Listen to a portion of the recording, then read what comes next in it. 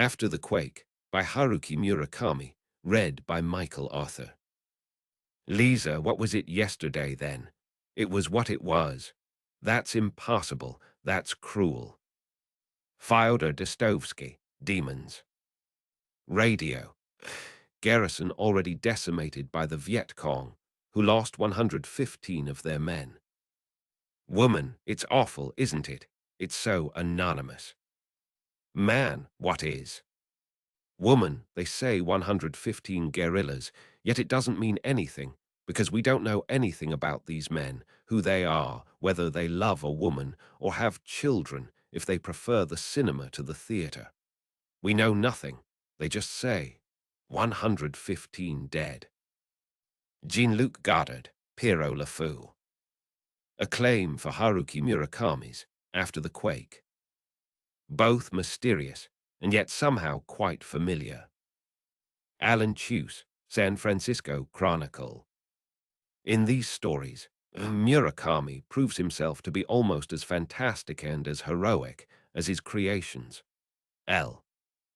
Trim, beautiful, diamond sharp, and profoundly layered in mystical symbolism and daily absurdities.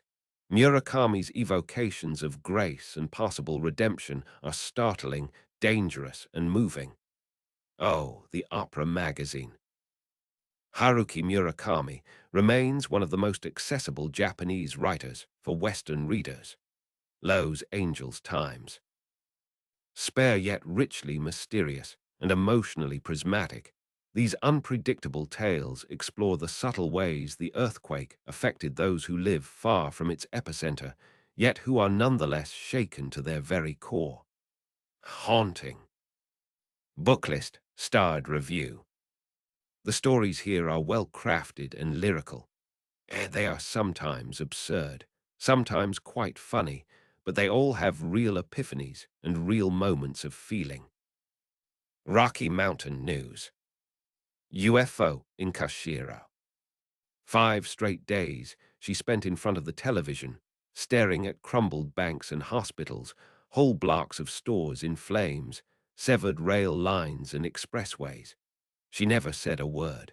Sunk deep in the cushions of the sofa, her mouth clamped shut, she wouldn't answer when Kimura spoke to her. She wouldn't shake her head or nod. Kimura could not be sure the sound of his voice was even getting through to her. Kimura's wife came from way up north in Yamagata, and as far as he knew, she had no friends or relatives who could have been hurt in Kobe. Yet she stayed rooted in front of the television from morning to night. In his presence, at least, she ate nothing and drank nothing and never went to the toilet. Aside from an occasional flick of the remote control to change the channel, she hardly moved a muscle. Kimura would make his own toast and coffee and head off to work. When he came home in the evening, he'd fix himself a snack with whatever he found in the refrigerator and eat alone. She'd still be glaring at the late news when he dropped off to sleep. A stone wall of silence surrounded her. Kimura gave up trying to break through. When he came home from work that Sunday, the 6th day, his wife had disappeared.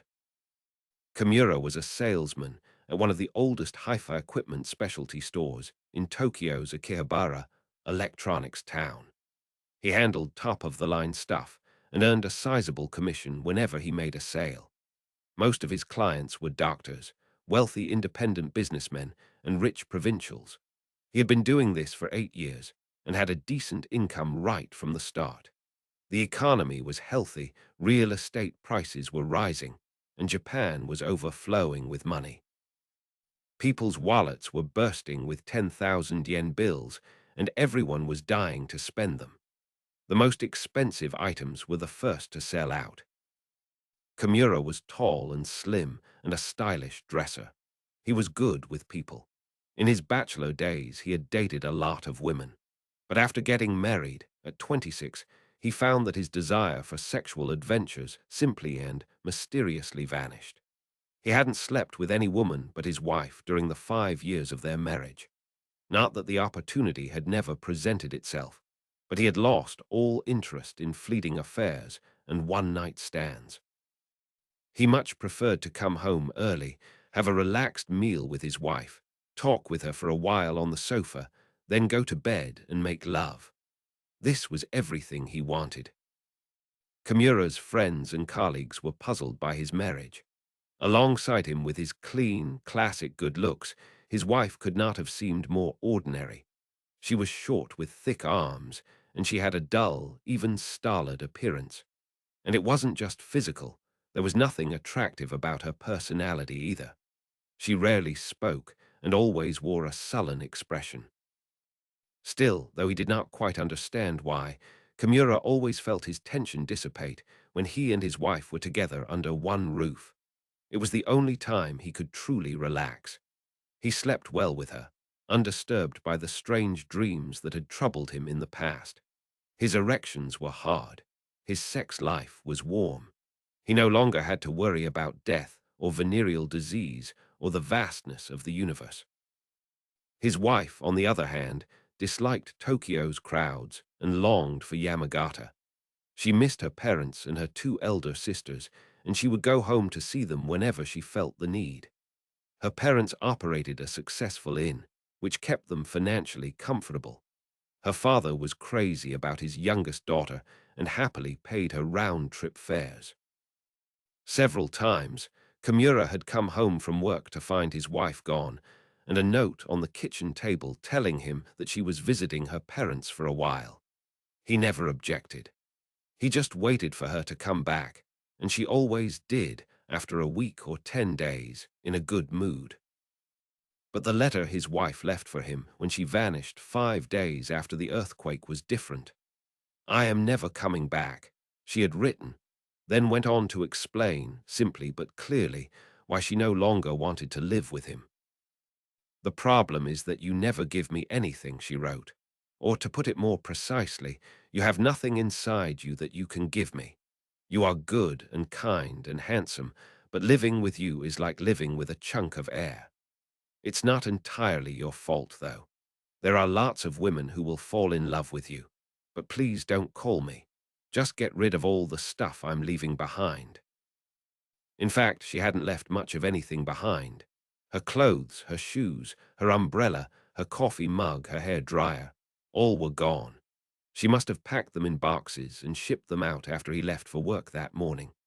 The only things still in the house that could be called her stuff were the bike she used for shopping and a few books. The Beatles and Bill Evans CDs that Kimura had been collecting since his bachelor days had also vanished. The next day, he tried calling his wife's parents in Yamagata. His mother-in-law answered the phone and told him that his wife didn't want to talk to him. She sounded somewhat apologetic. She also told him that they would be sending him the necessary forms soon and that he should put his seal on them and send them back right away. Kimura answered that he might not be able to send them right away. This was an important matter, and he wanted time to think it over. "You can think it over all you want, but I know it won't change anything," his mother-in-law said. She was probably right, Kimura told himself. No matter how much he thought or waited, things would never be the same. He was sure of that. Shortly after he had sent the papers back with his seal stamped on them, Kimura asked for a week's paid leave. His boss had a general idea of what had been happening, and February was a slow time of the year, so he let Kimura go without a fuss. He seemed on the verge of saying something to Kimura, but finally said nothing. Sasaki, a colleague of Kimura's, came over to him at lunch and said, "I hear you're taking time off. Are you planning to do something?" "I don't know," Kimura said. "What should I do?" Sasaki was a bachelor, 3 years younger than Kimura. He had a delicate build and short hair, and he wore round, gold-rimmed glasses. A lot of people thought he talked too much and had a rather arrogant air, but he got along well enough with the easy-going Kimura. "What the hell, as long as you're taking the time off? Why not make a nice trip out of it?" "Not a bad idea," Kimura said. Wiping his glasses with his handkerchief, Sasaki peered at Kimura as if looking for some kind of clue. Have you ever been to Hokkaido? He asked. Never. Would you like to go? Why do you ask? Sasaki narrowed his eyes and cleared his throat. To tell you the truth, I've got a small package I'd like to send to Kushiro, and I'm hoping you'll take it there for me. You'd be doing me a big favor, and I'd be glad to pay for a round-trip ticket. I could cover your hotel in Kushiro, too. A small package.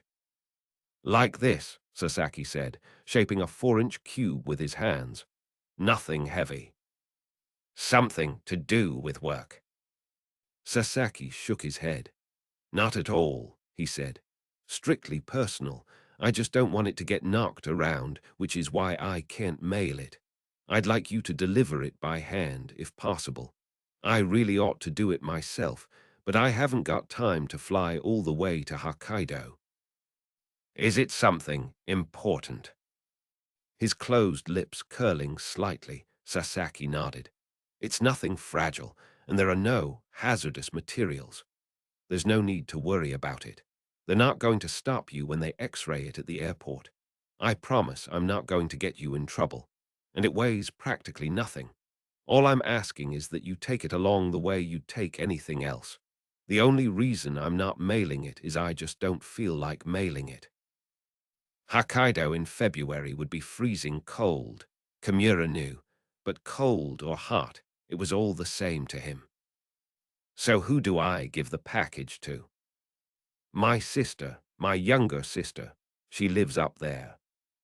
Kimura decided to accept Sasaki's offer. He hadn't thought about how to spend his week off, and making plans now would have been too much trouble.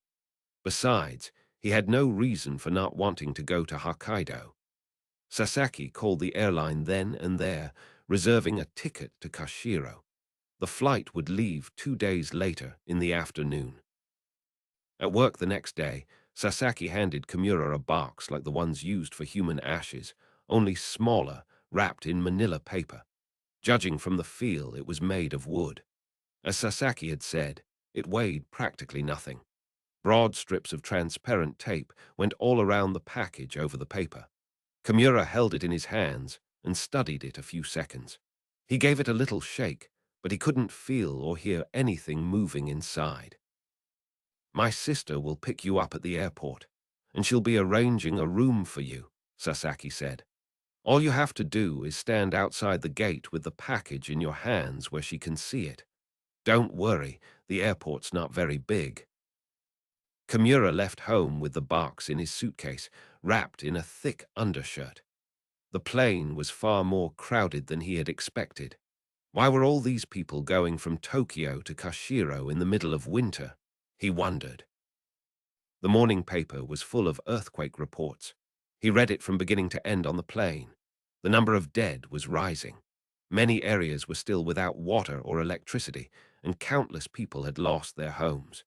Each article reported some new tragedy, but to Kimura the details seemed oddly lacking in depth. All sounds reached him as far-off, monotonous echoes. The only thing he could give any serious thought to was his wife, as she retreated ever farther into the distance.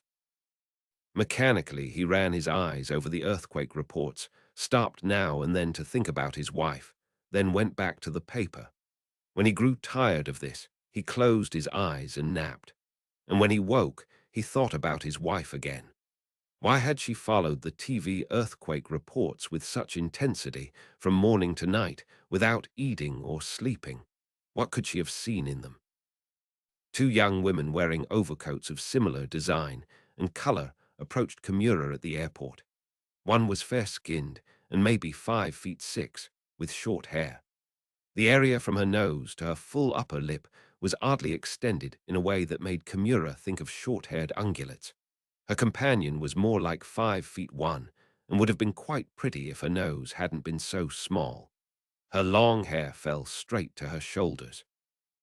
Her ears were exposed, and there were 2 moles on her right earlobe, which were emphasized by the earrings she wore. Both women looked to be in their mid-20s. They took Kimura to a cafe in the airport. I'm Keiko Sasaki, the taller woman said. My brother told me how helpful you've been to him. This is my friend Shimao. Nice to meet you, Kimura said. Hi, Shimao said. My brother tells me your wife recently passed away, Keiko Sasaki said, with a respectful expression.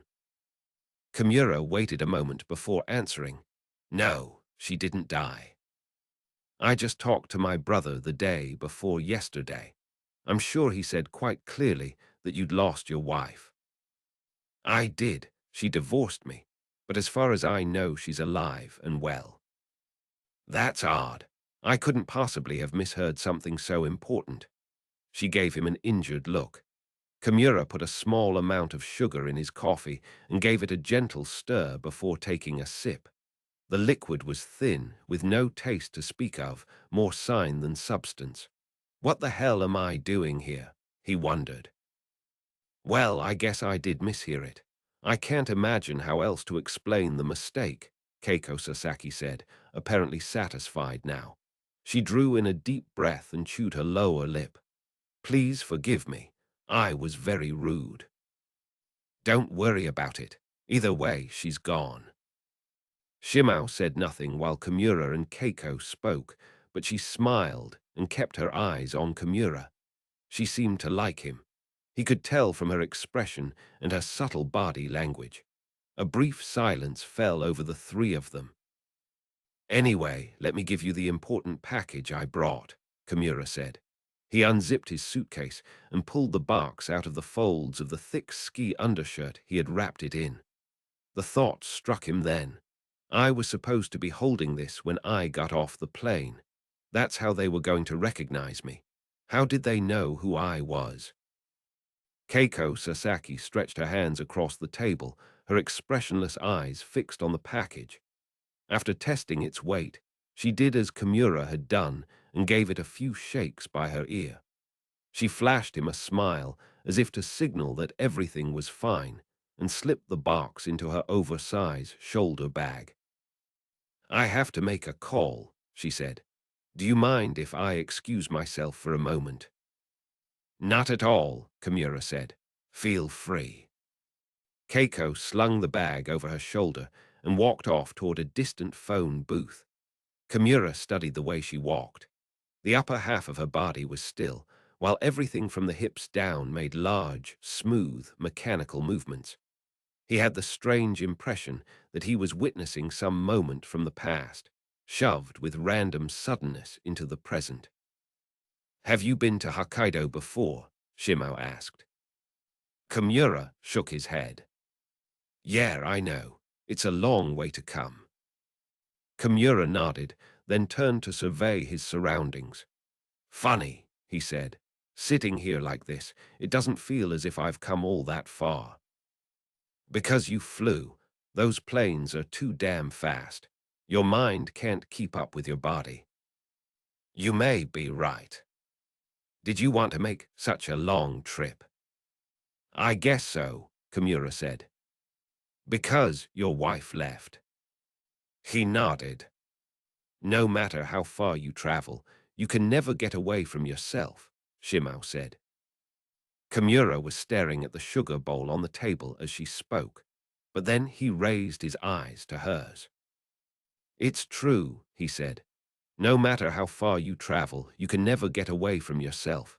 It's like your shadow. It follows you everywhere. Shimao looked hard at Kimura. I'll bet you loved her, didn't you? Kimura dodged the question. You're a friend of Keiko Sasaki's. Right, we do stuff together. What kind of stuff? Instead of answering him, Shimao asked, Are you hungry? I wonder, Kimura said. I feel kind of hungry and kind of not. Let's go and eat something warm, the three of us. It'll help you relax. Shimao drove a small four-wheel drive Subaru. It had to have weighed over 100,000 miles on it, judging from how battered it was. The rear bumper had a huge dent in it. Keiko Sasaki sat next to Shimao, and Kimura had the cramped rear seat to himself.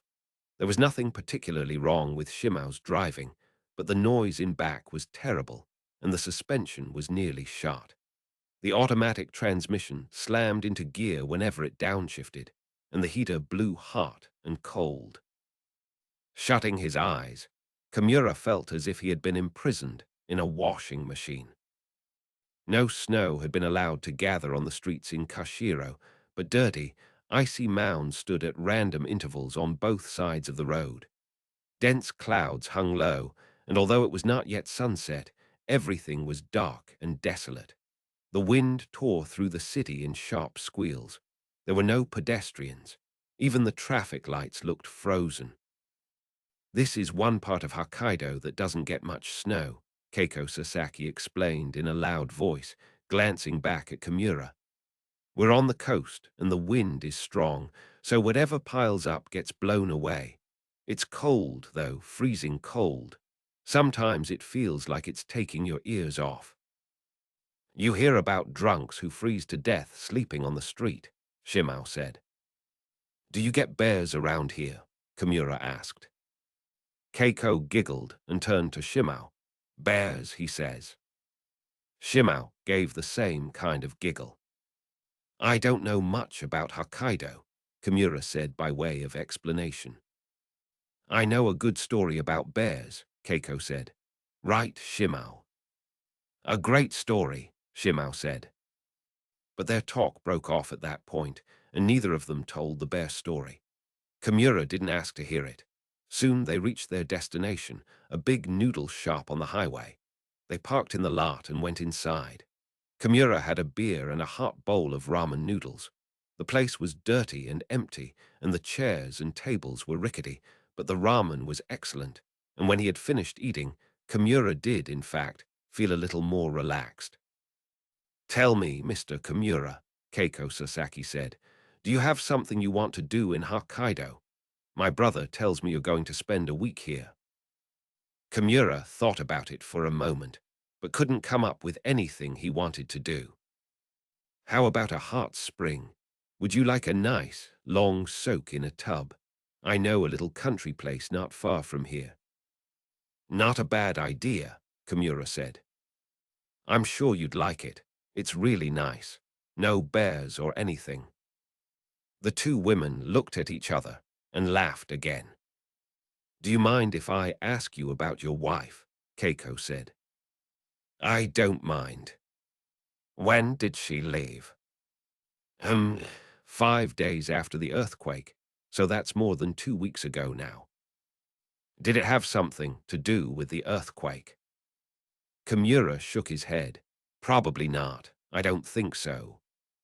"Still, I wonder if things like that aren't connected somehow," Shimao said, with a tilt of the head.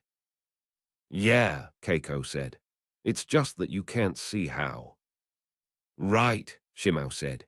"Stuff like that happens all the time." "Stuff like what?" Kimura asked. "Like, say, what happened with somebody I know," Keiko said. "You mean Mr. Siki?" Shimao asked. "Exactly," Keiko said. "There's this guy Siki. He lives in Kushiro. He's about 40, a hairstylist. His wife saw a UFO last year in the autumn. She was driving on the edge of town all by herself in the middle of the night, and she saw a huge UFO land in a field. Whoosh, like in Close Encounters. A week later, she left home. They weren't having any domestic problems or anything. She just disappeared and never came back." "Into thin air," Shimao said. "And it was because of the UFO?" Kimura asked. "I don't know why," Keiko said. "She just walked out, no note or anything. She had 2 kids in elementary school, too. The whole week before she left, all she'd do was tell people about the UFO. You couldn't get her to stop. She'd go on and on about how big and beautiful it was." She paused to let the story sink in. "My wife left a note," Kimura said, "and we don't have any kids." "So your situation's a little better than Siki's," Keiko said. "Yeah, kids make a big difference," Shimao said, nodding. "Shimao's father left home when she was 7, Keiko explained with a frown. "Ran off with his wife's younger sister. All of a sudden, one day," Shimao said, smiling. A silence. settled over the group. Maybe Mr. Seki's wife didn't run away, but was captured by aliens from the UFO, Kimura said to smooth things over. It's possible, Shimao said, with a somber expression. You hear stories like that all the time. You mean like you're walking along the street in Deberitz, you kind of thing? Keiko asked. The two women laughed again. The three of them left the noodle shop and went to a nearby Love Hotel. It was on the edge of town, on a street where Love Hotels alternated with gravestone dealers. The hotel Shimao had chosen was an odd building, constructed to look like a European castle. A triangular red flag flew on its highest tower. Keiko got the key at the front desk, and the three of them took the elevator to the room. The windows were tiny, compared with the absurdly big bed. Kimura hung his down jacket on a hanger and went into the toilet. During the few minutes he was in there, the two women managed to run a bath, dim the lights, check the heat, turn on the television, examine the delivery menus from local restaurants, test the light switches at the head of the bed, and check the contents of the minibar. The owners are friends of mine, Keiko said. I had them get their biggest room ready. It is a love hotel, but don't let that bother you. You're not bothered, are you? Not at all, Kimura said. I thought this would make a lot more sense than sticking you in a cramped little room in some cheap business hotel by the station. You may be right, Kimura said. Why don't you take a bath? I filled the tub. Kimura did as he was told. The tub was huge. He felt uneasy soaking in it alone. The couples who came to this hotel probably took baths together. When he emerged from the bathroom, Kimura was surprised to find that Keiko Sasaki had left. Shimao was still there, drinking beer and watching TV. Keiko went home, Shimao said. She wanted me to apologize and tell you that she'll be back tomorrow morning. Do you mind if I stay here a little while and have a beer? Fine, Kimura said. You're sure it's no problem? Like you want to be alone or you can't relax if somebody else is around or something? Kimura insisted it was no problem. Drinking a beer and drying his hair with a towel, he watched TV with Shimao. It was a news special on the Kobe earthquake. The usual images appeared again and again: tilted buildings, buckled streets, old women weeping, confusion and aimless anger. When a commercial came on, Shimao used the remote to switch off the TV. Let's talk, she said, as long as we're here. Fine, Kimura said. What should we talk about? In the car, you and Keiko said something about a bear, remember? You said it was a great story. Oh yeah, she said, nodding. The bear story. You want to tell it to me? Sure, why not? Shimao got a fresh beer from the minibar and filled both their glasses. It's a little raunchy, she said. You don't mind? Kimura shook his head. I mean, some men don't like hearing a woman tell certain kinds of stories.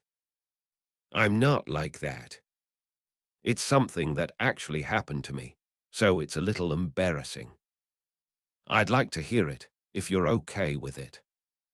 I'm okay, if you're okay. I'm okay, Kimura said. 3 years ago, back around the time I entered junior college, I was dating this guy. He was a year older than me, a college student. He was the first guy I had sex with. One day the two of us were out hiking in the mountains way up north. She took a sip of beer. It was fall, and the hills were full of bears.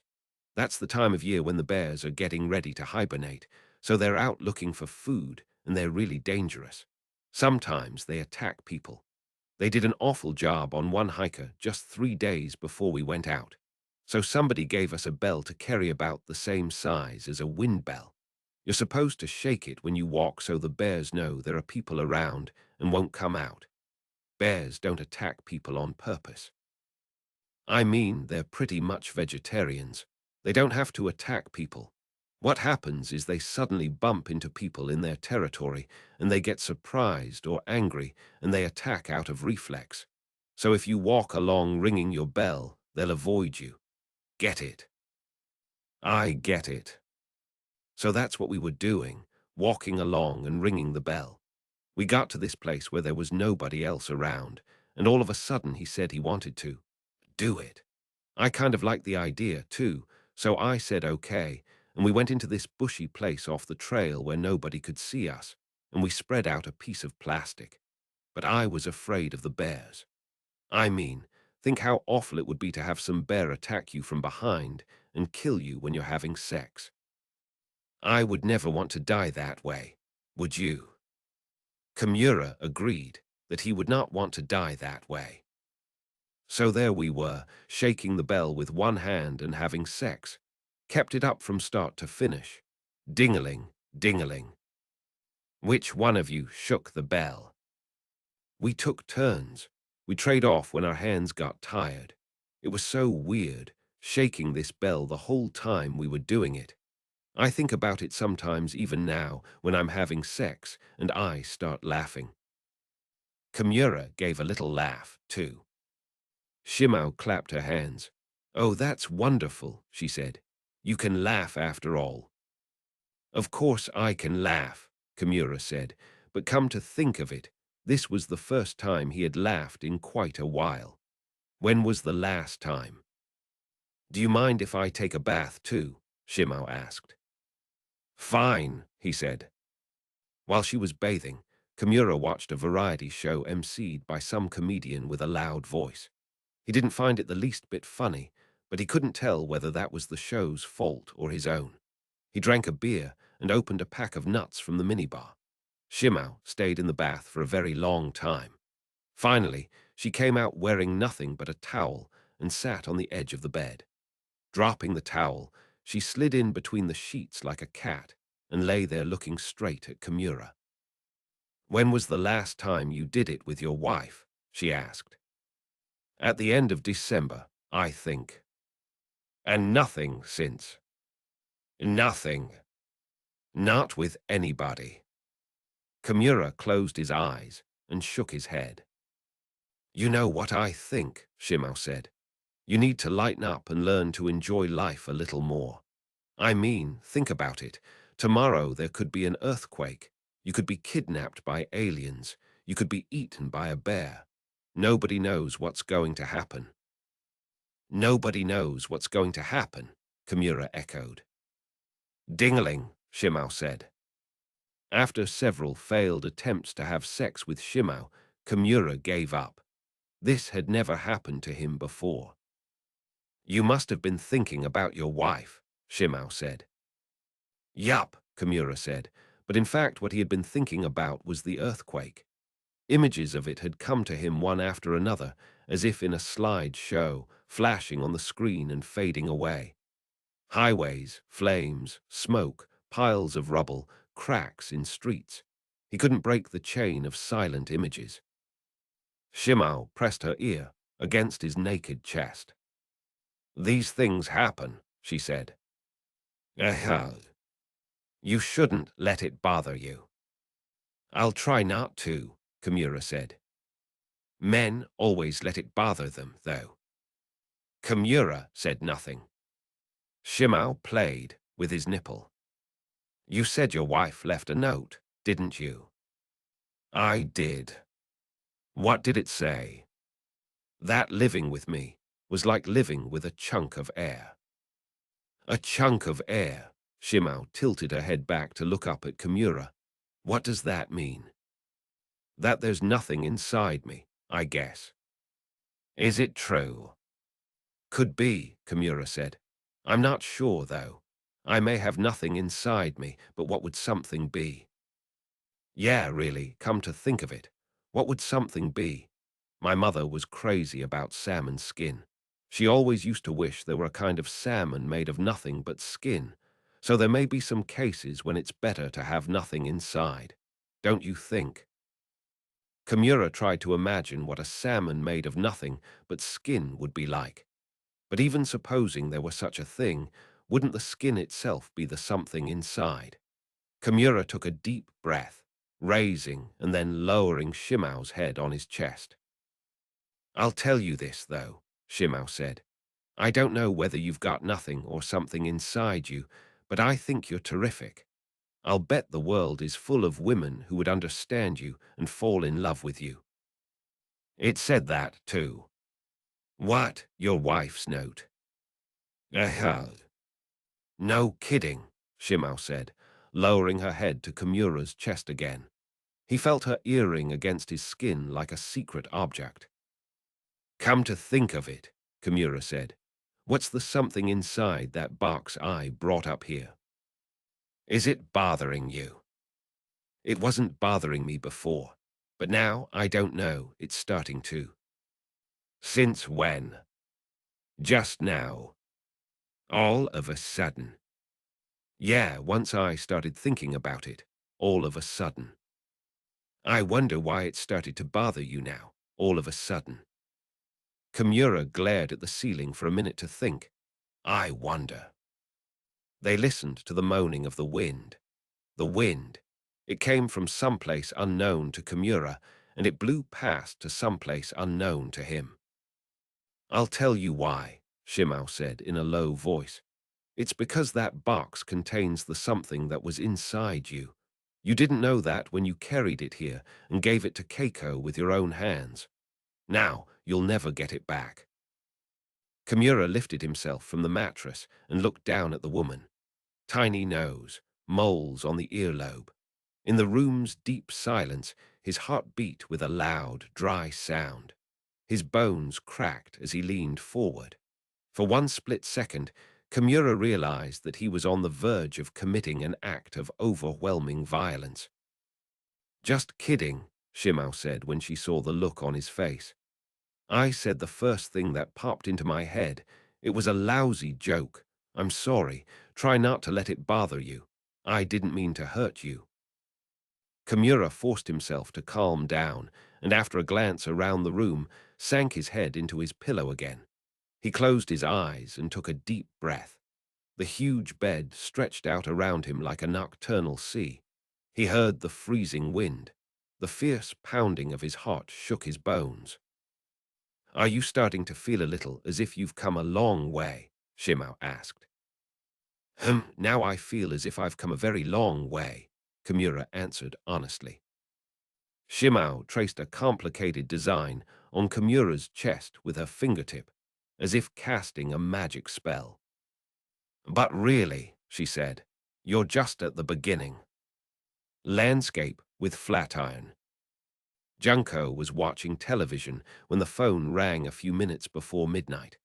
Keisuke sat in the corner of the room wearing headphones, eyes half closed, head swinging back and forth as his long fingers flew over the strings of his electric guitar. He was practicing a fast passage and obviously had no idea the phone was ringing. Junko picked up the receiver. Did I wake you? Miyake asked in his familiar muffled Osaka accent. Nah, Junko said. We're still up. I'm at the beach. You should see all this driftwood. We can make a big one this time. Can you come down? Sure, Junko said. Let me change clothes. I'll be there in 10 minutes. She slipped on a pair of tights and then her jeans. On top, she wore a turtleneck sweater and she stuffed a pack of cigarettes into the pocket of her woolen coat. Purse, matches, key ring. She nudged Keisuke in the back with her foot. He tore off his headphones. I'm going for a bonfire on the beach, she said.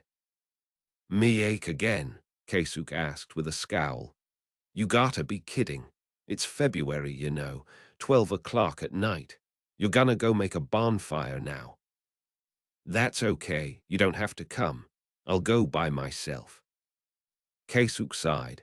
Nah, I'll come. Gimme a minute to change.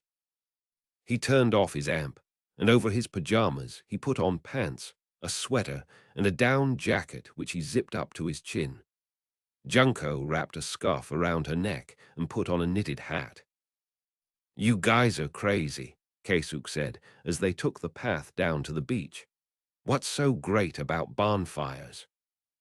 The night was cold, but there was no wind at all. Words left their mouths to hang frozen in midair. What's so great about Pearl Jam? Junko said. Just a lot of noise. Pearl Jam has 10 million fans all over the world, Keisuke said. Well, bonfires have had fans all over the world for 50,000 years, Junko said. You've got something there, Keisuke said.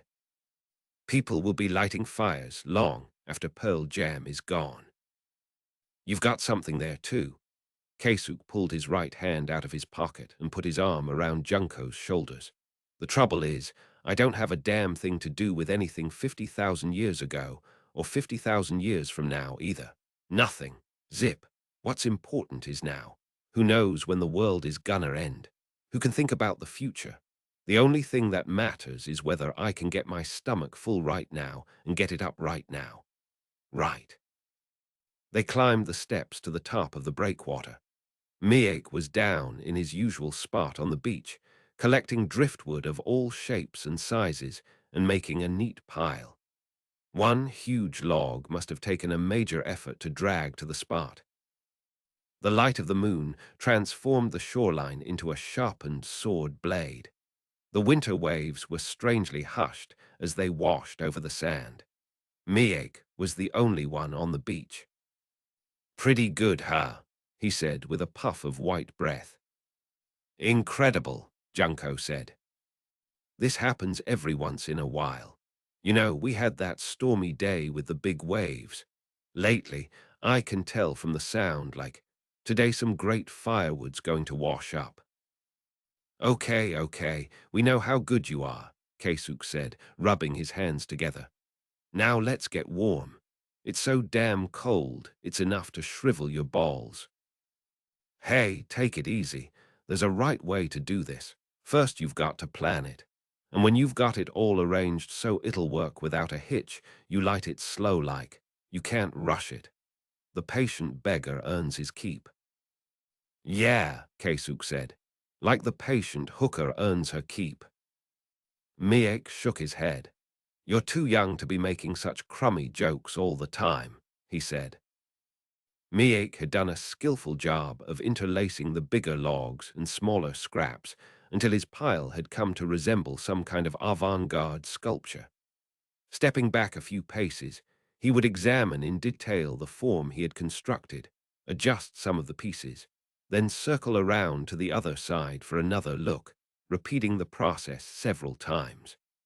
As always, all he had to do was look at the way the pieces of wood were combined to begin having mental images of the subtlest movement of the rising flames, the way a sculptor can imagine the pose of a figure hidden in a lump of stone.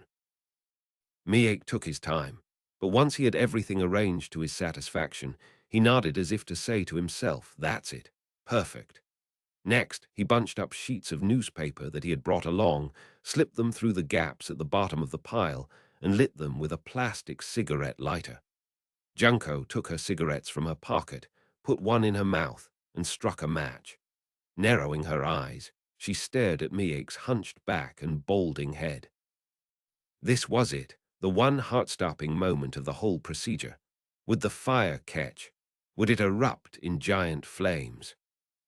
The three stared in silence at the mountain of driftwood.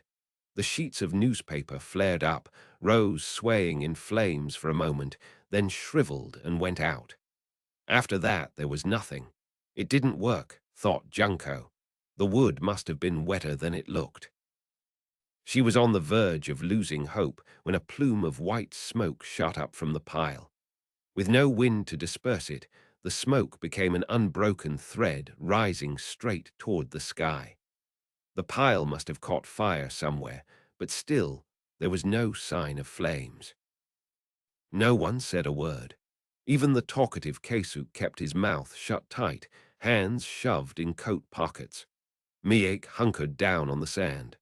Junko folded her arms across her chest, cigarette in hand.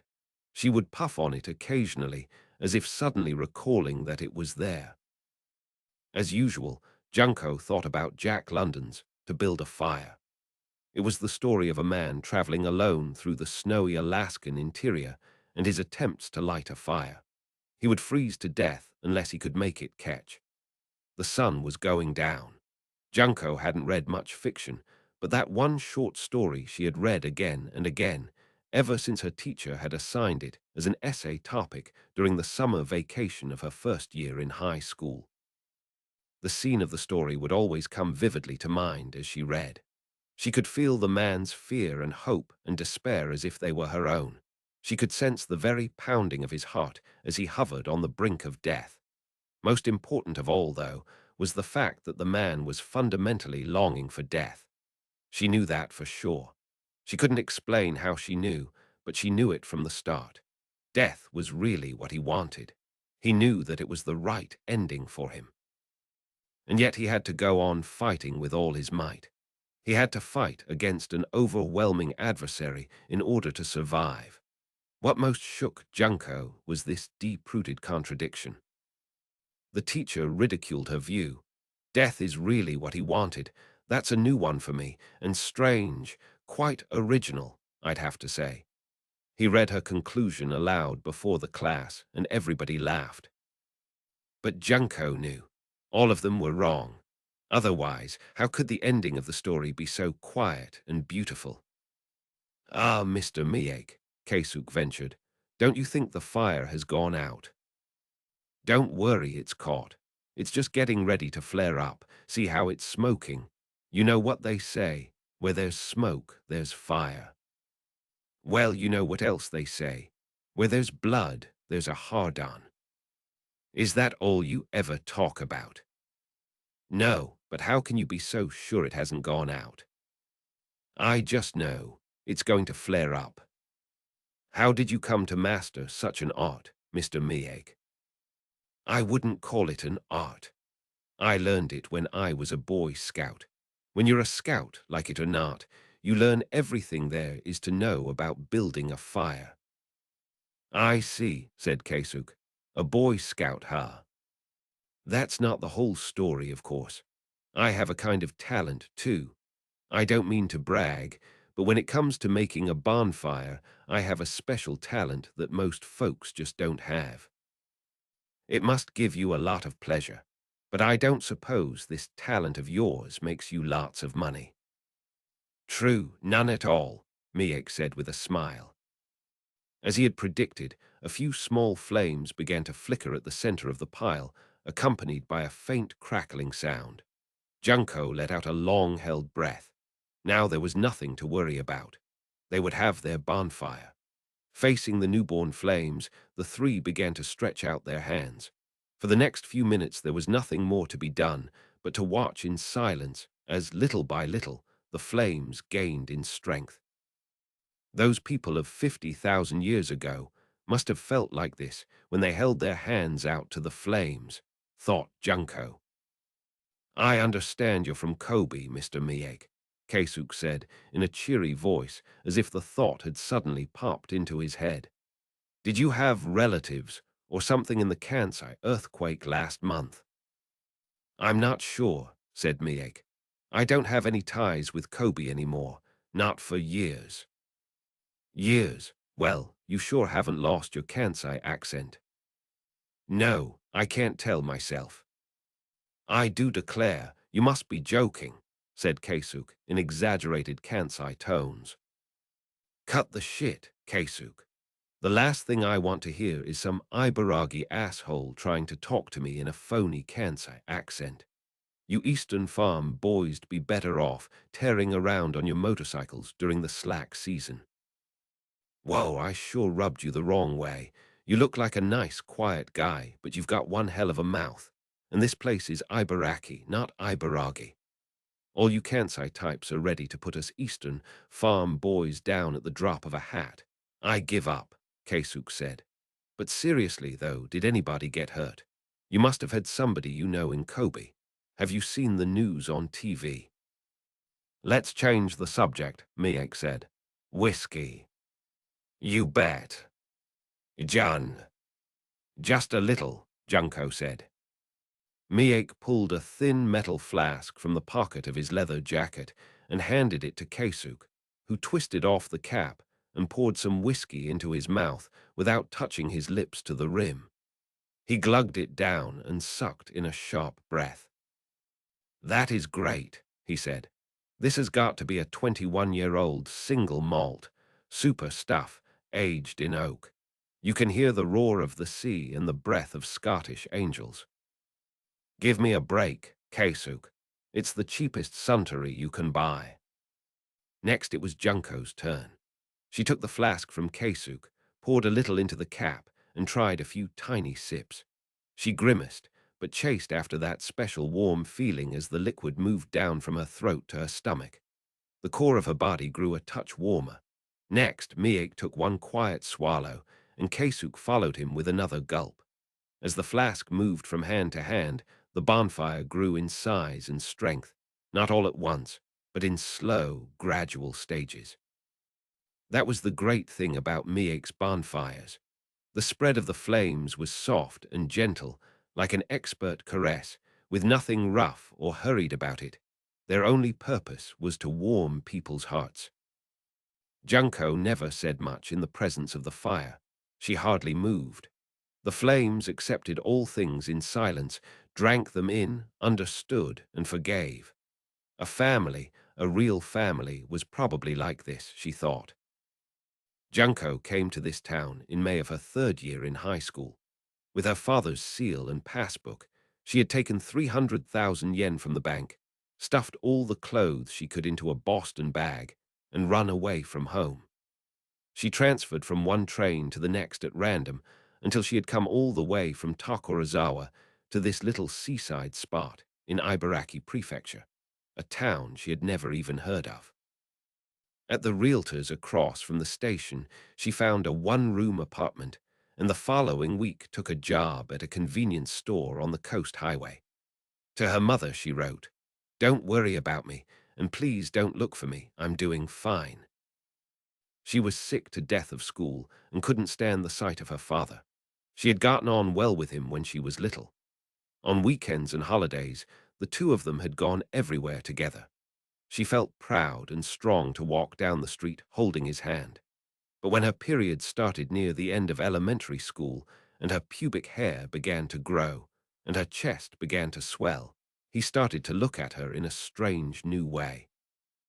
After she passed 5'6" in the third year of junior high, he hardly spoke to her at all. Plus, her grades were nothing to boast about. Near the top of her class when she entered middle school, by graduation time it would have been easier to count her place from the bottom, and she barely made it into high school, which is not to say that she was stupid. She just couldn't concentrate. She could never finish anything she started. Whenever she tried to concentrate, her head would ache deep inside. It hurt her to breathe, and the rhythm of her heart became irregular. Attending school was absolute torture. Not long after she settled in this new town, she met Keisuk. He was 2 years older and a great surfer. He was tall, dyed his hair brown, and had beautiful straight teeth. He had settled in Ibaraki for its good surf and formed a rock band with some friends. He was registered at a second-rate private college, but hardly ever went to campus and had zero prospects of graduating. His parents ran an old, respected sweet shop in the city of Mito, and he could have carried on the family business as a last resort, but he had no intention of settling down as a sweet shop owner. All he wanted was to ride around with his friends in his Datsun truck, surf, and play the guitar in their amateur band, an easy-going lifestyle that anyone could see was not going to last forever. Junko got friendly with Miek after she moved in with Keisuk. Miek seemed to be in his mid-40s, a small, slim guy with glasses, a long, narrow face, and short hair. He was clean-shaven, but he had such a heavy beard that by sundown each day his face was covered in shadows. He liked to wear a faded dungaree shirt or aloha shirt, which he never tucked into his baggy old chinos, and on his feet he wore white, worn-out sneakers.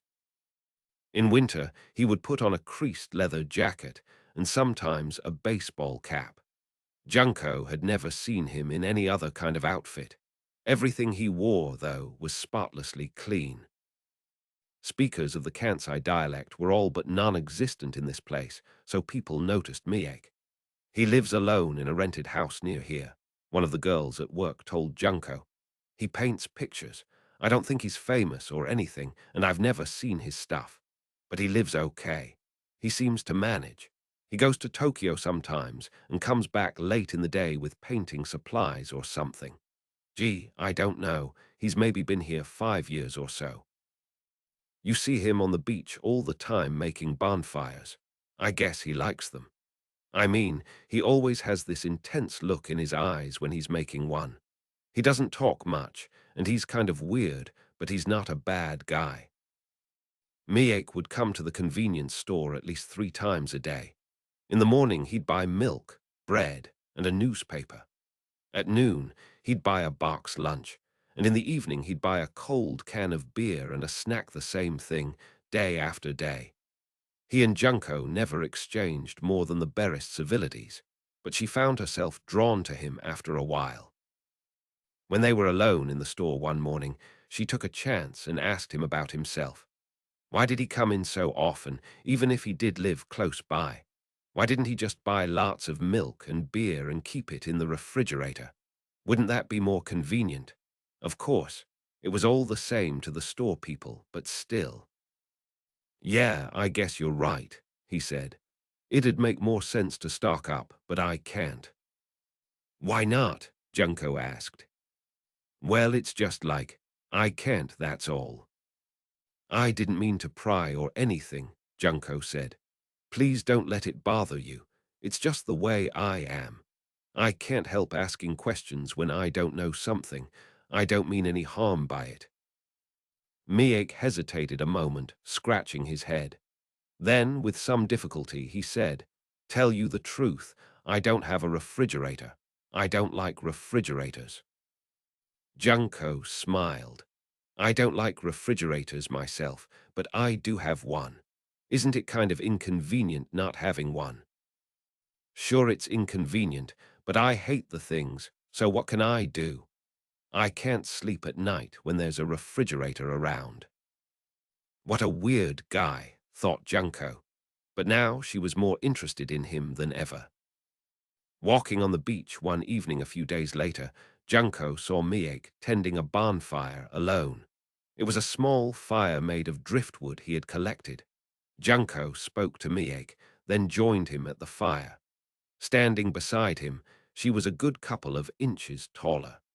The two of them traded simple greetings, then said nothing at all as they stared at the fire. It was the first time that Junko felt a certain something as she watched the flames of a bonfire. Something deep down, a wad of feeling, she might have called it, because it was too raw, too heavy, too real to be called an idea.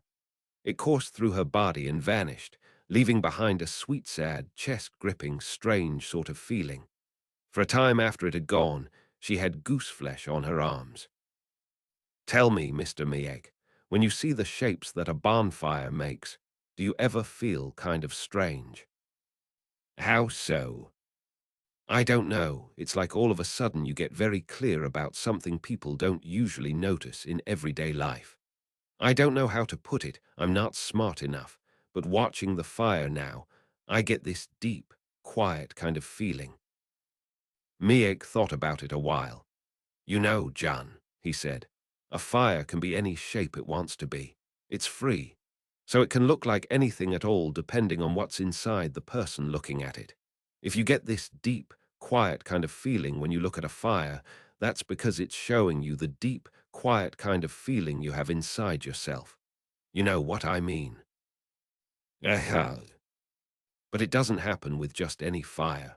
For something like this to happen, the fire itself has to be free. It won't happen with a gas stove or a cigarette lighter. It won't even happen with an ordinary bonfire. For the fire to be free, you've got to make it in the right kind of place, which isn't easy. Not just anybody can do it. But you can do it, Mr. Miek. Sometimes I can, sometimes I can't. Most of the time I can. If I really put my mind to it, I pretty much can. You like bonfires, don't you? Miek nodded. It's almost a sickness with me. Why do you think I came to live in this navel in nothing of a town? It's because this place gets more driftwood than any other beach I know. That's the only reason. I came all the way out here to make bonfires. Kind of pointless, huh? Whenever she had the chance after that, Junko would join Miek for his bonfires. He made them all year long except for midsummer, when the beach was full of people far into the night. Sometimes he would make 2 a week, and sometimes he would go a month without one. His pace was determined by the amount of driftwood that washed ashore, and when the time came for a fire, he would be sure to call Junko. Keisuk had an ugly, jealous streak, but Miek was the one exception. He would rib Junko about her bonfire buddy. The flames finally found their way to the biggest log, and now at last the bonfire was settling in for a long burn. Junko lowered herself to the sandy beach and stared at the flames with her mouth shut tight. Miek adjusted the progress of the fire with great care, using a long branch to keep the flames from either spreading too quickly or losing strength. From his small pile of spare fuel, he would occasionally pick a length of driftwood and toss it in where it was needed. Keisuk announced that he had a stomachache. Must have caught a chill. Think I just need a crap. Why don't you go home and rest? Junko said. Yeah, I really should, Keisuk said, looking sorry for himself. How about you? Don't worry about Jun, Miek said. I'll see her home. She'll be fine. Okay then, thanks. Keisuk left the beach. He's such an idiot, Junko said, shaking her head. He gets carried away and drinks too much. I know what you mean, Jun, but it's no good being too sensible when you're young. It just spoils the fun. Keisuk's got his good points too. Maybe so, but he doesn't use his brain for anything. Some things your brain can't help you with. It's not easy being young. The two fell silent for a while in the presence of the fire, each lost in private thoughts and letting time flow along separate paths. Then Junko said, You know, Mr. Miek, something's been kind of bothering me. Do you mind if I ask you about it? What kind of something? Something personal. Miek scratched his stubbly cheeks with the flat of his hand. Well, I don't know. I guess it'd be okay. I was just wondering if, maybe, you had a wife somewhere. Miek pulled the flask from the pocket of his leather jacket, opened it, and took a long, slow drink. Then he put on the cap, slipped the flask into his pocket, and looked at Junko. Where did that come from all of a sudden? It's not all of a sudden. I kind of got the feeling before when Keisuk started talking about the earthquake. I saw the look on your face. And you know what you once told me about how people's eyes have something honest about them when they're watching a fire? I did.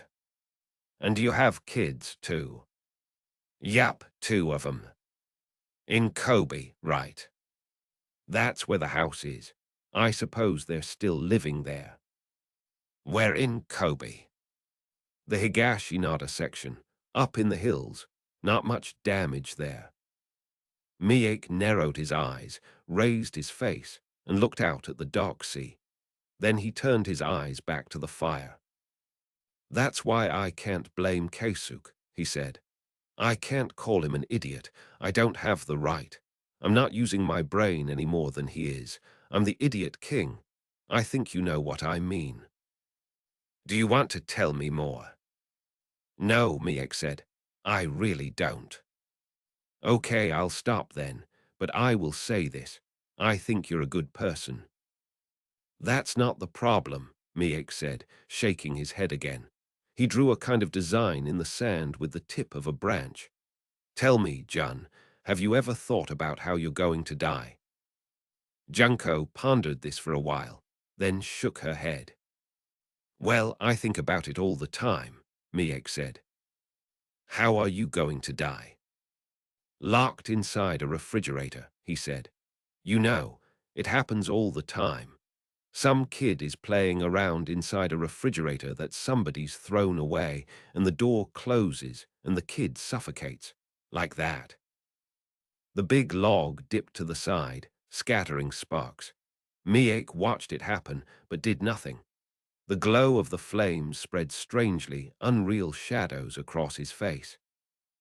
I'm in this tight space, in total darkness, and I die little by little. It might not be so bad if I could just suffocate, but it doesn't work that way. A tiny bit of air manages to get in through some crack, so it takes a really long time. I scream, but nobody can hear me, and nobody notices I'm missing. It's so cramped in there, I can't move. I squirm and squirm, but the door won't open. Junko said nothing. I have the same dream over and over. I wake up in the middle of the night drenched in sweat. I've been dreaming about dying slowly in pitch blackness, but even after I wake up, the dream doesn't end. This is the scariest part of the dream. I open my eyes, and my throat is absolutely dry. I go to the kitchen and open the refrigerator. Of course, I don't have a refrigerator, so I ought to realize it's a dream, but I still don't notice. I'm thinking there's something strange going on, but I open the door. Inside, the refrigerator is pitch dark, the lights out. I wonder if there's been a power failure and stick my head inside. Hands shoot out from the darkness and grab me by the neck. Cold hands, dead people's hands. They're incredibly strong and they start dragging me inside. I let out a huge scream, and this time I wake up for real. That's my dream. It's always the same, always, every little detail. And every time I have it, it's just as scary as the last. Miek poked the big log with the tip of a branch and pushed it back in place. It's so real. I feel as if I've already died hundreds of times. When did you start having the dream? Way back there. So long ago I can't remember when, Miek said. I have had periods when it's left me alone. A year, no, 2 years when I didn't have it at all. I had the feeling things were going to be okay for me, but no, the dream came back. Just as I was beginning to think I'm okay now, I'm saved, it started up again. And once it gets going, there's nothing I can do. Miek shook his head. I'm sorry, Jan. I really shouldn't be telling you these dark stories. Yes, you should, Junko said. She put a cigarette between her lips and struck a match, inhaling a deep lungful of smoke. Go on. The bonfire was nearing its end. The big pile of extra driftwood was gone now. Miek had thrown it all into the fire. Maybe she was imagining things, but Junko thought the ocean sounded louder.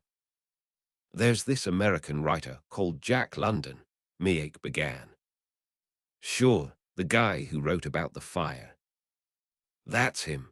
For a long time, he thought he was going to die by drowning in the sea. He was absolutely sure of it. He'd slip and fall into the ocean at night, and nobody would notice, and he'd drown. Did he really drown? Miek shook his head. Nope, killed himself with morphine. So his premonition didn't come true. Or maybe he did something to make sure it wouldn't come true. On the surface, at least, it looks like that, Miek said, pausing for a moment. But in a sense, he was right. He did drown alone in a dark sea. He became an alcoholic. He soaked his body in his own despair right to the core, and he died in agony. Premonitions can stand for something else sometimes, and the thing they stand for can be a lot more intense than reality. That's the scariest thing about having a premonition. Do you see what I mean? Junko thought about it for a while. She did not see what he meant. I've never once thought about how I was going to die, she said. I can't think about it. I don't even know how I'm going to live. Miek gave a nod. I know what you mean, he said. But there's such a thing as a way of living that's guided by the way a person's going to die. Is that how you're living? She asked. I'm not sure. It seems that way sometimes. Miek sat down next to Junko. He looked a little more wasted and older than usual. The hair over his ears was uncut and sticking out. "What kind of pictures have you been painting?" she asked. "That would be tough to explain." "Okay, then. What's the newest thing you've painted?" "I call it landscape with Flatiron. I finished it 3 days ago. It's just a picture of an iron in a room." "Why's that so tough to explain?" "Because it's not really an iron." She looked up at him. "The iron is not an iron." "That's right." "Meaning it stands for something else." "Probably." "Meaning you can only paint it if you use something else to stand for it." Miek nodded in silence. Junko looked up to see that there were many more stars in the sky than before. The moon had covered a long distance. Miek threw the last piece, the long branch he was holding, into the fire. Junko leaned toward him so that their shoulders were just touching. The smoky smell of 100 fires clung to his jacket. She took in a long, deep breath of it. "You know something," she said. "What?" "I'm completely empty." "Yeah. Yeah." She closed her eyes, and before she knew it, tears were flowing down her cheeks.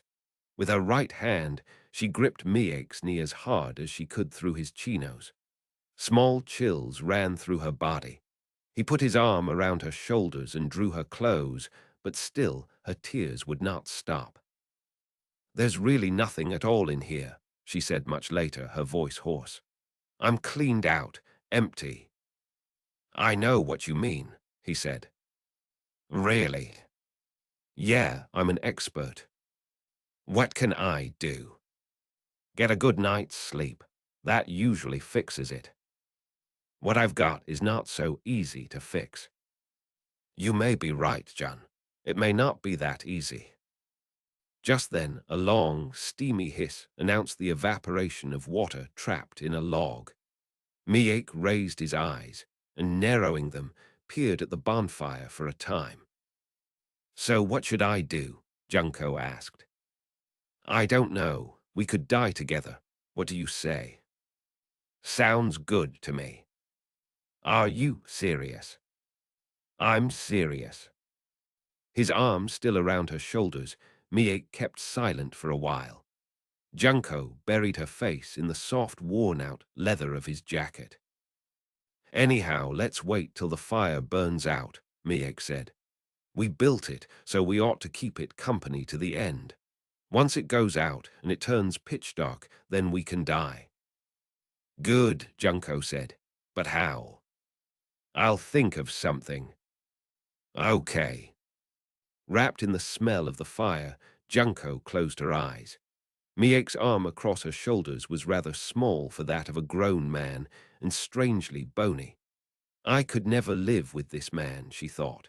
I could never get inside his heart, but I might be able to die with him. She felt herself growing sleepy. It must be the whiskey, she thought. Most of the burning driftwood had turned to ash and crumbled, but the biggest piece still glowed orange, and she could feel its gentle warmth against her skin. It would be a while before it burnt itself out. "Mind if I take a little nap?" she asked. "Sure, go ahead." "Will you wake me when the fire's out?" "Don't worry. When the fire goes out, you'll start feeling the cold. You'll wake up whether you want to or not." She repeated the words in her mind. "When the fire goes out, you'll start feeling the cold. You'll wake up whether you want to or not." Then she curled herself against him and dropped into a fleeting but deep sleep. All God's children can dance. Yashi awoke with the worst possible hangover. He could barely open one eye, the left lid wouldn't budge. His head felt as if it had been stuffed with decaying teeth during the night. A foul sludge was oozing from his rotting gums and eating away at his brain from the inside. If he ignored it, he wouldn't have a brain left, which would be all right, too. Just a little more sleep, that's all he wanted. But he knew it was out of the question. He felt too awful to sleep. He looked for the clock by his pillow, but it had vanished. Why wasn't it there? No glasses, either. He must have tossed them somewhere. It had happened before. Got to get up. He managed to raise the upper half of his body, but this jumbled his mind, and his face plunged back into the pillow. A truck came through the neighborhood selling clothes-drying poles. "They take your old ones and exchange them for new ones," the loudspeaker announced, and the price was the same as 20 years ago.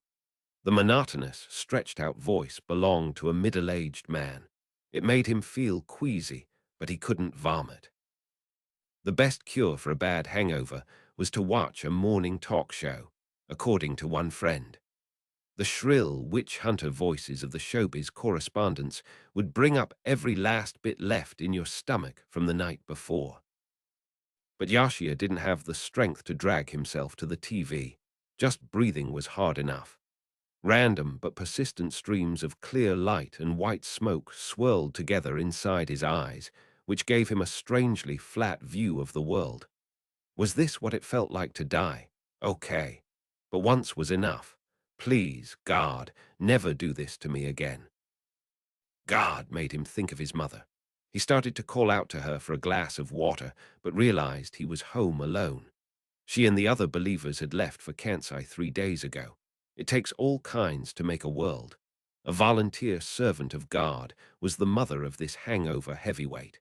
He couldn't get up. He still couldn't open his left eye. Who the hell could he have been drinking so much with? No way to remember.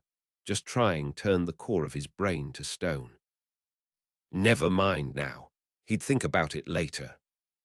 It couldn't be noon yet. But still, Yashia figured, judging from the glare of what seeped past the curtains, it had to be after 11. Some degree of lateness on the part of a young staff member was never a big deal to his employer, a publishing company. He had always evened things out by working late, but showing up after noon had earned him some sharp remarks from the boss. These he could ignore, but he didn't want to cause any problems for the believer who had recommended him for the job. It was almost 1 o'clock by the time he left the house. Any other day, he would have made up an excuse and stayed home, but he had one document on disk that he had to format and print out today, and it was not a job that anyone else could do.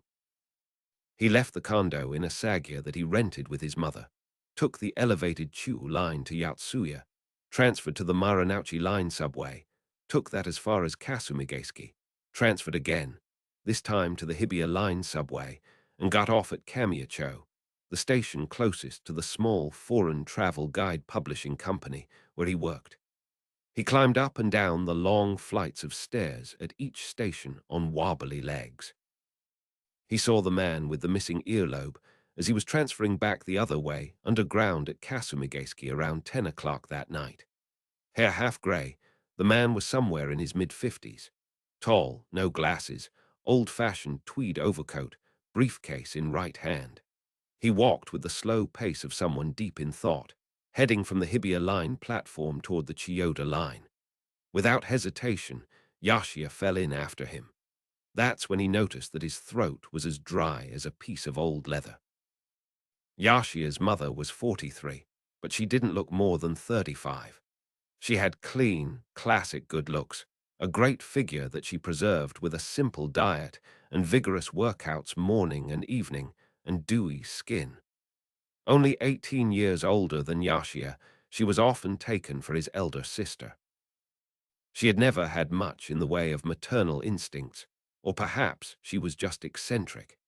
Even after Yashia had entered middle school and begun to take an interest in things sexual, she would continue to walk around the house wearing skimpy underwear, or nothing at all. They slept in separate bedrooms, of course, but whenever she felt lonely at night, she would crawl under his covers with almost nothing on. As if hugging a dog or cat, she would sleep with an arm thrown over Yashia, who knew she meant nothing by it, but still it made him nervous. He would have to twist himself into incredible positions to keep his mother unaware of his erection. Terrified of stumbling into a fatal relationship with his own mother, Yashia embarked on a frantic search for an easy lay. As long as one failed to materialize, He would take care to masturbate at regular intervals. He even went so far as to patronize a pawn shop while he was still in high school, using the money he made from part-time jobs. He should have left his mother's house and begun living on his own, Yashia knew, and he had wrestled with the question at critical moments, when he entered college and again when he took a job. But here he was, 25 years old and still unable to tear himself away. One reason for this, he felt, was that there was no telling what his mother might do if he were to leave her alone. He had devoted vast amounts of energy over the years to preventing her from carrying out the wild, self-destructive, albeit good-hearted, schemes that she was always coming up with. Plus, there was bound to be a terrible outburst if he were to announce all of a sudden that he was leaving home. He was sure it had never once crossed his mother's mind that they might someday live apart. He recalled all too vividly her profound heartbreak and distress when he announced at the age of 13 that he was abandoning the faith. For 2 solid weeks or more she ate nothing, said nothing, never once took a bath or combed her hair or changed her underwear. She only just managed to attend to her period when it came. Yashia had never seen his mother in such a filthy, smelly state. Just imagining its happening again gave him chest pains. Yashia had no father. From the time he was born, there had been only his mother, and she had told him again and again when he was a little boy, "Your father is our Lord," which is how they referred to their God. "Our Lord must stay high up in heaven. He can't live down here with us. But he is always watching over you, Yashia. He always has your best interests at heart." Mr. Tabata, who served as little Yashia's special guide, would say the same kinds of things to him. "It's true, you do not have a father in this world, and you're going to meet all sorts of people who say stupid things to you about that. Unfortunately, the eyes of most people are clouded and unable to see the truth, Yashia. But our Lord, your Father, is the world itself. You are fortunate to live in the embrace of his love. You must be proud of that and live a life that is good and true." "I know," responded Yashia just after he had entered elementary school. "But God belongs to everybody, doesn't he? Fathers are different, though. Everybody has a different one. Isn't that right? Listen to me, Yashia. Someday our Lord, your Father, will reveal himself to you as yours and yours alone. You will meet him when and where you least expect it. But if you begin to doubt or to abandon your faith, he may be so disappointed that he never shows himself to you. Do you understand?" "I understand. And you will keep in mind what I've said to you." "I will keep it in mind, Mr. Tabata." But in fact, what Mr. Tabata told him did not make much sense to Yashia because he could not believe that he was a special child of God. He was ordinary, just like the other boys and girls he saw everywhere, or perhaps he was even a little bit less than ordinary. He had nothing that helped him to stand out, and he was always making a mess of things. It was like that all through elementary school. His grades were decent enough, but when it came to sports, he was hopeless. He had slow and spindly legs, myopic eyes, and clumsy hands. In baseball, he missed most fly balls that came his way. His teammates would grumble, and the girls in the stands would titter. Yashia would pray to God, his father, each night before bedtime. "I promise to maintain unwavering faith in you if only you will let me catch outfield flies. That's all I ask for now." If God really was his father, he should be able to do that much for him. But his prayer was never answered. The flies continued to drop from his glove. "This means you are testing our Lord, Yashia," said Mr. Tabata sternly. "There is nothing wrong with praying for something, but you must pray for something grander than that. It is wrong to pray for something concrete with time limits." When Yashia turned 17, his mother revealed the secret of his birth, more or less. He was old enough to know the truth, she said. "I was living in a deep darkness in my teen years. My soul was in chaos as deep as a newly formed ocean of mud. The true light was hidden behind dark clouds, and so I had knowledge of several different men without love. You know what it means to have knowledge, don't you? Yashia said that he did indeed know what it meant. His mother used incredibly old-fashioned language when it came to sexual matters. By that point in his life, he himself had had knowledge of several different girls without love. His mother continued her story.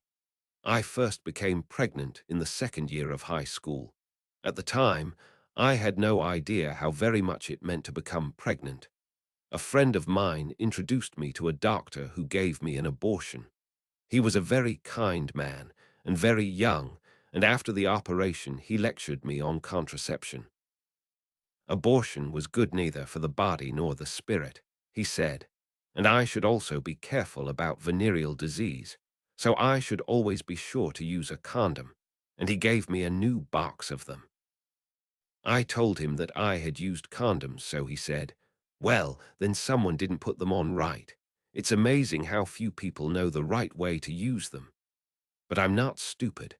I was being very careful about contraception. The minute we took our clothes off, I would be sure to put it on the man myself. You can't trust men with something like that. You know about condoms, right? Yashia said that he did know about condoms.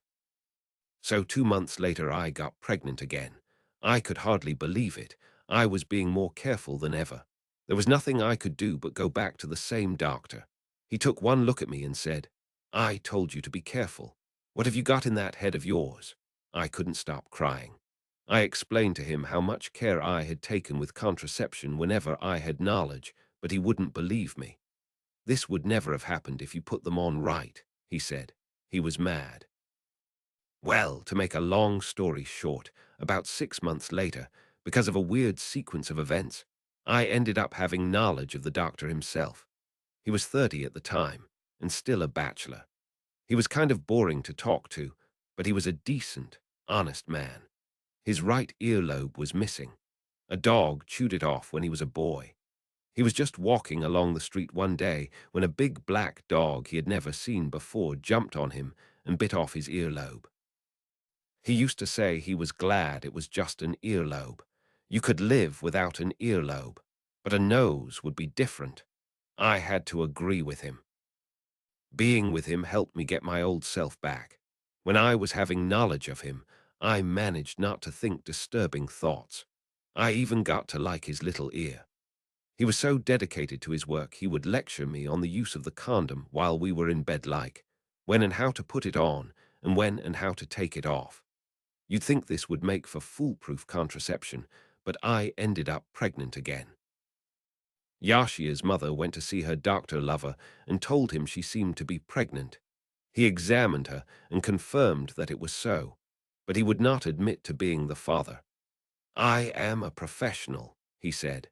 "My contraceptive techniques are beyond reproach, which means you must have had relations with another man." This really hurt me. He made me so angry when he said that, I couldn't stop shaking. Can you see how deeply this would have hurt me? Yashia said that he did see. While I was with him, I never had knowledge of another man, not once, but he just thought of me as some kind of slut. That was the last I saw of him. I didn't have an abortion either. I decided to kill myself, and I would have. I would have gotten on a boat to Oshima and thrown myself from the deck if Mr. Tabata hadn't seen me wandering down the street and spoken to me. I wasn't the least bit afraid to die. Of course, if I had died then, you would never have been born into this world, Yashia. But thanks to Mr. Tabata's guidance, I have become the saved person you know me as today. At last, I was able to find the true light, and with the help of the other believers, I brought you into this world. To Yashia's mother, Mr. Tabata had had this to say: "You took the most rigorous contraceptive measures, and yet you became pregnant. Indeed, you became pregnant 3 times in a row. Do you imagine that such a thing could happen by chance? I, for one, do not believe it. 3. Chance occurrences are no longer chance. The number 3 is none other than that which is used by our Lord for revelations. In other words, Miss Arsaki, it is our Lord's wish for you to give birth to a child. The child you are carrying is not just anyone's child, Miss Arsaki. It is the child of our Lord in heaven, a male child, and I shall give it the name of Yashia, for it is good. And when, as Mr. Tabata predicted, a boy child was born, they named him Yashia, and Yashia's mother lived as the servant of God, no longer having knowledge of any man. So, Yashia said, with some hesitation to his mother, biologically speaking, my father is that obstetrician that you had knowledge of. Not true, declared his mother with eyes blazing. His contraceptive methods were absolutely foolproof. Mr. Tabata was right. Your father is our Lord. You came into this world not through carnal knowledge, but through an act of our Lord's will. His mother's faith was absolute, but Yashia was just as certain that his father was the obstetrician. There had been something wrong with the condom. Anything else was out of the question. Does the doctor know that you gave birth to me? I don't think so, his mother said. I never saw him again, never contacted him in any way. He probably has no idea. The man boarded the Chiyoda Line train to Abiko. Yashia followed him into the car. It was after 10:30 at night, and there were few other passengers on the train. The man took a seat and pulled a magazine from his briefcase. It looked like some sort of professional journal. Yashia sat down opposite and pretended to read his newspaper. The man had a slim build and deeply chiseled features with an earnest expression. There was something doctorish about him. His age looked right, and he was missing one earlobe, the right one. It could easily have been bitten off by a dog. Yashia felt with intuitive certainty that this man had to be his biological father. And yet the man probably had no idea that this son of his even existed. Nor would he be likely to accept the facts if Yashia were to reveal them to him there and then. After all, the doctor was a professional whose contraceptive methods were beyond reproach. The train passed through the Shinochinamizu, Sendagi, and Machiya subway stops before rising to the surface. The number of passengers decreased at each station. The man never looked away from his magazine or gave any indication he was about to leave his seat. Observing him over the top of his newspaper, Yashia recalled fragments of the night before. He had gone out drinking in Roppongi with an old college friend and 2 girls the friend knew. He remembered going from the bar to a club, but he couldn't recall whether he had slept with his date. Probably not, he decided. He had been too drunk. Knowledge would have been out of the question. The paper was filled with the usual earthquake stories. Meanwhile, his mother and the other believers were probably staying in the church's Osaka facility. Each morning they would cram their rucksacks full of supplies, travel as far as they could by commuter train, then walk along the rubble-strewn highway the rest of the way to Kobe, where they would distribute daily provisions to the victims of the quake. She had told him on the phone that her pack weighed as much as 35 pounds. Kobe felt light years away from Yashia, and the man sitting across from him absorbed in his magazine. Until he graduated from elementary school, Yashia used to go out with his mother once a week on missionary work. She achieved the best results of anyone in the church. She was so young and lovely and seemingly well-bred. In fact, she was well-bred that people always liked her. Plus, she had this charming little boy with her. Most people would let down their guard in her presence. They might not be interested in religion, but they were willing to listen to her. She would go from house to house in a simple but form-fitting suit, distributing pamphlets and calmly extolling the joys of faith. Be sure to come see us if you ever have any pain or difficulties, she would tell them. We never push, we only offer, she would add, her voice warm, eyes shining. There was a time when my soul was wandering through the deepest darkness until the day I was saved by our teachings. I was carrying this child inside me, and I was about to throw myself and him in the ocean. But I was saved by his hand, the one who is in heaven, and now my son and I live in the holy light of our Lord. Yashia had never found it embarrassing to knock on strangers' doors with his mother. She was especially sweet to him then, her hand always warm. They had the experience of being turned away so often that it made Yashia all the more joyful to receive a rare, kind word. And when they managed to win over a new believer for the church, it filled him with pride. Maybe now God, my father, will recognize me as his son, he would think. Not long after he went on to middle school, though, Yashia abandoned his faith. As he awakened to the existence of his own independent ego, he found it increasingly difficult to accept the strict codes of the sect that clashed with ordinary values. But the most fundamental and decisive cause was the unending coldness of the one who was his father, his dark, heavy, silent heart of stone. Yashia's abandonment of the faith was a source of deep sadness to his mother, but his determination was unshakable. The train was almost out of Tokyo and just a station or two from crossing into Chiba Prefecture when the man put his magazine back into his briefcase and stood up, approaching the door. Yashia followed him on to the platform.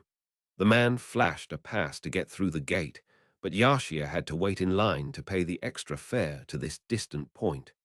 Still, he managed to reach the line for cabs just as the man was stepping into one. He boarded the next cab and pulled a brand new 10,000 yen bill from his wallet. "Follow that cab," he said.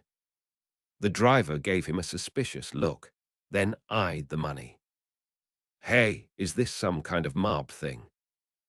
"Don't worry," Yashia said. "I'm just tailing somebody." The driver took the 10,000 yen bill and pulled away from the curb. "Okay," he said, "but I still want my fare. The meter's running." The two cabs sped down a block of shuttered shops, past a number of dark, empty lots, past the lighted windows of a hospital, and through a new development crammed with boxy little houses. The streets all but empty, the tale posed no problems and provided no thrills. Yashia's driver was clever enough to vary the distance between his cab and the one in front. "Guy having an affair or something?" "Nah," Yashia said. "Head hunting. Two companies fighting over one guy." "No kidding. I knew companies were scrambling for people these days, but I didn't realize it was this bad." Now there were hardly any houses along the road, which followed a riverbank and entered an area lined with factories and warehouses. The only things marking this deserted space were new lampposts thrusting up from the earth. Where a high concrete wall stretched along the road, the taxi ahead came to a sudden stop. Alerted by the car's brake lights, Yashia's driver brought his cab to a halt some 100 yards behind the other vehicle and doused his headlights. The mercury vapor lamps overhead cast their harsh glare on the asphalt roadway. There was nothing to see here but the wall and its dense crown of barbed wire that seemed to defy the rest of the world. Far ahead, the cab door opened, and the man with the missing earlobe got out. Yashia slipped his driver 2,000 yen bills beyond his initial 10,000 yen payment. "You're never gonna get a cab way out here. Mister, want me to wait around?" the driver asked. "Never mind," Yashia said and stepped outside. The man never looked up after leaving his cab, but walked straight ahead alongside the concrete wall at the same slow, steady pace as on the subway platform. He looked like a well-made mechanical doll being drawn ahead by a magnet.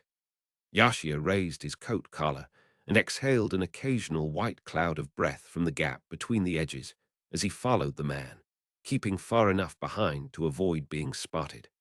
All he could hear was the anonymous slapping of the man's leather shoes against the pavement. Yashia's rubber-soled loafers were silent. There was no sign of human life here. The place looked like an imaginary stage set in a dream. Where the concrete wall ended, there was a scrapyard, a hill of cars surrounded by a chain-link fence. Under the flat light of a mercury lamp, the pile of withered metal was reduced to a single colorless mass. The man continued walking straight ahead. Yashia wondered what the point could be of getting out of a cab in such a deserted place. Wasn't the man heading home? Or maybe he wanted to take a little detour on the way. The February night was too cold for walking, though. A freezing wind would push against Yashia's back every now and then as it sliced down the road. Where the scrap yard ended, another long stretch of unfriendly concrete wall began, broken only by the opening to a narrow alley. This seemed like familiar territory to the man. He never hesitated as he turned the corner. The alley was dark. Yashia could make out nothing in its depths. He hesitated for a moment, but then stepped in after the man. Having come this far, he was not about to give up. High walls pressed in on either side of the straight passageway. There was barely enough room in here for two people to pass each other, and it was as dark as the bottom of the nighttime sea. Yashia had only the sound of the man's shoes to go by. The leather slaps continued on ahead of him at the same unbroken pace. All but clinging to the sound, Yashia moved forward through this world devoid of light, and then there was no sound at all. Had the man sensed he was being followed? Was he standing still now, holding his breath, straining to see and hear what was behind him? Yashia's heart shrank in the darkness, but he swallowed its loud beating and pressed on. To hell with it, he thought. So what if he screams at me for following him? I'll just tell him the truth. It could be the quickest way to set the record straight. But then the alley came to a dead end, where it was closed off by a sheet metal fence. Yashia took a few seconds to find the gap, an opening just big enough to let a person through where someone had bent back the metal. He gathered the skirts of his coat around him and squeezed through. A big open space spread out on the other side of the fence. It was no empty lot, though, but some kind of playing field. Yashia stood there, straining to see anything in the pale moonlight. The man was gone. Yashia was standing in a baseball field, somewhere way out in center field amid a stretch of trampled-down weeds. Bare ground showed through like a scar in the one place where the center fielder usually stood. Over the distant home plate, the backstop soared like a set of black wings. The pitcher's mound lay closer to hand, a slight swelling of the earth. The high metal fence ringed the entire outfield. A breeze swept across the grass, carrying an empty potato chip bag with it to nowhere. Yashia plunged his hands into his coat pockets and held his breath, waiting for something to happen, but nothing happened. He surveyed right field, then left field, then the pitcher's mound and the ground beneath his feet before looking up at the sky. Several chunks of cloud hung there, the moon tinging their hard edges a strange color. A whiff of dog shit mixed with the smell of the grass. The man had disappeared without a trace. If Mr. Tabata had been here, he would have said, "So you see, Yashia, our Lord reveals himself to us in the most unexpected forms." But Mr. Tabata was dead. He had died of urethral cancer 3 years ago. His final months of suffering were excruciating to see. Had he never once in all that time tested God? Had he never once prayed to God for some small relief from his terrible pain?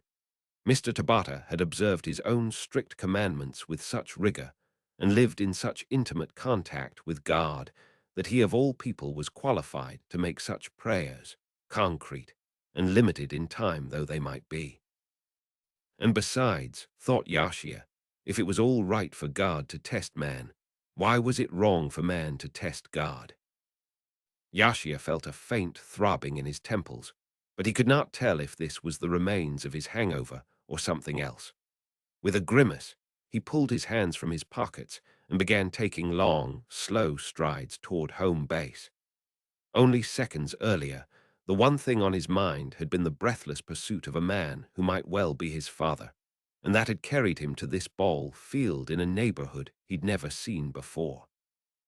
Now that the stranger had disappeared, however, the importance of the succeeding acts that had brought him this far turned unclear inside him. Meaning itself broke down and would never be the same again. just as the question of whether he could catch an outfield fly had ceased to be a matter of life and death to him anymore. What was I hoping to gain from this? He asked himself as he strode ahead. Was I trying to confirm the ties that make it possible for me to exist here and now? Was I hoping to be woven into some new plot, to be given some new and better defined role to play? No, he thought, that's not it. What I was chasing in circles must have been the tail of the darkness inside me. I just happened to catch sight of it and followed it and clung to it, and in the end let it fly into still deeper darkness. I'm sure I'll never see it again. Yashia's spirit now lingered in the stillness and clarity of one particular point in time and space. So what if the man was his father, or God, or some stranger who just happened to have lost his right earlobe? It no longer made any difference to him, and this in itself had been a manifestation, a sacrament. Should he be singing words of praise? He climbed the pitcher's mound, and standing on its worn footrest, stretched himself to his full height. He intertwined his fingers, thrust his arms aloft, and sucking in a lungful of cold night air, looked up once more at the moon. It was huge. Why was the moon so big one day and so small another? Simple plank bleachers ran the length of the first and third base lines. Empty, of course. It was the middle of a February night. 3 levels of straight plank seats ascended in long, chilly rows. Windowless, gloomy buildings, some kind of warehouses, probably huddled together beyond the backstop. No light, no sound. Standing on the mound, Yashia swung his arms up, over, and down in large circles. He moved his feet in time with this, forward and to the side. As he went on with these dance-like motions, his body began to warm and to recover the full senses of a living organism. Before long, he realized that his headache was all but gone. Yashia's girlfriend throughout his college years called him Super Frog because he looked like some kind of giant frog when he danced. She loved to dance and would always drag him out to clubs. "Look at you," she used to say. "I love the way you flap those long arms and legs of yours. You're like a frog in the rain." This hurt the first time she said it, but after he had gone with her long enough, Yashia began to enjoy dancing. As he let himself go and moved his body in time to the music, he would come to feel that the natural rhythm inside him was pulsing in perfect unison with the basic rhythm of the world. The ebb and flow of the tide, the dancing of the wind across the plains, the course of the stars through the heavens. He felt certain that these things were by no means occurring in places unrelated to him. She had never seen a penis as huge as his girlfriend used to say, taking hold of it. Didn't it get in the way when he danced? No, he would tell her. It never got in the way. True, he had a big one. It had always been on the big side, from the time he was a boy. He could not recall that it had ever been of any great advantage to him, though. In fact, several girls had refused to have sex with him because it was too big. In aesthetic terms, it just looked slow and clumsy and stupid. Which is why he always tried to keep it hidden. "Your big wee-wee is a sign," his mother used to tell him with absolute conviction. "It shows that you're the child of God." And he believed it, too. But then one day the craziness of it struck him. All he had ever prayed for was the ability to catch outfield flies, in answer to which God had bestowed upon him a penis that was bigger than anybody else's. What kind of world came up with such idiotic bargains? Yashia took off his glasses and slipped them into their case. Dancing, huh? Not a bad idea. Not bad at all. He closed his eyes and, feeling the white light of the moon on his skin, began to dance all by himself. He drew his breath deep into his lungs and exhaled just as deeply. Unable to think of a song to match his mood, he danced in time with the stirring of the grass and the flowing of the clouds. Before long, he began to feel that someone, somewhere, was watching him. His whole body, his skin, his bones, told him with absolute certainty that he was in someone's field of vision. So what? He thought. Let them look if they want to, whoever they are. All God's children can dance. He trod the earth and whirled his arms, each graceful movement calling forth the next in smooth, unbroken links, his body tracing diagrammatic patterns and impromptu variations, with invisible rhythms behind and between rhythms. At each crucial point in his dance, he could survey the complex intertwining of these elements. Animals lurked in the forest like Trump LOL figures, some of them horrific beasts he had never seen before. He would eventually have to pass through the forest, but he felt no fear. Of course, the forest was inside him, he knew, and it made him who he was. The beasts were ones that he himself possessed. How long he went on dancing, Yashia could not tell, but it was long enough for him to perspire under the arms. And then it struck him what lay buried far down under the earth on which his feet were so firmly planted.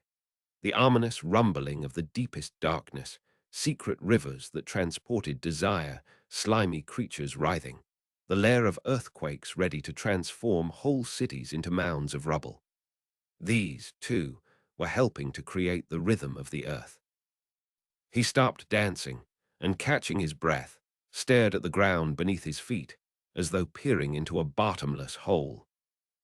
He thought of his mother far away in that ruined city. What would happen, he wondered, if he could remain his present self and yet turn time backward so as to meet his mother in her youth when her soul was in its deepest state of darkness. No doubt they would plunge as one into the muck of bedlam and devour each other in acts for which they would be dealt the harshest punishment. And what of it? Punishment. I was due for punishment long ago. The city should have crumbled to bits around me long ago. His girlfriend had asked him to marry her when they graduated from college. I want to be married to you, Super Frog. I want to live with you and have your child, a boy with a big thing just like yours. I can't marry you, Yashia said. I know I should have told you this, but I'm the son of God. I can't marry anybody. Is that true? It is. I'm sorry. He knelt down and scooped up a handful of sand, which he sifted through his fingers back to earth. He did this again and again. The chilly, uneven touch of the soil reminded him of the last time he had held Mr. Tabata's emaciated hand. I won't be alive much longer, Yashia, Mr. Tabata said in a voice that had grown hoarse. Yashia began to protest, but Mr. Tabata stopped him with a gentle shake of the head. Never mind, he said. This life is nothing but a short, painful dream. Thanks to his guidance, I have made it through this far. Before I die, though, there is one thing I have to tell you. It shames me to say it, but I have no choice. I have had lustful thoughts toward your mother any number of times. As you well know, I have a family that I love with all my heart, and your mother is a pure-hearted person. But still, I have had violent cravings for her flesh, cravings that I have never been able to suppress. I want to beg your forgiveness. There is no need for you to beg anyone's forgiveness, Mr. Tabata. You are not the only one who has had lustful thoughts. Even I, her son, have been pursued by terrible obsessions. Yashia wanted to open himself up in this way, but he knew that all it would accomplish would be to upset Mr. Tabata even more. He took Mr. Tabata's hand and held it for a very long time, hoping that the thoughts in his breast would communicate themselves from his hand to Mr. Tabata's. Our hearts are not stones. A stone may disintegrate in time and lose its outward form, but hearts never disintegrate. They have no outward form, and whether good or evil, we can always communicate them to one another. All God's children can dance. The next day, Mr. Tabata drew his last breath. Kneeling on the pitcher's mound, Yashia gave himself up to the flow of time. Somewhere in the distance, he heard the faint wail of a siren. A gust of wind set the leaves of grass to dancing and celebrated the grass's song before it died. Oh God, Yashia said aloud. Thailand. There was an announcement. Let us, angel men. We are encountering some turbulence. Please return to your seat at these time and fasten your seat belt. Satsuki had been letting her mind wander, and so it took her a while to decipher the Thai steward's shaky Japanese. She was hot and sweating. It was like a steam bath, her whole body aflame, her nylons and bra so uncomfortable she wanted to fling everything off and set herself free. She craned her neck to see the other business-class passengers. No, she was obviously the only one suffering from the heat. They were all curled up, asleep, blankets around their shoulders to counter the air conditioning. It must be another hot flash. Satsuki bit her lip and decided to concentrate on something else to forget about the heat. She opened her book and tried to read from where she had left off, but forgetting was out of the question. This was no ordinary heat, and they wouldn't be touching down in Bangkok for hours yet. She asked a passing stewardess for some water, and finding the pill case in her pocketbook, she washed down a dose of the hormones she had forgotten to take. Menopause. It had to be the gods' ironic warning too, or just plain nasty trick on humanity for having artificially extended the lifespan, she told herself for the nth time. A mere 100 years ago, the average lifespan was less than 50, and any woman who went on living 20 or 30 years past the end of her menstruation was an oddity. The difficulty of continuing to live with tissues for which the ovaries or the thyroid had ceased to secrete the normal supply of hormones, the possible relationship between the postmenopausal decrease in estrogen levels and the incidence of Alzheimer's. These were not questions worth troubling one's mind over. Of far more importance to the majority of mankind was the challenge of simply obtaining enough food to eat each day. Had the advancement of medicine, then, done nothing more than to expose, subdivide, and further complicate the problems faced by the human species? Soon another announcement came over the pass system, in English this time. If there is a doctor on board, please identify yourself to one of the cabin attendants. A passenger must have taken sick. For a moment, Satsuki thought of volunteering, but quickly changed her mind. On the two earlier occasions when she had done so, she had merely had run-ins with practicing physicians who happened to be on the plane. These men had seemed to possess both the poise of a seasoned general commanding troops on the front line and the vision to recognize at a glance that Satsuki was a professional pathologist without combat experience. "That's all right, doctor," she had been told with a cool smile. "I can handle this by myself. You just take it easy." She had mumbled a stupid excuse and gone back to her seat to watch the rest of some ridiculous movie. Still, she thought, I might just be the only doctor on this plane, and the patient might be someone with a major problem involving the thyroidal immune system. If that is the case, and the likelihood of such a situation did not seem high, then even I might be of some use. She took a breath and pressed the button for a cabin attendant. The World Thyroid Conference was a 4-day event at the Bangkok Marriott. Actually, it was more like a worldwide family reunion than a conference. All the participants were thyroid specialists, and they all knew each other or were quickly introduced. It was a small world. There would be lectures and panel discussions during the day and private parties at night. Friends would get together to renew old ties, drink Australian wine, share thyroid stories, whisper gossip, update each other on their careers, tell dirty doctor jokes, and sing Surfer Girl at karaoke bars. In Bangkok, Satsuki stayed mainly with her Detroit friends. Those were the ones she felt most comfortable with. She had worked at the University Hospital in Detroit for almost 10 years, researching the immune function of the thyroid gland. Eventually, she had had a falling out with her securities analyst husband, whose dependency on alcohol had grown worse year by year, in addition to which he had become involved with another woman someone Satsuki knew well. They separated, and a bitter feud involving lawyers had dragged on for a full year. "The thing that finally did it for me," her husband claimed, "was that you didn't want to have children." They had finally concluded their divorce settlement 3 years ago. A few months later, someone smashed the headlights of a Honda Accord in the hospital parking lot and wrote "Jap car" on the hood in white letters. She called the police. A big black policeman filled out the damage report and then said to her, "Lady, this is Detroit. Next time buy a Ford Taurus." What with one thing and another, Satsuki became fed up with living in America and decided to return to Japan. She found a position at a university hospital in Tokyo. "You can't do that," said a member of her research team from India. "All our years of research are about to bear fruit. We could be nominated for a Nobel Prize. It's not that crazy." He pleaded with her to stay, but Satsuki's mind was made up. Something inside her had snapped. She stayed on alone at the hotel in Bangkok after the conference ended. "I've worked out a vacation for myself after this," she told her friends. "I'm going to a resort near here for a complete rest.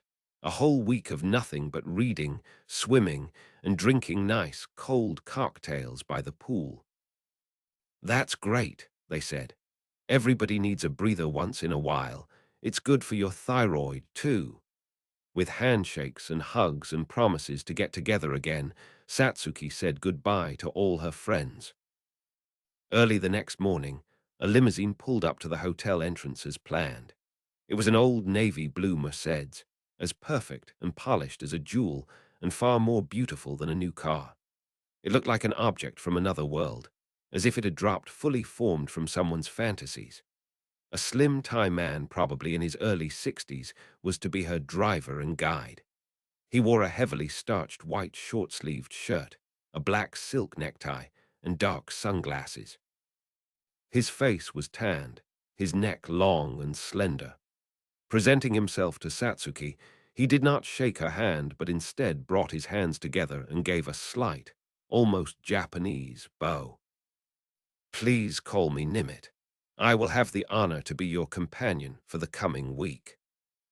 It was not clear whether Nimit was his first or last name. He was, in any case, Nimit, and he told her this in a courteous, easy-to-understand English devoid of American casualness or British affectation. He had, in fact, no perceptible accent. Satsuki had heard English spoken this way before, but she couldn't remember where. "The honor is mine," she said. Together, they passed through Bangkok's vulgar, noisy, polluted streets. The traffic crawled along, people cursed each other, and the sound of car horns tore through the atmosphere like an air raid siren. Plus, there were elephants lumbering down the street and not just one or two of them. What were elephants doing in a city like this? She asked Nimit. "Their owners bring them from the country," he explained. "They used to use them for logging, but there was not enough work for them to survive that way. They brought their animals to the city to make money doing tricks for tourists. Now there are far too many elephants here, and that makes things very difficult for the city people. Sometimes an elephant will panic and run amok. Just the other day, a great many automobiles were damaged that way. The police try to put a stop to it, of course, but they cannot confiscate the elephants from their keepers. There would be no place to put them if they did, and the cost of feeding them would be enormous. All they can do is leave them alone." The car eventually emerged from the city, drove onto an expressway, and headed north. Nimit took a cassette tape from the glove compartment and slipped it into the car stereo, setting the volume low. It was jazz, a tune that Satsuki recognized with some emotion. "Do you mind turning the volume up?" she asked. "Yes, doctor, of course," Nimit said, making it louder. The tune was "I Can't Get Started," in exactly the same performance she had heard so often in the old days. "Howard McGee on trumpet, Lester Young on tenor," she murmured, as if to herself. "Jatp." Nimit glanced at her in the rearview mirror. "Very impressive, doctor," he said. "Do you like jazz?" "My father was crazy about it," she said. "He played records for me when I was a little girl, the same ones over and over, and he had me memorize the performers. If I got them right, he'd give me candy. I still remember most of them, but just the old stuff. I don't know anything about the newer jazz musicians. Lionel Hampton, Bud Powell, Earl Hines, Harry Edison, Buck Clayton. The old jazz is all I ever listened to as well, Nimitz said. What was your father's profession? He was a doctor, too, she said. A pediatrician. He died just after I entered high school. I am sorry to hear that, Nimitz said. Do you still listen to jazz? Satsuki shook her head. Not really. Not for years. My husband hated jazz. All he liked was opera. We had a great stereo in the house, but he'd give me a sour look if I ever tried putting on anything besides opera. Opera lovers may be the narrowest people in the world. I left my husband, though. I don't think I'd mind if I never heard another opera again for as long as I live. Nimitz gave a little nod, but said nothing. Hands on the Merced steering wheel, he stared silently at the road ahead. His technique with the steering wheel was almost beautiful. The way he would move his hands to exactly the same points on the wheel at exactly the same angle. Now Errol Garner was playing I'll Remember April, which brought back more memories for Satsuki. Garner's Concert by the Sea had been one of her father's favorite records. She closed her eyes and let herself sink into the old memories. Everything had gone well for her until her father died of cancer. Everything without exception. But then the stage suddenly turned dark, and by the time she noticed that her father had vanished forever from her life, everything was headed in the wrong direction. It was as if a whole new story had started with a whole new plot. Barely a month had passed after her father's death when her mother sold the big stereo along with his jazz collection. Where are you from in Japan, doctor, if you don't mind my asking? I'm from Kyoto, answered Satsuki. I only lived there until I was 18, though, and I've hardly ever been back. Isn't Kyoto right next to Kobe? It's not too far, but not right next to Kobe. At least the earthquake seems not to have caused too much damage there. Nimitz switched to the passing lane, slipping past a number of trucks loaded with livestock, then eased back into the cruising lane. I'm glad to hear it, Nimitz said. A lot of people died in the earthquake last month. I saw it on the news. It was very sad. Tell me, doctor, did you know anyone living in Kobe? No, no one. I don't think anyone I know lives in Kobe, she said. But this was not true. He lived in Kobe. Nimitz remained silent for a while. Then, bending his neck slightly in her direction, he said, Strange and mysterious things, though, aren't they, earthquakes? We take it for granted that the earth beneath our feet is solid and stationary. We even talk about people being down to earth or having their feet firmly planted on the ground. But suddenly, one day we see that it isn't true. The earth, the boulders that are supposed to be so solid, all of a sudden turn as mushy as liquid. I heard it on the TV news. Liquefaction, they call it, I think. Fortunately, we rarely have major earthquakes here in Thailand. Cradled in the rear seat, Satsuki closed her eyes and concentrated on Errol Garner's playing. Yes, she thought, he lived in Kobe. I hope he was crushed to death by something big and heavy, or swallowed up by the liquefied earth. It's everything I've wanted for him all these years. The limousine reached its destination at 3 o'clock in the afternoon. They had taken a break at a service area along the highway precisely 12 o'clock. Satsuki had drunk some gritty coffee and eaten half a donut at the cafeteria. Her week-long rest was to be spent at an expensive resort in the mountains. The buildings overlooked a stream that surged through the valley, the slopes of which were covered in gorgeous primary-colored flowers. Birds flew from tree to tree emitting sharp cries. A private cottage had been prepared for Satsuki's stay. It had a big, bright bathroom, an elegant canopy bed, and 24-hour room service. Books and CDs and videos were available at the library off the lobby. The place was immaculate. Great care, and a great deal of money, had been lavished on every detail. You must be very tired, doctor, after the long trip, Nimitz said. You can relax now. I will come to pick you up at 10 o'clock tomorrow morning and take you to the pool. All you need to bring is a towel and bathing suit. Pool, she asked. They must have a perfectly big pool here at the hotel, don't they? At least that's what I was told. Yes, of course, but the hotel pool is very crowded. Mr. Rappaport told me that you are a serious swimmer. I found a pool nearby where you can do laps. There will be a charge, of course, but a small one. I'm sure you will like it. John Rappaport was the American friend who had made the arrangements for Satsuki's Thai vacation. He had worked all over Southeast Asia as a news correspondent ever since the Khmer Rouge had run rampant in Cambodia, and he had many connections in Thailand as well. It was he who had recommended Nimit as Satsuki's guide and driver. With a mischievous wink, he had said to her, "You won't have to think about a thing. Just shut up and let Nimit make all the decisions, and everything will go perfectly. He's a very impressive guy." "That's fine," she said to Nimit. "I'll leave it up to you." "Well then, I will come for you at 10 o'clock tomorrow." Satsuki opened her bags, smoothed the wrinkles in a dress and skirt, and hung them in the closet. Then, changing into a swimsuit, she went to the hotel pool. Just as Nimit had said, it was not a pool for serious swimming. Gourd-shaped, it had a lovely waterfall in the middle, and children were throwing a ball in the shallow area. Abandoning any thought of trying to swim, she stretched out under a parasol, ordered a Tio Pepe and Perrier, and picked up reading where she had left off in her new John le Carré novel. When she grew tired of reading, she pulled her hat down over her face and napped. She had a dream about a rabbit, a short dream. The rabbit was in a hutch surrounded by a wire mesh fence, trembling.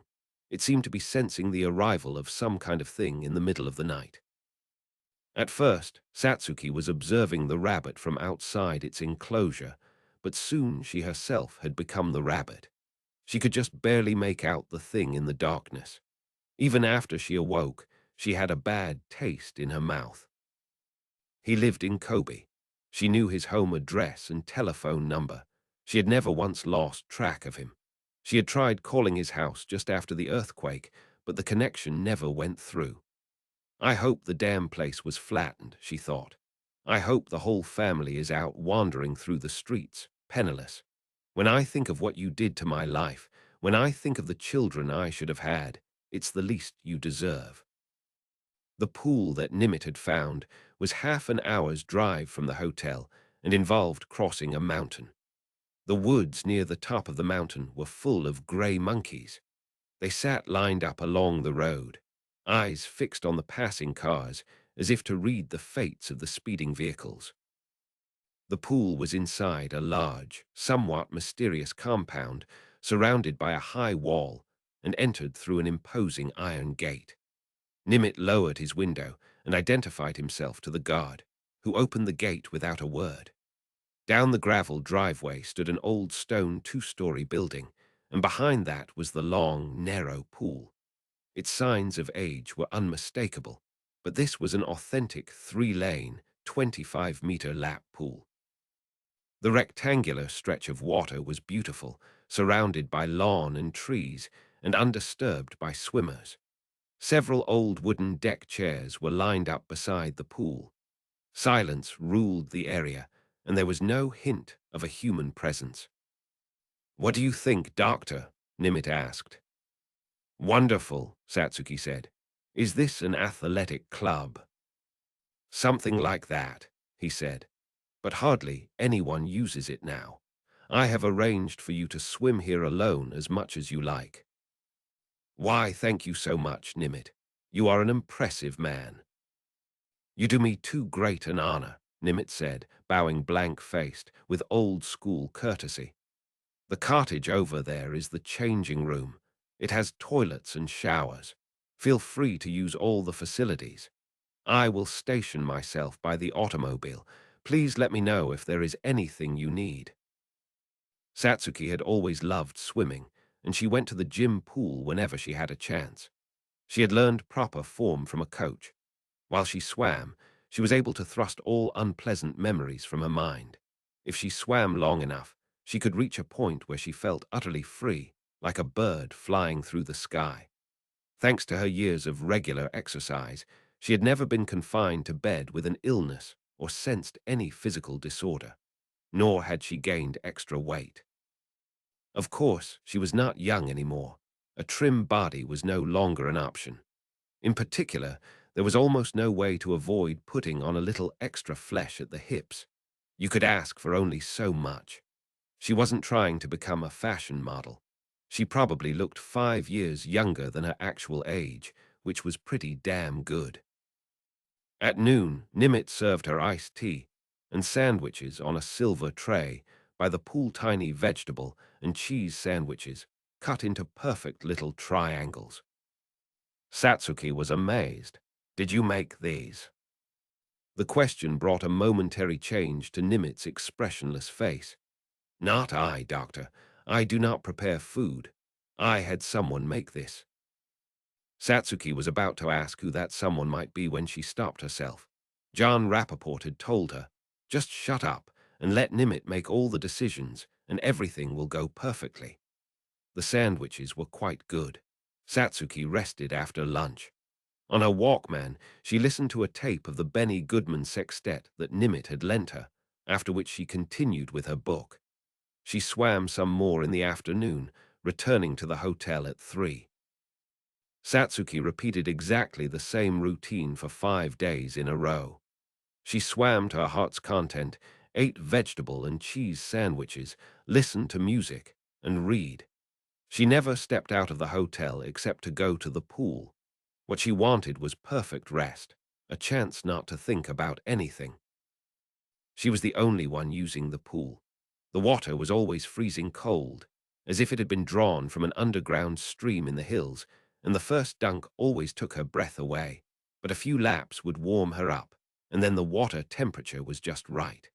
When she tired of doing the crawl, she would remove her goggles and swim backstroke. White clouds floated in the sky, and birds and dragonflies cut across them. Satsuki wished she could stay like this forever. "Where did you learn English?" Satsuki asked Nimit on the way back from the pool. "I worked for 33 years as a chauffeur for a Norwegian gem dealer in Bangkok, and I always spoke English with him." So that explained the familiar style. One of Satsuki's colleagues at a hospital where she had worked in Baltimore, a Dane, had spoken exactly this kind of English precise grammar, light accent, no slang. Very clean, very easy to understand, and somewhat lacking in color. How strange to be spoken to in Norwegian English in Thailand. My employer loved jazz. He always had a tape playing when he was in the car, which is why, as his driver, I naturally became familiar with it as well. When he died 3 years ago, he left me the car and all his tapes. The one we are listening to now is one of his. So when he died, you became an independent driver guide for foreigners. Is that it? Yes, exactly, Nimit said. There are many driver guides in Thailand, but I am probably the only one with his own Mercedes. He must have placed a great deal of trust in you. Nimit was silent for a long time.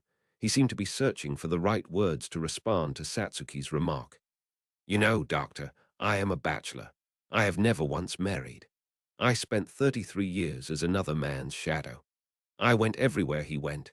I helped him with everything he did. I was in a sense a part of him.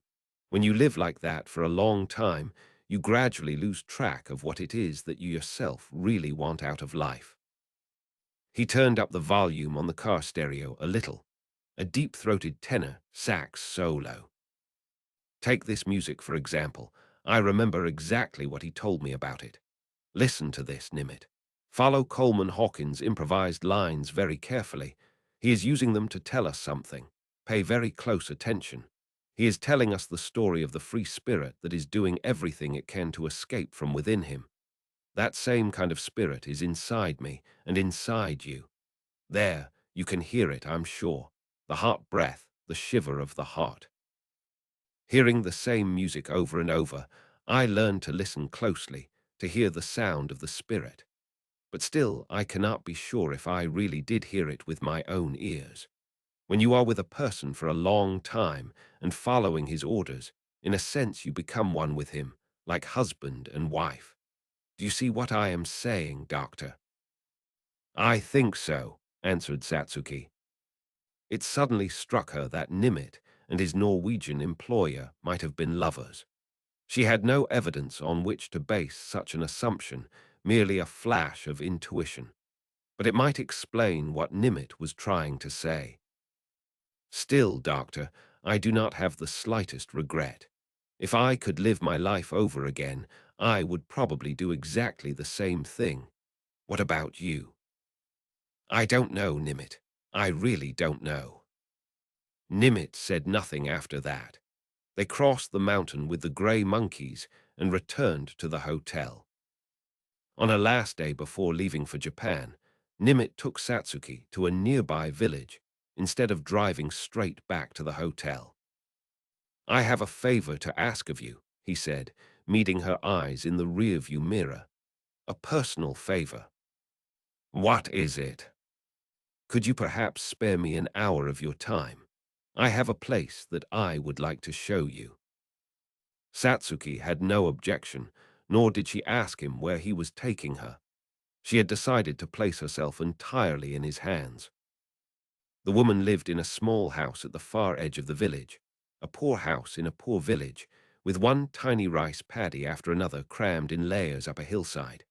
Filthy, emaciated livestock, muddy, pockmarked road, air filled with the smell of water buffalo dung. A bull wandered by, its genitals swinging. A 50cc motorcycle buzzed past, splashing mud to either side. Near-naked children stood lined up along the road, staring at the Mercedes.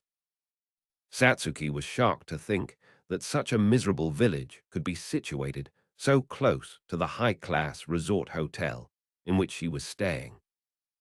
The woman was old, perhaps almost 80. Her skin had the blackened look of worn leather, its deep wrinkles becoming ravines that seemed to travel to all parts of her body. Her back was bent, and a flower-patterned, oversized dress hung limp from her bony frame. When he saw her, Nimit brought his hands together in greeting. She did the same. Satsuki and the old woman sat down on opposite sides of a table, and Nimit took his place at one end. At first, only the woman and Nimit spoke. Satsuki had no idea what they were saying to each other, but she noticed how lively and powerful the woman's voice was for someone her age. The old woman seemed to have a full set of teeth, too. After a while, she turned from Nimit to face Satsuki, looking directly into her eyes. She had a penetrating gaze, and she never blinked.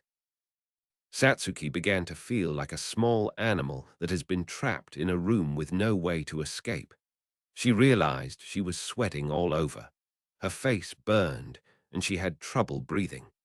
She wanted to take a pill, but she had left her bottle of mineral water in the car. Please put your hands on the table, Nimit said. Satsuki did as she was told. The old woman reached out and took her right hand. The woman's hands were small but powerful. For a full 10 minutes, though it might just as well have been 2 or 3, the old woman stared into Satsuki's eyes and held her hand, saying nothing. Satsuki returned the woman's strong stare with her timid one, using the handkerchief in her left hand to mop her brow from time to time. Eventually, with a great sigh, the old woman released Satsuki's hand. She turned to Nimit and said something in Thai. Nimit translated into English. She says that there is a stone inside your body, a hard, white stone, about the size of a child's fist. She does not know where it came from. A stone? Satsuki asked. There is something written on the stone, but she cannot read it because it is in Japanese, small black characters of some kind. The stone and its inscription are old, old things. You have been living with them inside you for a very long time. You must get rid of the stone. Otherwise, after you die and are cremated, only the stone will remain. Now the old woman turned back to face Satsuki and spoke slowly in Thai for a long time. Her tone of voice made it clear that she was saying something important. Again, Nimit translated. You are going to have a dream soon about a large snake. In your dream, It will be easing its way out of a hole in a wall of green, scaly snake. Once it has pushed out 3 feet from the wall, you must grab its neck and never let go. The snake will look very frightening, but in fact it can do you no harm, so you must not be frightened. Hold on to it with both hands. Think of it as your life, and hold on to it with all your strength. Keep holding it until you wake from your dream. The snake will swallow your stone for you. Do you understand? What in the world? Just say you understand, Nimitz said with the utmost gravity. I understand, Satsuki said. The old woman gave a gentle nod and spoke again to Satsuki. The man is not dead, translated Nimitz. He did not receive a scratch. It may not be what you wanted, but it was actually very lucky for you that he was not hurt. You should be grateful for your good fortune. The woman uttered a few short syllables. That is all, Nimitz said. We can go back to the hotel now. Was that some kind of fortune-telling? Satsuki asked when they were back in the car. No, doctor. It was not fortune-telling. Just as you treat people's bodies, she treats people's spirits. She predicts their dreams mostly. I should have left her something then, as a token of thanks. The whole thing was such a surprise to me, it slipped my mind. Nimitz negotiated a sharp curve on the mountain road, turning the wheel in that precise way of his. I paid her, he said. A small amount, not enough for you to trouble yourself over. Just think of it as a mark of my personal regard for you, doctor. Do you take all of your clients there?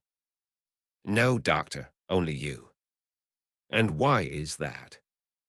You are a beautiful person, doctor, clear-headed, strong, but you seem always to be dragging your heart along the ground. From now on, little by little, you must prepare yourself to face death. If you devote all of your future energy to living, you will not be able to die well. You must begin to shift gears, a little at a time. Living and dying are, in a sense, of equal value. Tell me something, Nimitz, Satsuki said, taking off her sunglasses and leaning over the back of the passenger seat. What is that, doctor? Are you prepared to die? I am half dead already, Nimitz said, as if stating the obvious. That night, lying in her broad, pristine bed, Satsuki wept. She recognized that she was headed toward death. She recognized that she had a hard, white stone inside herself. She recognized that a scaly, green snake was lurking somewhere in the dark. She thought about the child to which she never gave birth. She had destroyed that child, flung it down a bottomless well. And then she had spent 30 years hating one man. She had hoped that he would die in agony. In order to bring that about, she had gone so far as to wish in the depths of her heart for an earthquake. In a sense, she told herself, I am the one who caused that earthquake. He turned my heart into a stone. He turned my body to stone. In the distant mountains, the grey monkeys were silently staring at her. Living and dying are, in a sense, of equal value. After checking her bags at the airline counter, Satsuki handed Nimitz an envelope containing a $100 bill. Thank you for everything, Nimitz. You made it possible for me to have a wonderful rest. This is a personal gift from me to you. That is very thoughtful of you, doctor, said Nimitz, accepting the envelope. Thank you very much. Do you have time for a cup of coffee? Yes, I would enjoy that. They went to a cafe together. Satsuki took hers black. Nimitz gave his a heavy dose of cream. For a long time, Satsuki went on turning her cup in her saucer. You know, she said at last, I have a secret that I've never told anyone. I could never bring myself to talk about it. I've kept it locked up inside of me all this time. But I'd like to tell it to you now, because we'll probably never meet again. When my father died all of a sudden, my mother, without a word to me. Nimitz held his hands up, palms facing Satsuki, and shook his head. Please, doctor, don't tell me any more. You should have your dream, as the old woman told you to. I understand how you feel, but if you put those feelings into words, they will turn into lies. Satsuki swallowed her words, and then in silence closed her eyes. She drew in a full, deep breath and let it out again. "Have your dream, doctor," Nimitz said, as if sharing kindly advice. "What you need now more than anything is discipline. Cast off mere words. Words turn into stone." He reached out and took Satsuki's hand between his. His hands were strangely smooth and youthful, as if they had always been protected by expensive leather gloves. Satsuki opened her eyes and looked at him. Nimitz took away his hands and rested them on the table, fingers intertwined. "My Norwegian employer was actually from Lapland," he said. "You must know, of course, that Lapland is at the northernmost tip of Norway, near the North Pole. Many reindeer live there. In summer there is no night, and in winter no day. He probably came to Thailand because the cold got to be too much for him. I guess you could call the two places complete opposites. He loved Thailand, and he made up his mind to have his bones buried here. But still, to the day he died, he missed the town in Lapland where he was born. He used to tell me about it all the time. And yet, in spite of that, he never once went back to Norway in 33 years. Something must have happened there that kept him away. He was another person with a stone inside." Nimitz lifted his coffee cup and took a sip, then carefully set it in its saucer again without a sound. "He once told me about polar bears, what solitary animals they are. They mate just once a year, one time in a whole year. There is no such thing as a lasting male-female bond in their world. One male polar bear and one female polar bear meet by sheer chance somewhere in the frozen vastness, and they mate. It doesn't take long. And once they are finished, the male runs away from the female as if he is frightened to death. He runs from the place where they have mated. He never looks back, literally. The rest of the year he lives in deep solitude. Mutual communication, the touching of two hearts, does not exist for them. So that is the story of polar bears, or at least it is what my employer told me about them." "How very strange," Satsuki said. "Yes," Nimitz said, "it is strange." His face was grave. "I remember asking my employer, 'Then what do polar bears exist for?' 'Yes, exactly,' he said with a big smile. 'Then what do we exist for, Nimitz?'" The plane reached cruising altitude and the fasten seatbelt sign went out. "So thought Satsuki, I'm going back to Japan." She tried to think about what lay ahead, but soon gave up. "Words turn into stone," Nimitz had told her. She settled deep into her seat and closed her eyes. All at once the image came to her of the sky she had seen while swimming on her back, and Errol Garner's "I'll Remember April." Let me sleep, she thought. Just let me sleep, and wait for the dream to come. Super Frog saves Tokyo. Katajiri found a giant frog waiting for him in his apartment. It was powerfully built, standing over 6 feet tall on its hind legs. A skinny little man, no more than 5'3". Katajiri was overwhelmed by the frog's imposing bulk. "Call me Frog," said the frog in a clear, strong voice. Katajiri stood rooted in the doorway, unable to speak. "Don't be afraid, I'm not here to hurt you. Just come in and close the door, please." Briefcase in his right hand, grocery bag with fresh vegetables and canned salmon cradled in his left arm, Katajiri didn't dare move. "Please, Mr. Katajiri, hurry and close the door and take off your shoes." The sound of his own name helped Katajiri snap out of it. He closed the door as ordered, set the grocery bag on the raised wooden floor, pinned the briefcase under one arm, and unlaced his shoes. Frog gestured for him to take a seat at the kitchen table, which he did. "I must apologize, Mr. Katajiri, for having barged in while you were out," Frog said. "I knew it would be a shock for you to find me here, but I had no choice. How about a cup of tea? I thought you would be coming home soon, so I boiled some water." Katajiri still had his briefcase jammed under his arm. "Somebody's playing a joke on me," he thought. Somebody's rigged himself up in this huge frog costume just to have fun with me. But he knew, as he watched Frog pour boiling water into the teapot, humming all the while, that these had to be the limbs and movements of a real frog. Frog set a cup of green tea in front of Katajiri and poured another one for himself. Sipping his tea, Frog asked, calming down. But still Katajiri could not speak. I know I should have made an appointment to visit you, Mr. Katajiri. I am fully aware of the proprieties. Anyone would be shocked to find a big frog waiting for him at home. But an urgent matter brings me here. Please forgive me. Urgent matter, Katajiri managed to produce words at last. Yes, indeed, Frog said. Why else would I take the liberty of barging into a person's home? Such discourtesy is not my customary style. Does this matter have something to do with me? Yes and no, said Frog with a tilt of the head. No and yes. I've got to get a grip on myself, thought Katajiri. Do you mind if I smoke? Not at all, not at all, Frog said with a smile. It's your home. You don't have to ask my permission. Smoke and drink as much as you like.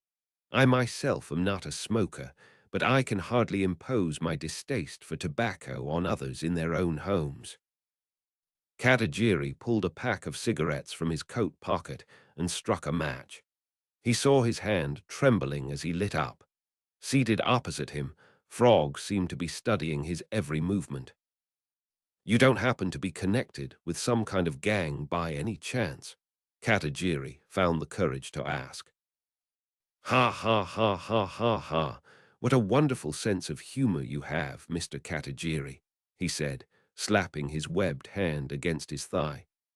There may be a shortage of skilled labor, but what gang is going to hire a frog to do their dirty work? They'd be made a laughingstock. Well, if you're here to negotiate a repayment, you're wasting your time. I have no authority to make such decisions. Only my superiors can do that. I just follow orders. I can't do a thing for you. Please, Mr. Katajiri, Frog said, raising one webbed finger. I have not come here on such petty business. I am fully aware that you are Assistant Chief of the Lending Division of the Shinjuku branch of the Tokyo Security Trust Bank. But my visit has nothing to do with the repayment of loans. I have come here to save Tokyo from destruction. Katajiri scanned the room for a hidden TV camera in case he was being made the butt of some huge, terrible joke. But there was no camera. It was a small apartment. There was no place for anyone to hide. No, Frog said. We are the only ones here. I know you are thinking that I must be mad, or that you are having some kind of dream, but I am not crazy and you are not dreaming. This is absolutely, positively serious. To tell you the truth, Mr. Frog. Please, Frog said, raising one finger again. Call me Frog. To tell you the truth, Frog, Katajiri said. I can't quite understand what is going on here. It's not that I don't trust you, but I don't seem to be able to grasp the situation exactly. Do you mind if I ask you a question or two? Not at all, not at all, Frog said. Mutual understanding is of critical importance. There are those who say that understanding is merely the sum total of our misunderstandings, and while I do find this view interesting in its own way, I am afraid that we have no time to spare on pleasant digressions. The best thing would be for us to achieve mutual understanding via the shortest possible route. Therefore, by all means, ask as many questions as you wish.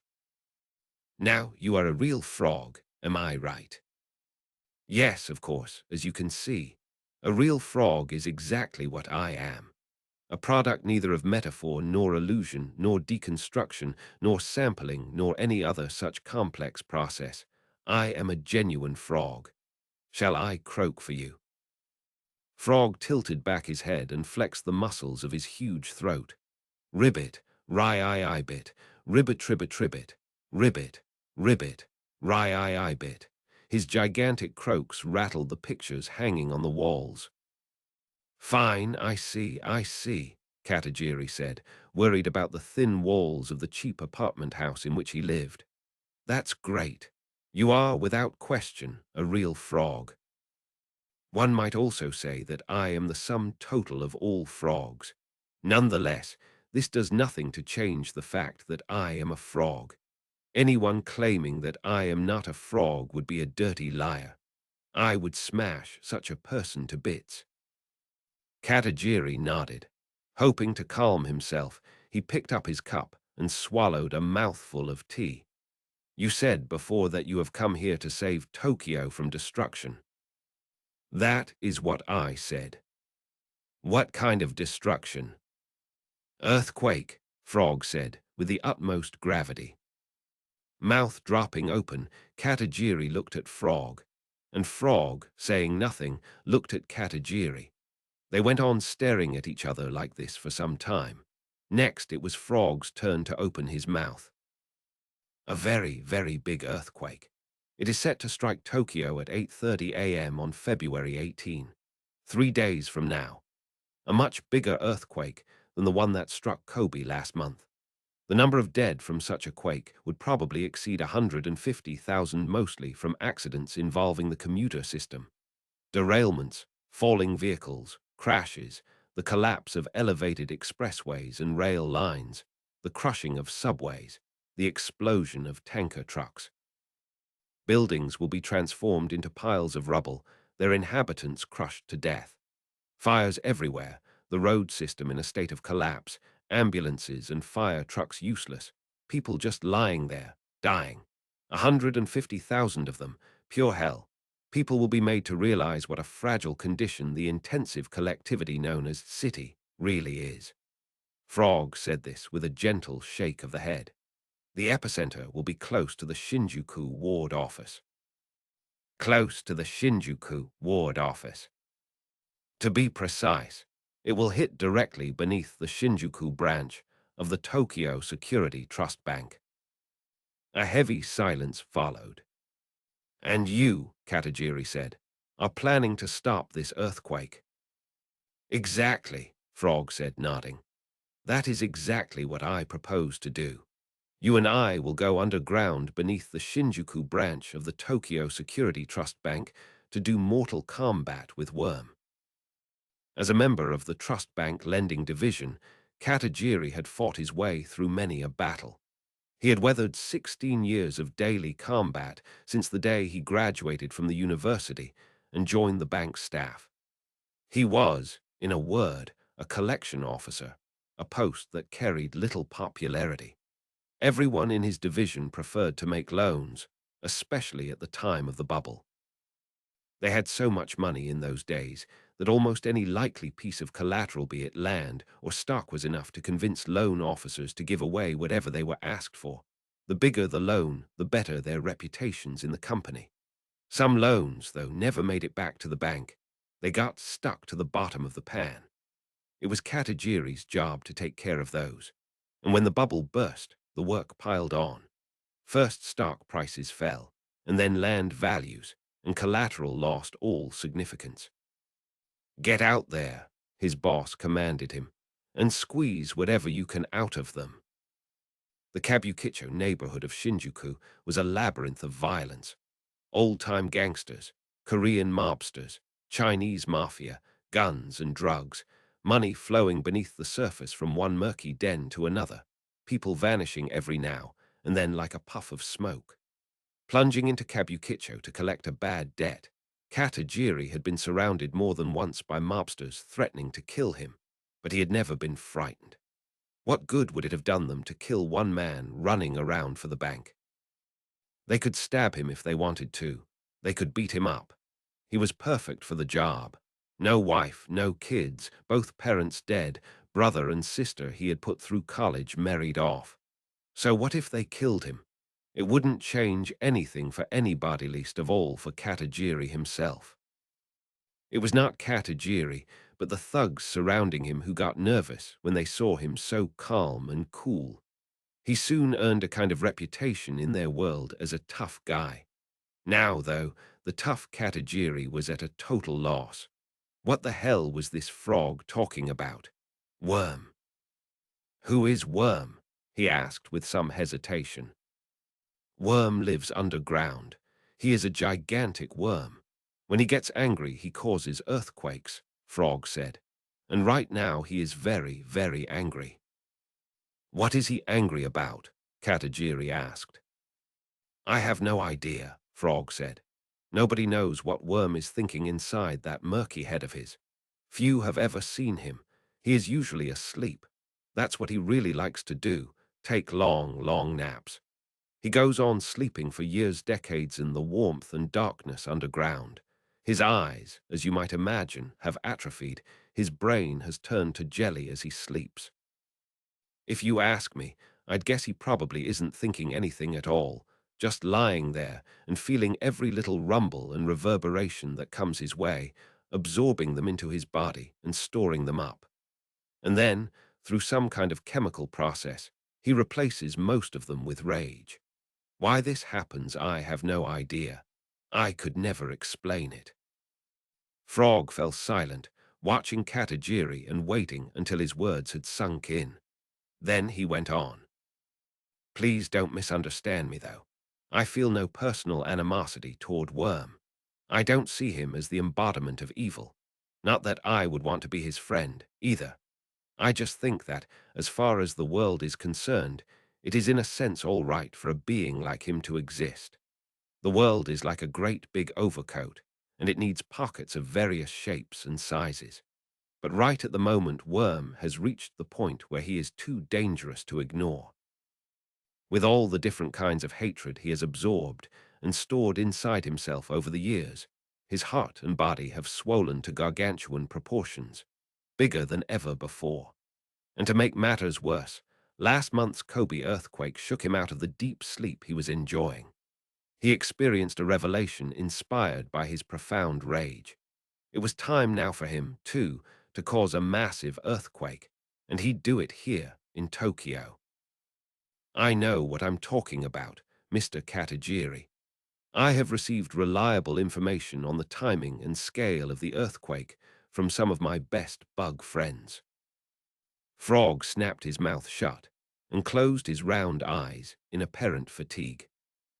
So what you're saying is, Katajiri said, that you and I have to go underground together and fight Worm to stop the earthquake.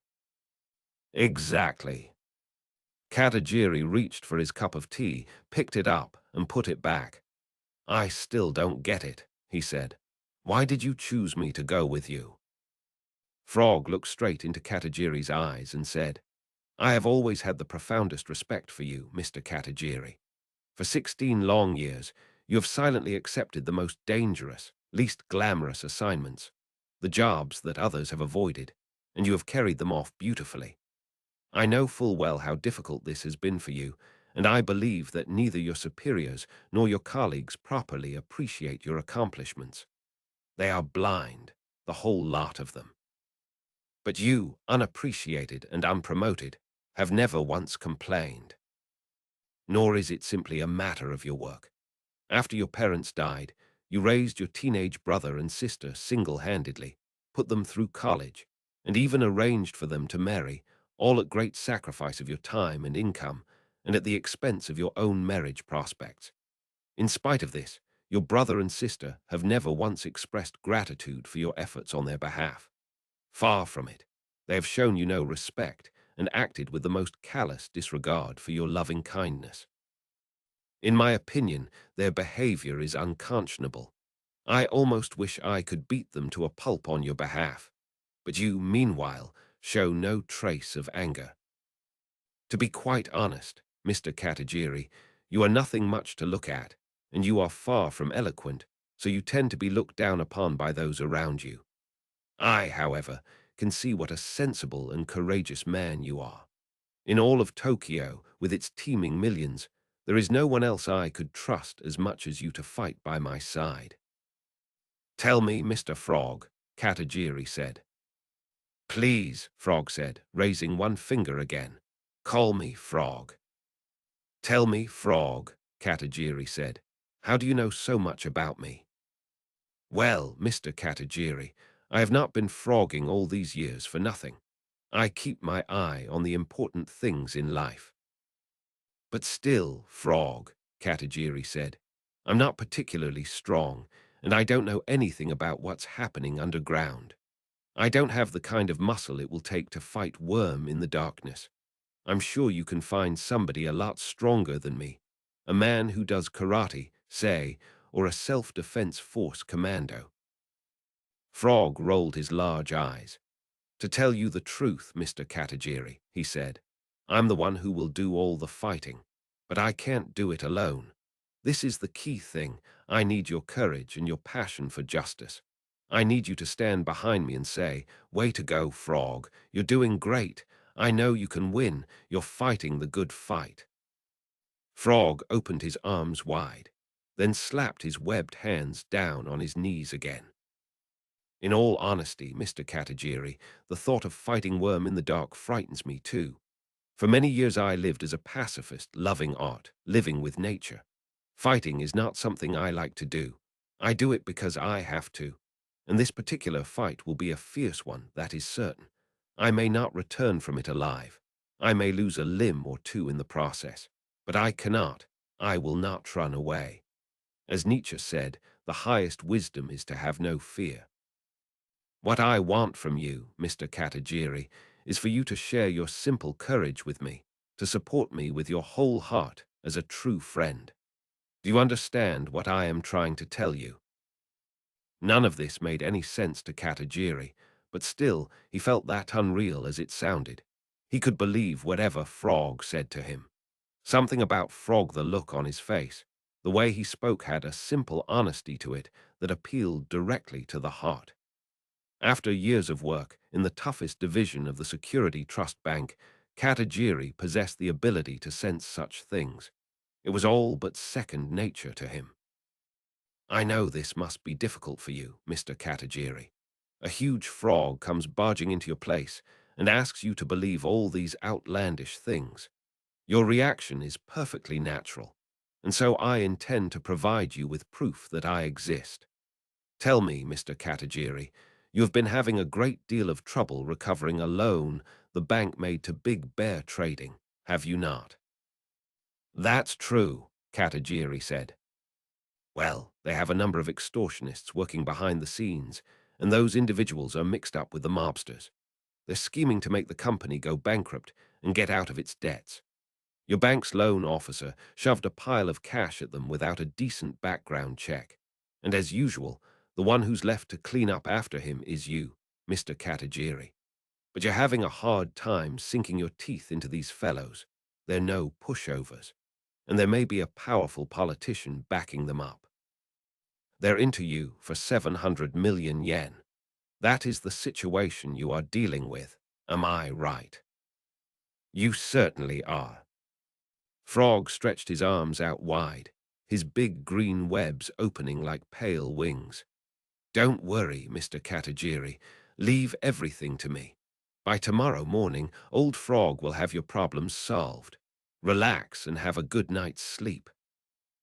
With a big smile on his face, Frog stood up. Then, flattening himself like a dried squid, he slipped out through the gap at the side of the closed door, leaving Katajiri all alone. The two teacups on the kitchen table were the only indication that Frog had ever been in Katajiri's apartment. The moment Katajiri arrived at work the next morning at 9, the phone on his desk rang. Mr. Katajiri, said a man's voice. It was cold and businesslike. My name is Shuriaka. I am an attorney with the Big Bear case. I received a call from my client this morning with regard to the pending loan matter. He wants you to know that he will take full responsibility for returning the entire amount requested by the due date. He will also give you a signed memorandum to that effect. His only request is that you do not send Frog to his home again. I repeat, he wants you to ask Frog never to visit his home again. I myself am not entirely sure what this is supposed to mean, but I believe it should be clear to you, Mr. Katajiri. Am I correct? You are indeed, Katajiri said. You will be kind enough to convey my message to Frog, I trust. That I will do. Your client will never see Frog again. Thank you very much. I will prepare the memorandum for you by tomorrow. I appreciate it, Katajiri said. The connection was cut. Frog visited Katajiri in his trust bank office at lunchtime. That Big Bear case is working out well for you, I presume. Katajiri glanced around uneasily. Don't worry, Frog said. You are the only one who can see me. But now I am sure you realize that I actually exist. I am not a product of your imagination. I can take action and produce results. I am a real living being. Tell me, Mr. Frog. Please, Frog said, raising one finger. Call me Frog. Tell me, Frog, Katajiri said. What did you do to them? Oh, nothing much, Frog said. Nothing much more complicated than boiling Brussels sprouts. I just gave them a little scare, a touch of psychological terror. As Joseph Conrad once wrote, true terror is the kind that men feel toward their imagination. But never mind that, Mr. Katajiri. Tell me about the Big Bear case. It's going well. Katajiri nodded and lit a cigarette. Seems to be. So then, have I succeeded in gaining your trust with regard to the matter I broached to you last night? Will you join me to fight against Worm? Sighing, Katajiri removed his glasses and wiped them. To tell you the truth, I'm not too crazy about the idea, but I don't suppose that's enough to get me out of it. No, Frog said. It is a matter of responsibility and honor. You may not be too crazy about the idea, but we have no choice. You and I must go underground and face Worm. If we should happen to lose our lives in the process, we will gain no one's sympathy. And even if we manage to defeat Worm, no one will praise us. No one will ever know that such a battle even raged far beneath their feet. Only you and I will know, Mr. Katajiri. However it turns out, ours will be a lonely battle. Katajiri looked at his own hand for a while, then watched the smoke rising from his cigarette. Finally, he spoke. You know, Mr. Frog, I'm just an ordinary person. Make that Frog, please, Frog said, but Katajiri let it go. I'm an absolutely ordinary guy. Less than ordinary. I'm going bald. I'm getting a potbelly. I turned 40 last month. My feet are flat. The doctor told me recently that I have diabetic tendencies. It's been 3 months or more since I last slept with a woman and I had to pay for it. I do get some recognition within the division for my ability to collect on loans, but no real respect. I don't have a single person who likes me, either at work or in my private life.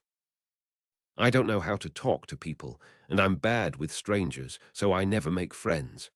I have no athletic ability. I'm tone-deaf, short, phimotic, nearsighted, and astigmatic. I live a horrible life. All I do is eat, sleep, and shit. I don't know why I'm even living. Why should a person like me have to be the one to save Tokyo? Because, Mr. Katajiri, Tokyo can only be saved by a person like you. And it's for people like you that I am trying to save Tokyo. Katajiri sighed again, more deeply this time. All right then, what do you want me to do? Frog told Katajiri his plan. They would go underground on the night of February 17, one day before the earthquake was scheduled to happen. Their way in would be through the basement boiler room of the Shinjuku branch of the Tokyo Security Trust Bank. They would meet there late at night. Katajiri would stay in the building on the pretext of working overtime. Behind a section of wall was a vertical shaft, and they would find Worm at the bottom by climbing down a 150-foot rope ladder. Do you have a battle plan in mind? Katajiri asked. Of course I do.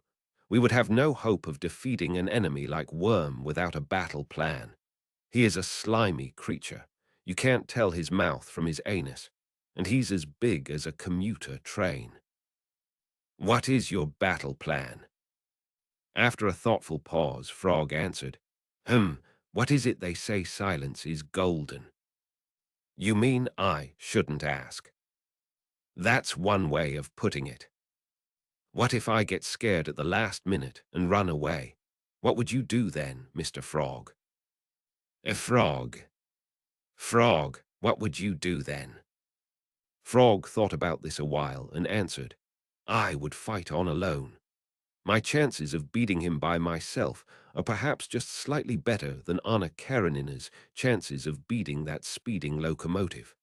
Have you read Anna Karenina, Mr. Katagiri? When he heard that Katagiri had not read the novel, Frog gave him a look as if to say, what a shame. Apparently Frog was very fond of Anna Karenina. Still, Mr. Katagiri, I do not believe that you will leave me to fight alone. I can tell. It's a question of balls, which unfortunately I do not happen to possess. Ha ha ha ha. Frog laughed with his mouth wide open. Balls were not all that Frog lacked. He had no teeth either. Unexpected things do happen, however. Katagiri was shot on the evening of February 17. He had finished his rounds for the day and was walking down the street in Shinjuku on his way back to the trust bank when a young man in a leather jacket leaped in front of him. The man's face was a blank, and he gripped a small black gun in one hand. The gun was so small and so black it hardly looked real. Katagiri stared at the object in the man's hand, not registering the fact that it was aimed at him and that the man was pulling the trigger. It all happened too quickly. It didn't make sense to him, but the gun, in fact, went off. Katagiri saw the barrel jerk in the air and at the same moment felt an impact as though someone had struck his right shoulder with a sledgehammer. He felt no pain, but the blow sent him sprawling on the sidewalk. The leather briefcase in his right hand went flying in the other direction. The man aimed the gun at him again. A second shot rang out. A small eatery's sidewalk signboard exploded before his eyes. He heard people screaming. His eyeglasses had flown off, and everything was a blur. He was vaguely aware that the man was approaching with the pistol pointed at him. I'm going to die, he thought. Frog had said that true terror is the kind that men feel toward their imagination. Katagiri cut the switch of his imagination and sank into a weightless silence. When he woke up, he was in bed. He opened one eye, took a moment to survey his surroundings, and then opened the other eye. The first thing that entered his field of vision was a metal stand by the head of the bed and an intravenous feeding tube that stretched from the stand to where he lay. Next, he saw a nurse dressed in white. He realized that he was lying on his back on a hard bed and wearing some strange piece of clothing, under which he seemed to be naked. Oh yeah, he thought, I was walking along the sidewalk when some guy shot me, probably in the shoulder, the right one. He relived the scene in his mind. When he remembered the small black gun in the young man's hand, his heart made a disturbing thump. The sons of bitches were trying to kill me, he thought. But it looks as if I made it through okay. My memory is fine. I don't have any pain. And not just pain, I don't have any feeling at all. I can't lift my arm. The hospital room had no windows. He could not tell whether it was day or night. He had been shot just before 5 in the evening. How much time had passed since then? Had the hour of his nighttime rendezvous with Frog gone by? Katagiri searched the room for a clock, but without his glasses, he could see nothing at a distance. Excuse me, he called to the nurse.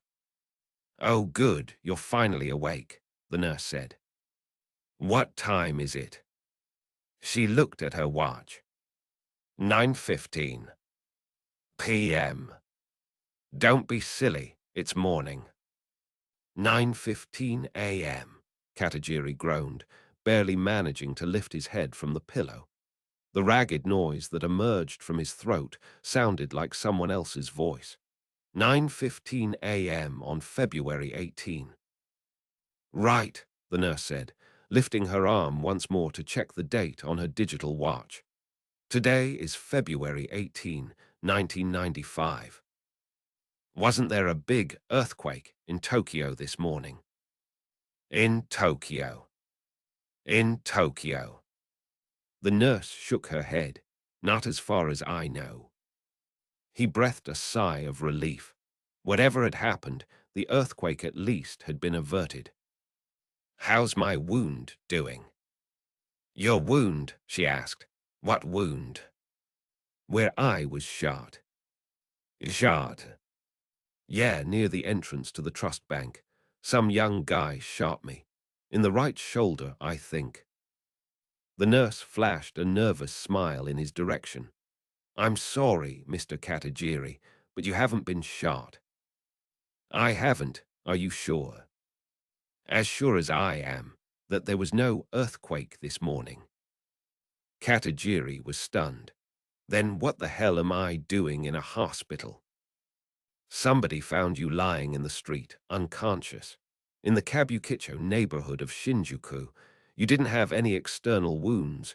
You were just out cold, and we still haven't found out why. The doctor's going to be here soon. You better talk to him. Lying in the street unconscious, Katagiri was sure he had seen the pistol go off aimed at him. He took a deep breath and tried to get his head straight. He would start by putting all the facts in order. What you're telling me is, I've been lying in this hospital bed, unconscious, since early evening yesterday. Is that right? Right, the nurse said. And you had a really bad night, Mr. Katagiri. You must have had some awful nightmares. I heard you yelling, Frog, hey, Frog. You did it a lot. You have a friend nicknamed Frog. Katagiri closed his eyes and listened to the slow, rhythmic beating of his heart as it ticked off the minutes of his life.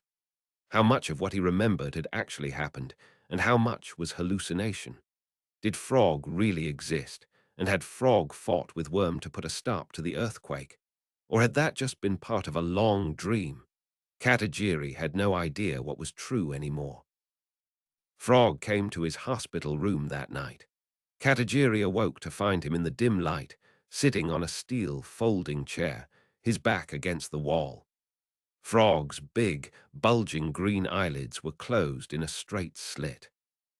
Frog, Katagiri called out to him. Frog slowly opened his eyes. His big white stomach swelled and shrank with his breathing. I meant to meet you in the boiler room at night the way I promised, Katagiri said. But I had an accident in the evening, something totally unexpected, and they brought me here. Frog gave his head a slight shake. I know, it's okay. Don't worry. You were a great help to me in my fight, Mr. Katagiri. I was. Yes, you were. You did a great job in your dreams. That's what made it possible for me to fight Worm to the finish. I have you to thank for my victory. I don't get it, Katagiri said. I was unconscious the whole time. They were feeding me intravenously. I don't remember doing anything in my dreams. That's fine, Mr. Katagiri. It's better that you don't remember. The whole terrible fight occurred in the area of imagination. That is the precise location of our battlefield. It is there that we experience our victories and our defeats. Each and every one of us is a being of limited duration. All of us eventually go down to defeat. But as Ernest Hemingway saw so clearly, the ultimate value of our lives is decided not by how we win, but by how we lose. You and I together, Mr. Katagiri, were able to prevent the annihilation of Tokyo. We saved 150,000 people from the jaws of death. No one realizes it, but that is what we accomplished. How did you manage to defeat Worm? And what did I do? We gave everything we had in a fight to the bitter end. Frog snapped his mouth shut and took one great breath. We used every weapon we could get our hands on, Mr. Katagiri. We used all the courage we could muster. Darkness was our enemy's ally. You brought in a foot-powered generator and used every ounce of your strength to fill the place with light. Worm tried to frighten you away with phantoms of the darkness, but you stood your ground. Darkness vied with light in a horrific battle, and in the light I grappled with the monstrous Worm. He coiled himself around me and bathed me in his horrid slime. I tore him to shreds, but still he refused to die. All he did was divide into smaller pieces. And then Frog fell silent, but soon, as if dredging up his last ounce of strength, he began to speak again. Fyodor Dostoevsky, with unparalleled tenderness, depicted those who have been forsaken by God. He discovered the precious quality of human existence in the ghastly paradox whereby men who had invented God were forsaken by that very God.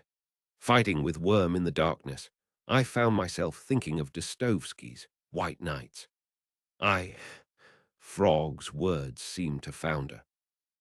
Mr. Katagiri, do you mind if I take a brief nap? I am utterly exhausted. Please, Katagiri said. Take a good, deep sleep. I was finally unable to defeat Worm, Frog said, closing his eyes. I did manage to stop the earthquake, but I was only able to carry our battle to a draw. I inflicted injury on him and he on me. But to tell you the truth, Mr. Katagiri. What is it, Frog? I am, indeed, pure frog, but at the same time I am a thing that stands for a world of unfrog. I don't get that at all.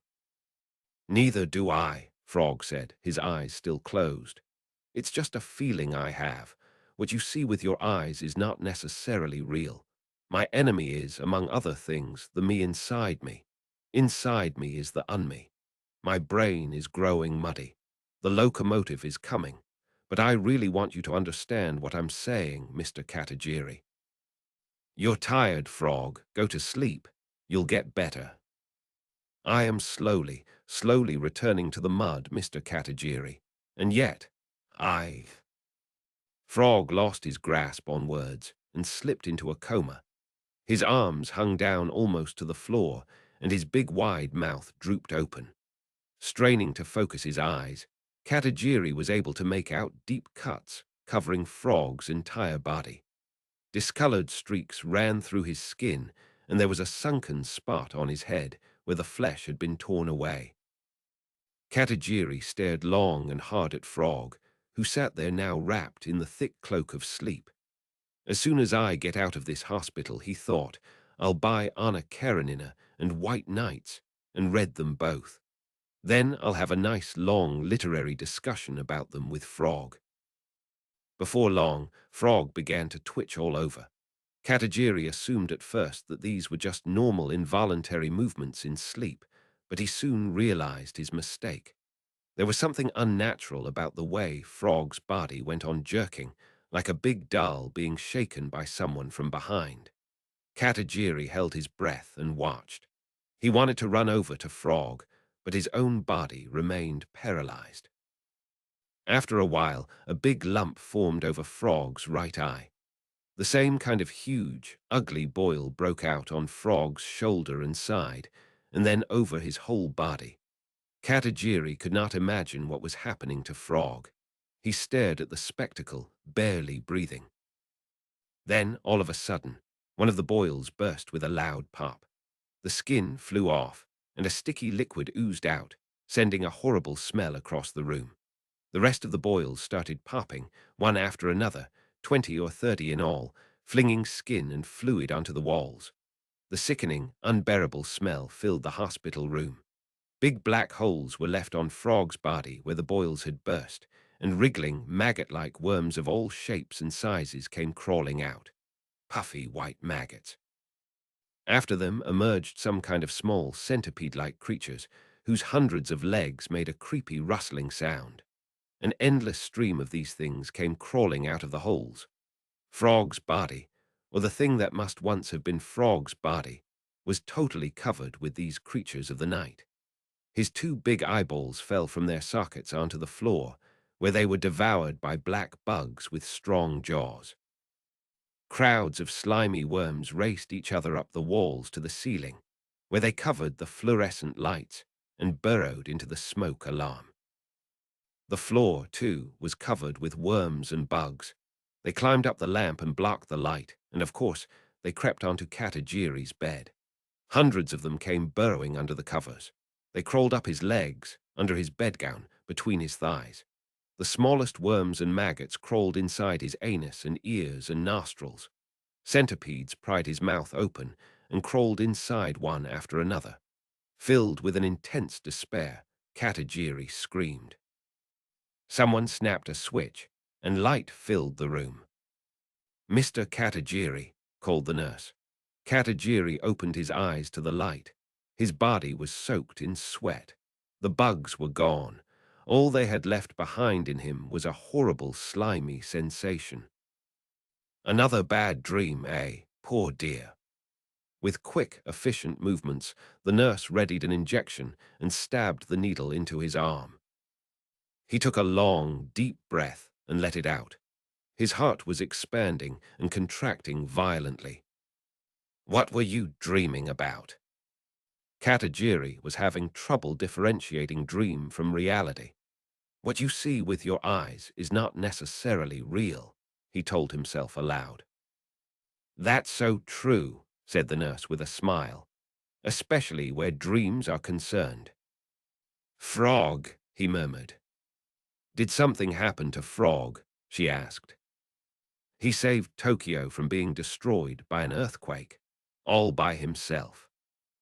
That's nice, the nurse said, replacing his near-empty intravenous feeding bottle with a new one. We don't need any more awful things happening in Tokyo. We have plenty already. But it cost him his life. He's gone. I think he went back to the mud. He'll never come here again. Smiling, the nurse toweled the sweat from his forehead. You were very fond of Frog, weren't you, Mr. Katagiri?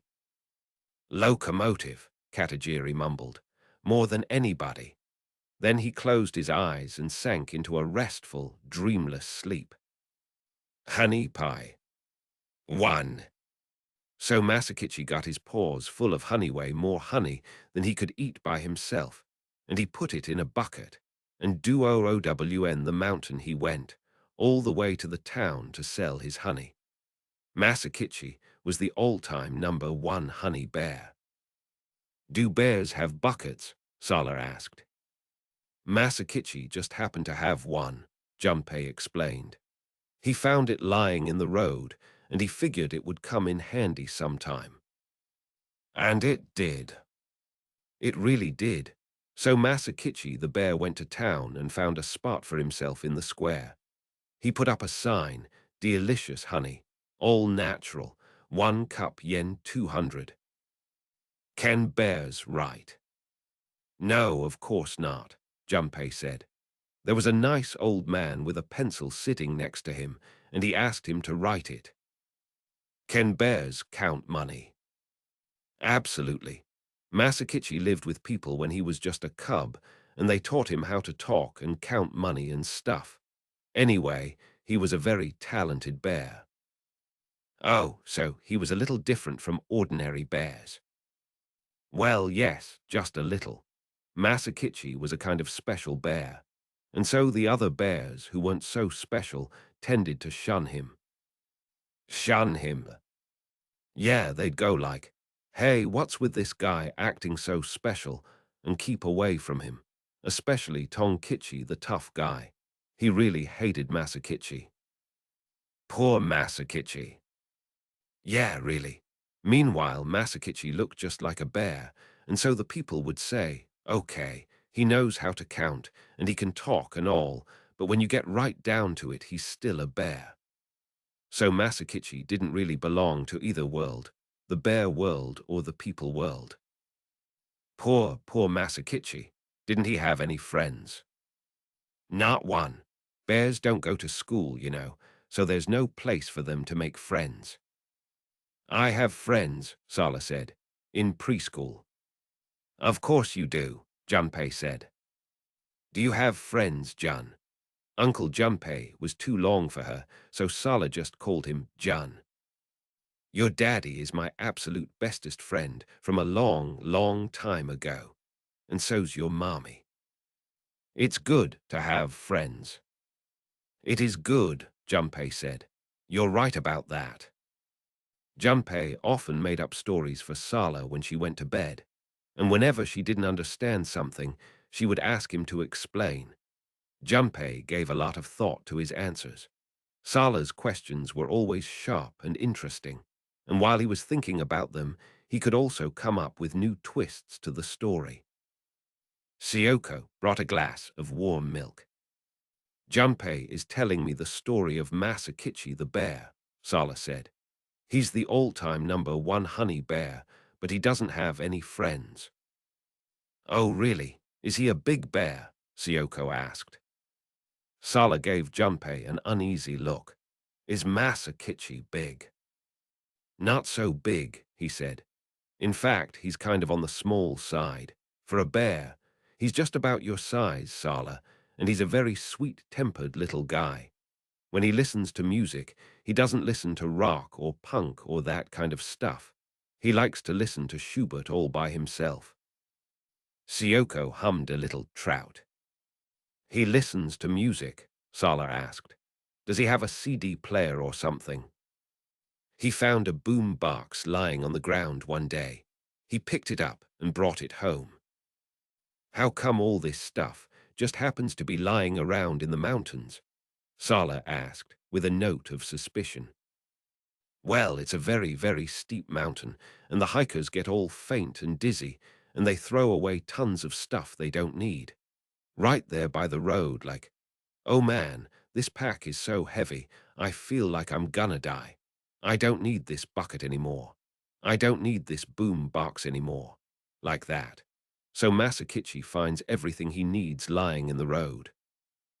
Mommy knows just how they feel, Syoko said. Sometimes you want to throw everything away. Not me, Sala said. That's 'cause you're such a greedy little thing, Syoko said. I am not greedy, Sala protested. No, Junpei said, finding a gentler way to put it. You're just young and full of energy, Sala. Now hurry and drink your milk so I can tell you the rest of the story. Okay, she said, wrapping her little hands around the glass and drinking the warm milk with great care. Then she asked, how come Masakichi doesn't make honey pies and sell them? I think the people in the town would like that better than just plain honey. An excellent point, Syoko said with a smile. Think of the profit margin. Ah, yes, creating new markets through value added, Junpei said. This girl will be a real entrepreneur someday. It was almost 2 a.m. by the time Sala went back to bed. Junpei and Syoko checked to make sure she was asleep, then shared a can of beer at the kitchen table. Syoko wasn't much of a drinker, and Junpei had to drive home. Sorry for dragging you out in the middle of the night, she said, but I didn't know what else to do. I'm totally exhausted, and you're the only one who can calm her down. There was no way I was going to call Takatsuki. Junpei nodded, took a slug of beer, and ate one of the crackers on the plate between them. Don't worry about me, he said. I'm awake till the sun comes up, and the roads are empty this time of night. It's no big deal. You were working on a story. Junpei nodded. How's it going? Like always, I write 'em. They print 'em. Nobody reads 'em. I read them, all of them. Thanks, you're a nice person, Junpei said. But the short story is on the way out, like the slide rule. Anyhow, let's talk about Sala. Has she done this before? Syoko nodded. A lot. Almost every night. Sometime after midnight, she gets these hysterical fits and jumps out of bed. She can't stop shaking, and I can't get her to stop crying. I've tried everything. Any idea what's wrong? Syoko drank what was left of her beer and stared at the empty glass. I think she saw too many news reports on the earthquake. It was too much for a 4-year-old. She wakes up at around the time of the quake. She says a man woke her up, somebody she doesn't know. The earthquake man. He tries to put her in a little boxway too little for anyone to fit into. She tells him she doesn't want to get inside, but he starts yanking on her arm so hard her joints crack, and he tries to stuff her inside. That's when she screams and wakes up. The Earthquake Man. He's tall and skinny and old. After she's had the dream, she goes around turning on every light in the house and looks for him. In the closets, in the shoe cabinet in the front hall, under the beds, in all the dresser drawers. I tell her it was just a dream, but she won't listen to me. And she won't go to bed until she's looked everywhere he could possibly hide. That takes at least 2 hours, by which time I'm wide awake. I'm so sleep-deprived I can hardly stand up, let alone work. Siyoko almost never spilled out her feelings like this. Try not to watch the news, Junpei said. Don't even turn on the TV. The earthquake's all they're showing these days. I almost never watch TV anymore. But it's too late now. The earthquake man just keeps coming. I went to the doctor, but all he did was give me some kind of sleeping pill to humor me. Junpei thought for a while. How about we go to the zoo on Sunday? Sala says she wants to see a real bear. Siyoko narrowed her eyes and looked at him. Maybe. It just might change her mood. Let's do it, the four of us. It's been ages. You call Takatsuki okay? Junpei was 36, born and bred in the city of Nishinamiya, Hyogo Prefecture, a quiet residential area in the Shukugawa district. His father owned a pair of jewelry stores, one in Osaka, one in Kobe. He had a sister 6 years his junior. After a time at a private high school in Kobe, he entered Waseda University in Tokyo. He had passed the entrance exams in both the business and the literature departments. He chose the literature department without the slightest hesitation and told his parents that he had entered the business department. They would never have paid for him to study literature, and Junpei had no intention of wasting 4 precious years studying the workings of the economy. All he wanted was to study literature, and then to become a novelist. At the university, he made 2 friends, Takatsuki and Siyoko. Takatsuki came from the mountains of Nagano. Tall and broad-shouldered, he had been the captain of his high school soccer team.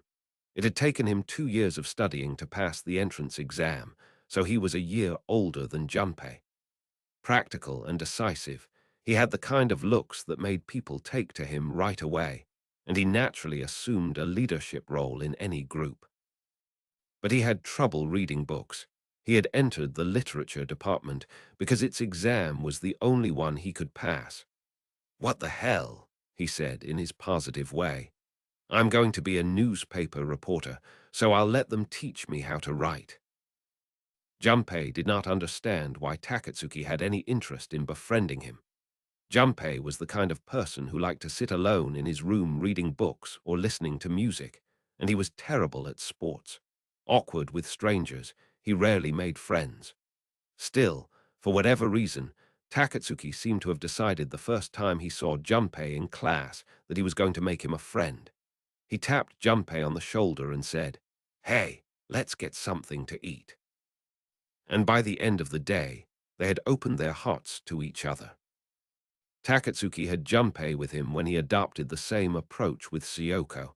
He tapped her on the shoulder and said, "Hey, how about the 3 of us get something to eat?" And so their tight little group was born. Junpei, Takatsuki, and Siyoko did everything together. They shared lecture notes, ate lunch in the campus dining hall, talked about their future over coffee between classes, took part-time jobs at the same place, went to all-night movies and rock concerts, and walked all over Tokyo, and drank so much beer they even got sick together. In other words, they behaved like first-year college students the world over. Siyoko was a real Tokyo girl.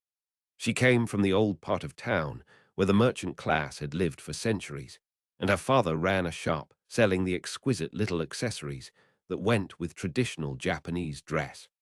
The business had been in the family for several generations, and it attracted an exclusive clientele that included several famous kabuki actors.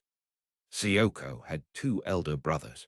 The first had been groomed to inherit the shop, and the second worked in architectural design. She had graduated from an exclusive girls' prep school, entering the literature department of Waster with plans to go on to graduate school in English literature and ultimately to an academic career.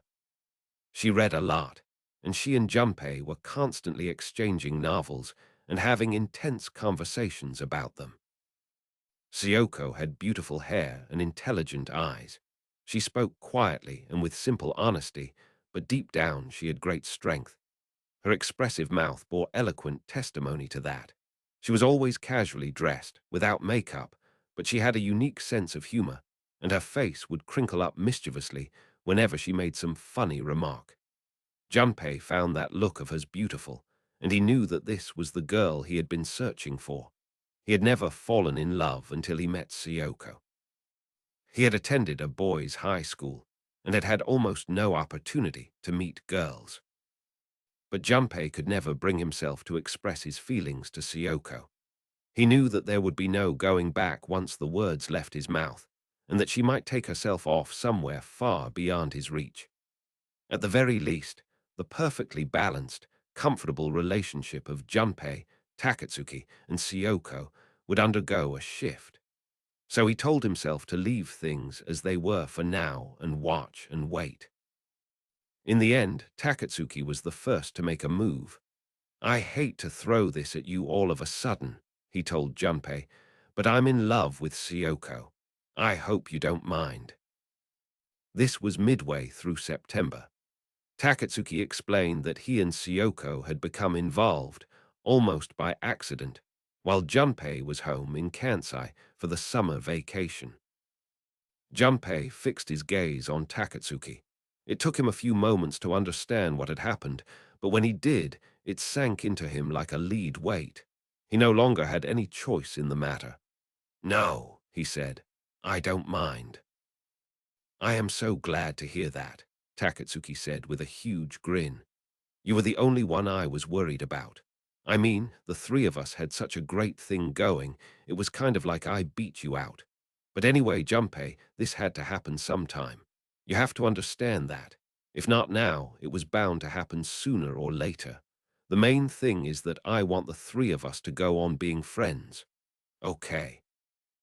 For the next few days, Junpei felt as if he were trying to walk in deep sand. He skipped classes and work. He lay on the floor of his one-room apartment, eating nothing but scraps from the refrigerator and slugging down whiskey whenever the impulse struck him. He thought seriously about quitting the university and going to some distant town where he knew no one and could spend the rest of his years doing manual labor. That would be the best lifestyle for him, he decided. The fifth day after he stopped going to classes, Syoko came to Junpei's apartment. She was wearing a navy blue sweatshirt and white cotton pants, and her hair was pinned back. "Where have you been?" she asked. "Everybody's worried that you're dead in your room. Takatsuki asked me to check up on you. I guess he wasn't too keen on seeing the corpse himself. He's not as strong as he looks." Junpei said he had been feeling sick. "Yeah," she said. "You've lost weight, I think." She stared at him. "Want me to make you something to eat?" Junpei shook his head. He didn't feel like eating, he said. Syoko opened the refrigerator and looked inside with a grimace. It contained only 2 cans of beer, a deceased cucumber, and some deodorizer. Syoko sat down next to him. "I don't know how to put this, Junpei, but are you feeling bad about Takatsuki and me?" Junpei said that he was not, and it was no lie. He was not feeling bad or angry. If, in fact, he was angry, it was at himself.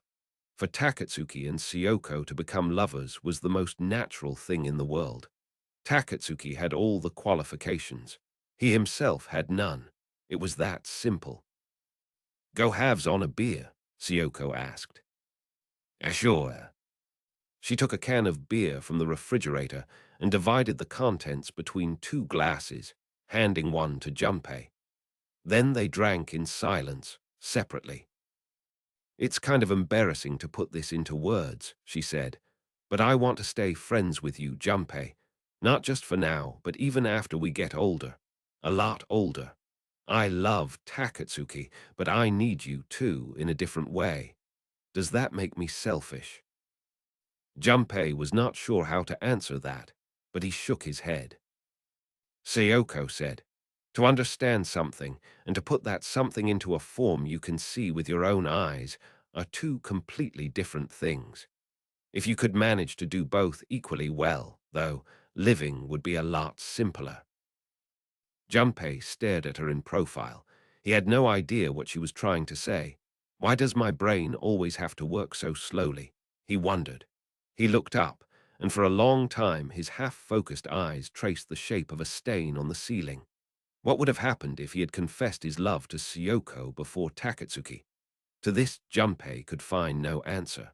All he knew for sure was that such a thing could never have happened. Ever.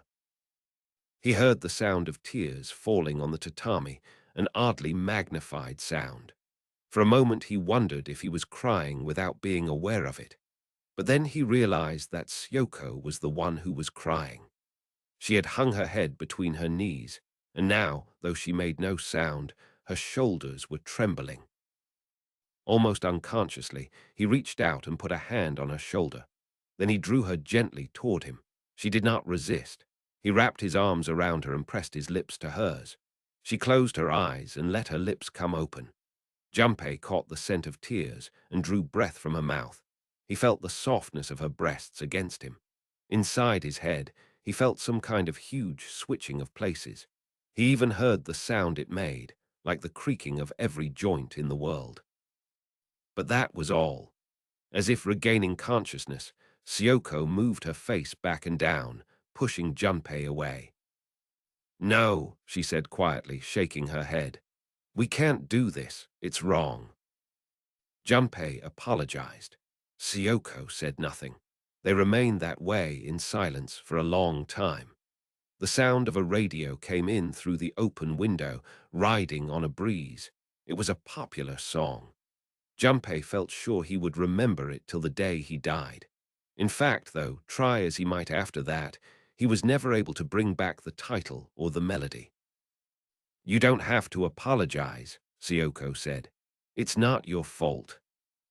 I think I'm confused, he said honestly. She reached out and laid her hand on his. Come back to school, okay? Tomorrow.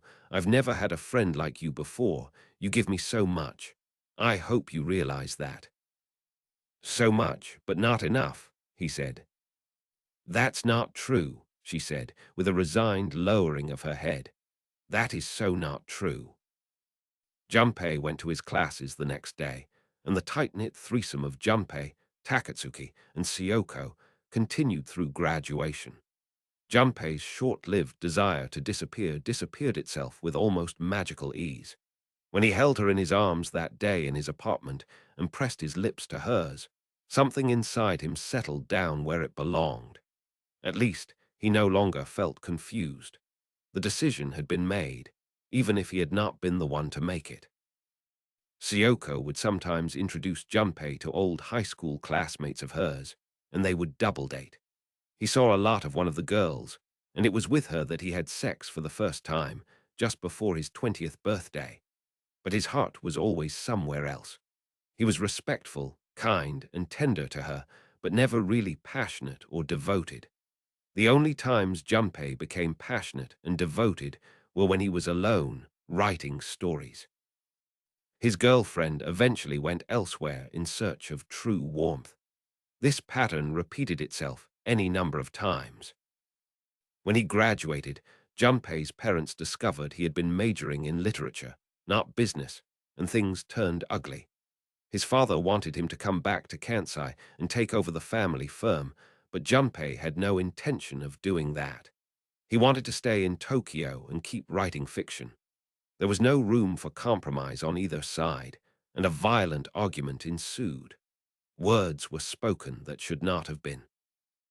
Junpei never saw his parents again, and he was convinced that it had to be that way.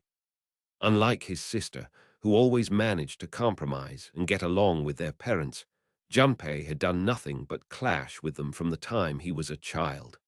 So, he thought with a bitter smile, he had finally been disowned. The upright Confucian parents renounced the decadent scribbler. It was like something out of the 20s. Junpei never applied for regular employment, but took a series of part-time jobs that helped him to scrape by as he continued to write. Whenever he finished a story, he showed it to Syoko to get her honest opinion, then revised it according to her suggestions. Until she pronounced a piece good, he would rewrite again and again, carefully and patiently. He had no other mentor, and he belonged to no writer's group. The one faint lamp he had to guide him was Syoko's advice. When he was 24, a story of his won the New Writer's Prize from a literary magazine, and it was also nominated for the Akutagawa Prize, the coveted gateway to a successful career in fiction. Over the next 5 years, he was nominated 4 times for the Akutagawa Prize, but he never won it. He remained the eternally promising candidate. A typical opinion from a judge on the prize committee would say, "For such a young author, this is writing of very high quality, with remarkable examples of both the creation of scene and psychological analysis. But the author has a tendency to let sentiment take over from time to time, and the work lacks both freshness and novelistic sweep."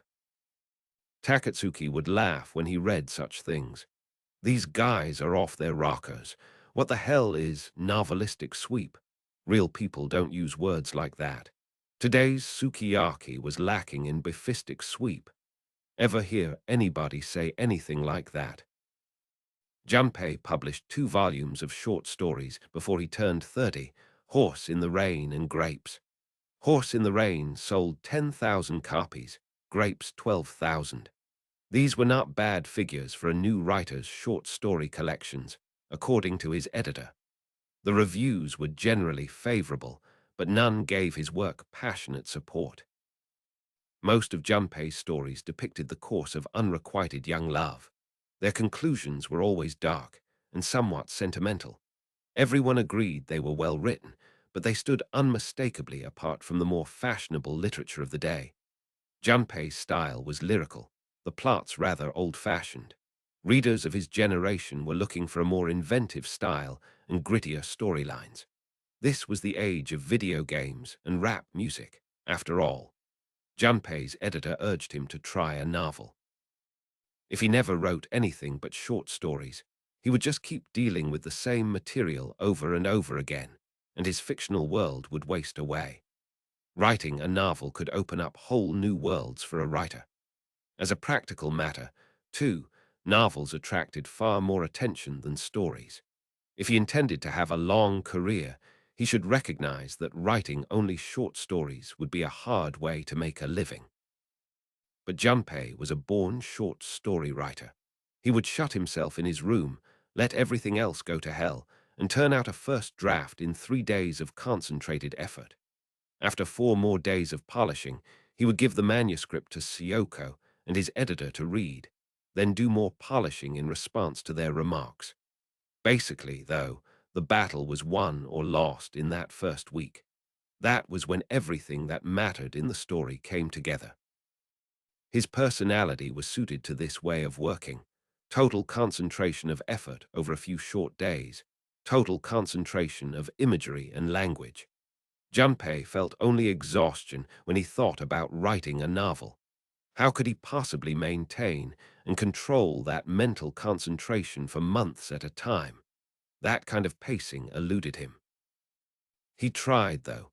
He tried over and over again, ending always in defeat. And so he gave up. Like it or not, he was going to have to make his living as a short story writer. That was his style. No amount of effort was going to change his personality. You couldn't turn a great second baseman into a home run hitter. Junpei did not need much money to support his austere bachelor's lifestyle. Once he had made what he needed for a given period, he would stop accepting work. He had only one silent cat to feed. The girlfriends he found were always the undemanding type, but even so, they would eventually get on his nerves, and he would come up with some excuse for ending the relationship. Sometimes, maybe once a month, he would wake at an odd time in the night with a feeling close to panic.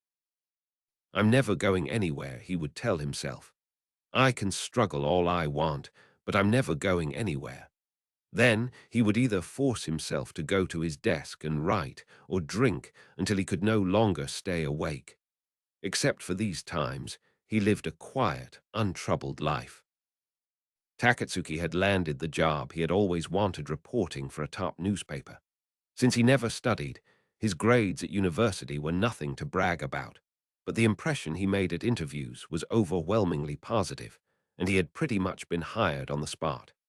Syoko had entered graduate school, as planned. Life was all smooth sailing for them. They married 6 months after graduation, the ceremony as cheerful and busy as Takatsuki himself. They honeymooned in France and bought a two-room condo, a short commute from downtown Tokyo. Junpei would come over for dinner a couple of times a week, and the newlyweds always welcomed him warmly. It was almost as if they were more comfortable with Junpei around than when they were alone. Takatsuki enjoyed his work at the newspaper. They assigned him first to the city desk and kept him running around from one scene of tragedy to the next, in the course of which he saw many dead bodies. "I can see a corpse now and not feel a thing," he said. Bodies severed by trains, charred in fires, discolored with age, the bloated cadavers of the drowned, shotgun victims with brains splattered, dismembered corpses with heads and arms sawed off. "Whatever distinguishes one lump of flesh from another when we're alive, we're all the same once we're dead," he said. "Just used up shells." Takatsuki was sometimes too busy to make it home until morning. Then Syoko would call Junpei. She knew he was off and up all night. "Are you working? Can you talk?" "Sure," he would say. "I'm not doing anything special."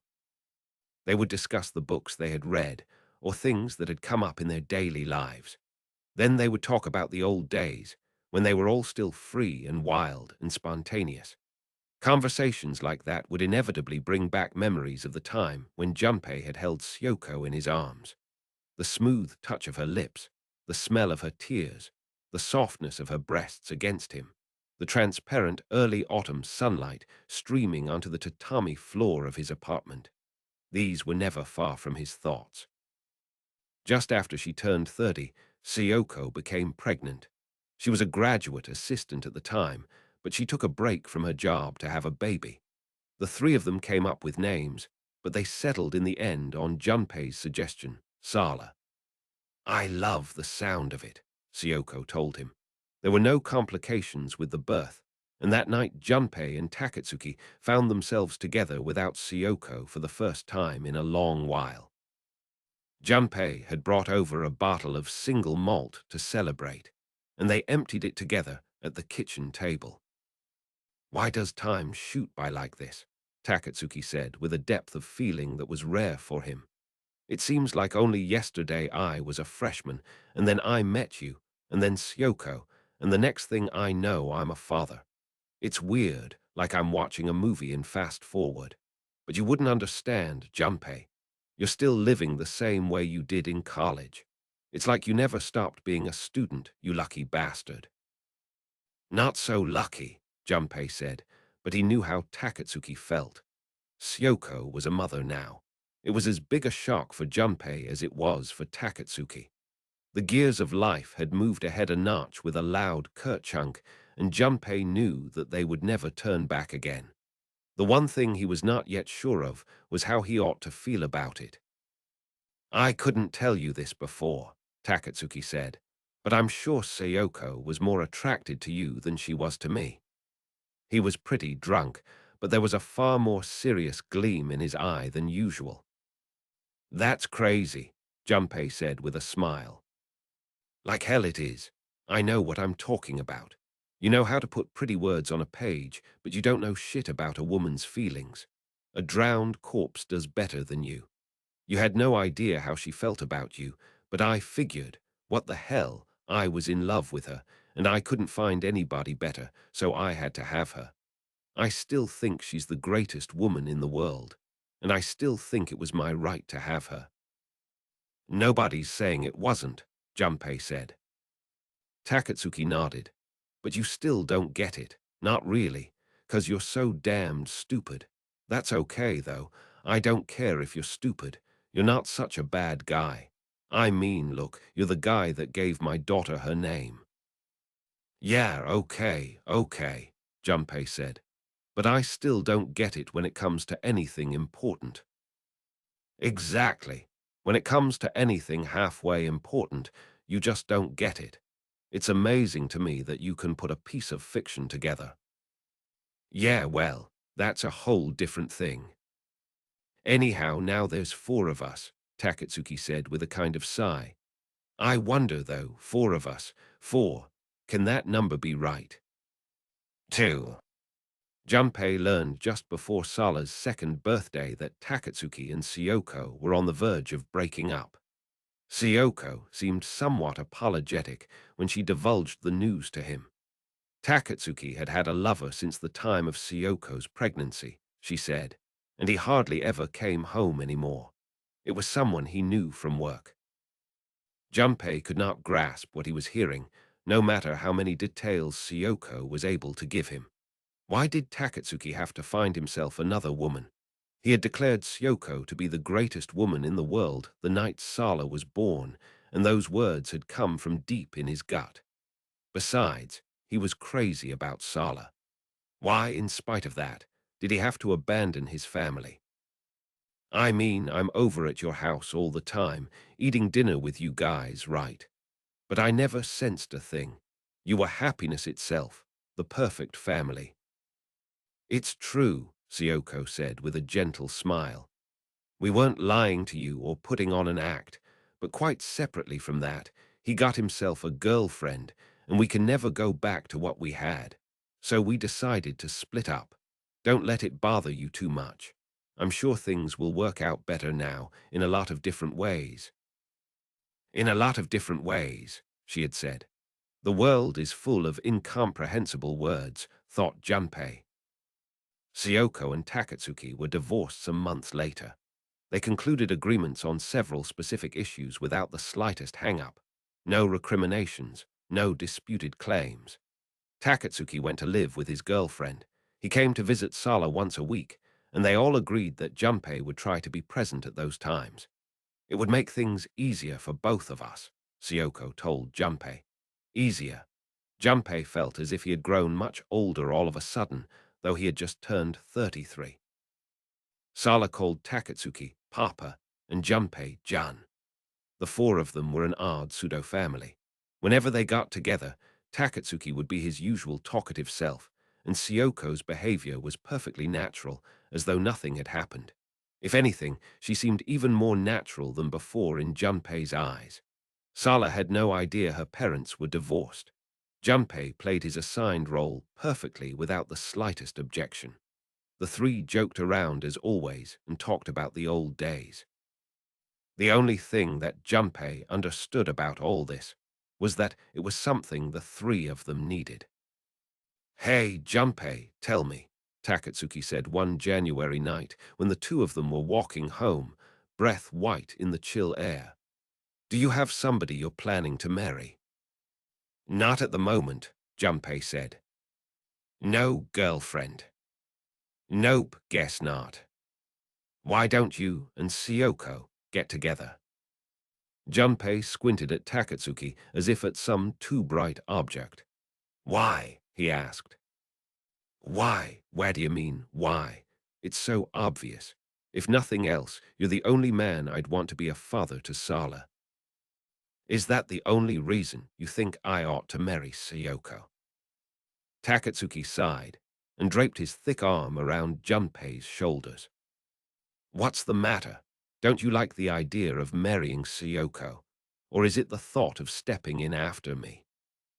"That's not the problem. I just wonder if you can make like some kind of deal. It's a question of decency." "This is no deal," Takatsuki said. "And it's got nothing to do with decency. You love Syoko, right? You love Sala too, right? That's the most important thing. I know you've got your own special hang-ups, fine. I grant you that. But to me, it looks like you're trying to pull off your shorts without taking off your pants." Junpei said nothing, and Takatsuki fell into an unusually long silence. Shoulder to shoulder, They walked down the road to the station, heaving white breath into the night. "In any case," Junpei said, "you're an absolute idiot." "I have to give you credit," Takatsuki said. "You're right on the mark. I don't deny it. I'm ruining my own life. But I'm telling you, Junpei, I couldn't help it. There was no way I could put a stop to it. I don't know any better than you do why it had to happen. There's no way to justify it either. It just happened. And if not here and now, something like it would have happened sooner or later." Junpei felt he had heard this speech before. "Do you remember what you said to me the night Sala was born? That Syoko was the greatest woman in the world, that you could never find anyone to take her place. And it's still true. Nothing has changed where that's concerned. But that very fact can sometimes make things go bad." "I don't know what you mean by that," Junpei said. "And you never will," Takatsuki said with a shake of the head. He always had the last word.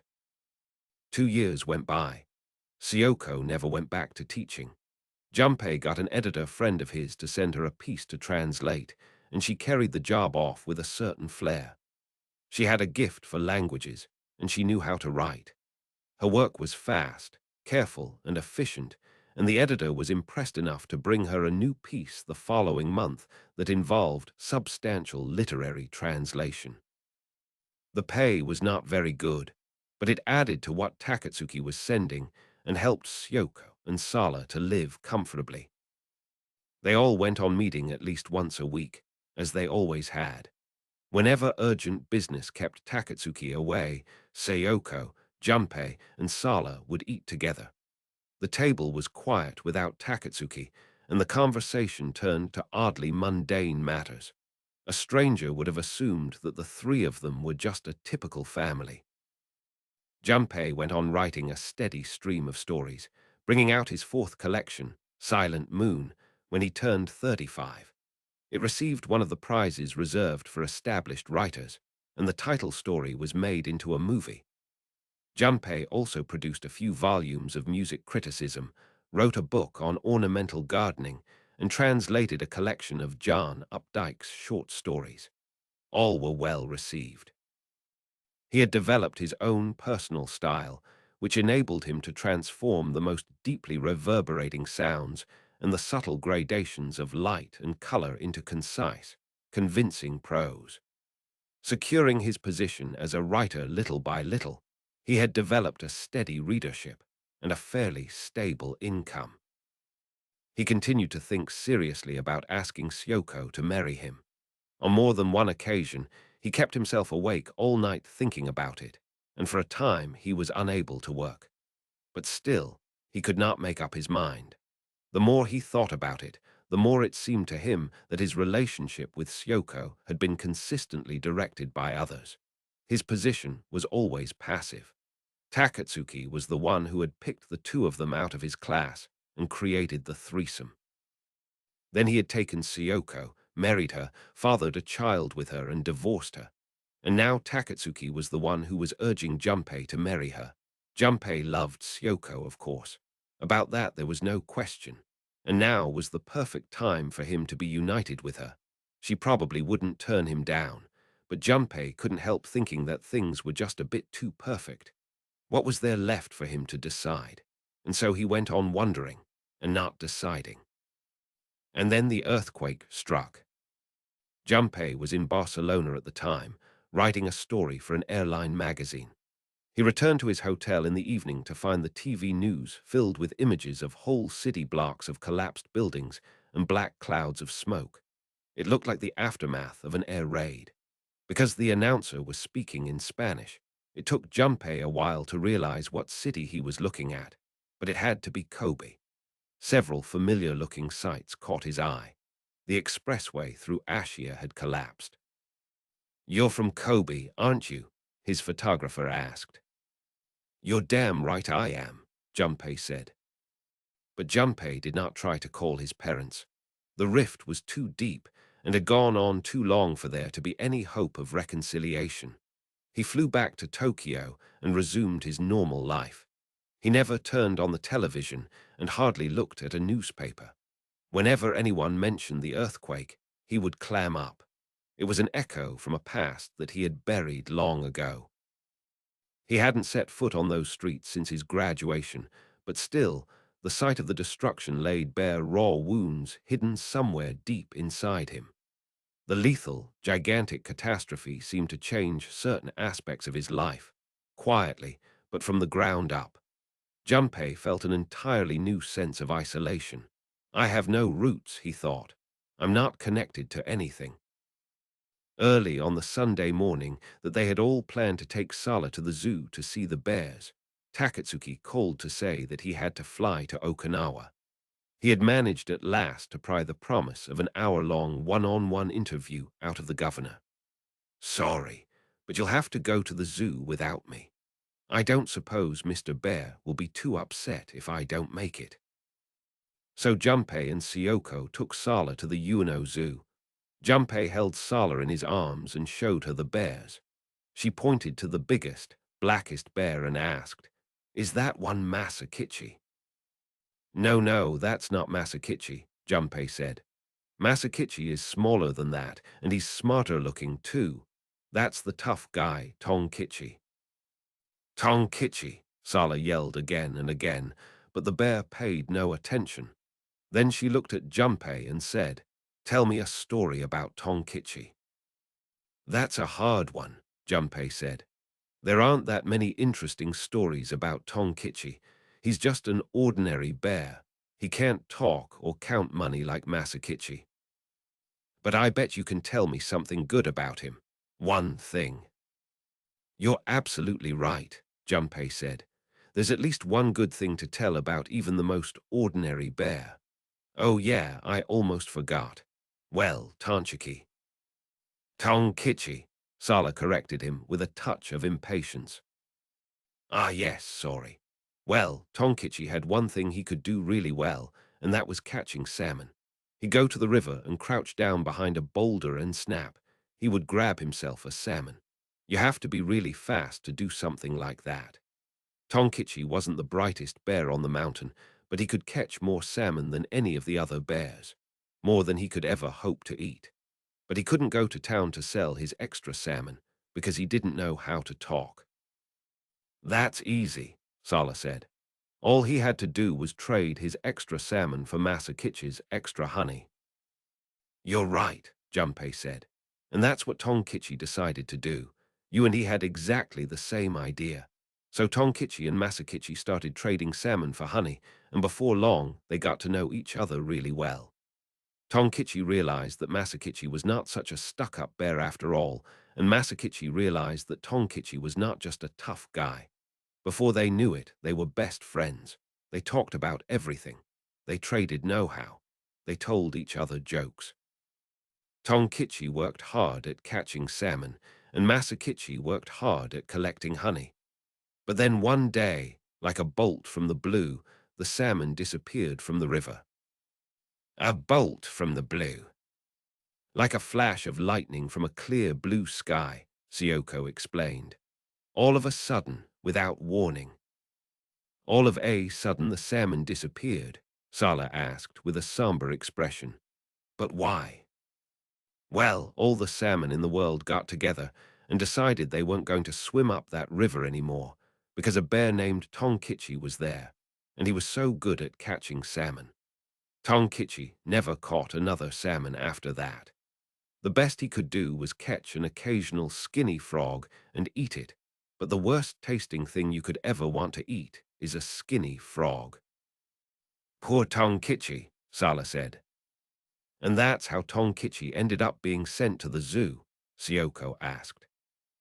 Well, that's a long, long story, Junpei said, clearing his throat. But basically, yes, that's what happened. Didn't Masakichi help Tonkichi? Sala asked. He tried, of course. They were best friends, after all. That's what friends are for. Masakichi shared his honey with Tonkichi for free, but Tonkichi said, I can't let you do that. It'd be like taking advantage of you. Masakichi said, You don't have to be such a stranger with me, Tonkichi. If I were in your position, you'd do the same thing for me, I'm sure. You would, wouldn't you? Sure he would, Sala said. But things didn't stay that way between them for long, Syoko interjected. Things didn't stay that way between them for long, Junpei said. Tonkichi told Masakichi, we're supposed to be friends. It's not right for one friend to do all the giving and the other to do all the taking. That's not real friendship. I'm leaving this mountain now, Masakichi, and I'll try my luck somewhere else. And if you and I meet up again somewhere, we can be best friends again. So they shook hands and parted. But after Tonkichi got down from the mountain, he didn't know enough to be careful in the outside world, so a hunter caught him in a trap. That was the end of Tonkichi's freedom. They sent him to the zoo. Poor Tonkichi, Sala said. Couldn't you have come up with a better ending? Like, everybody lives happily ever after, Syoko asked Junpei later. I haven't thought of one yet. The three of them had dinner together as usual in Syoko's apartment.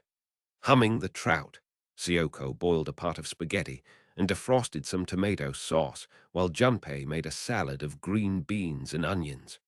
They opened a bottle of red wine and poured Sala a glass of orange juice. When they had finished eating and cleaning up, Junpei read to Sala from another picture book, but when bedtime came, she resisted. Please, Mommy, do the bra trick, she begged. Syoko blushed.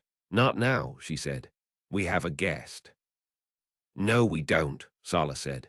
Junpei's not a guest. What's this all about? Junpei asked. It's just a silly game, Syoko said.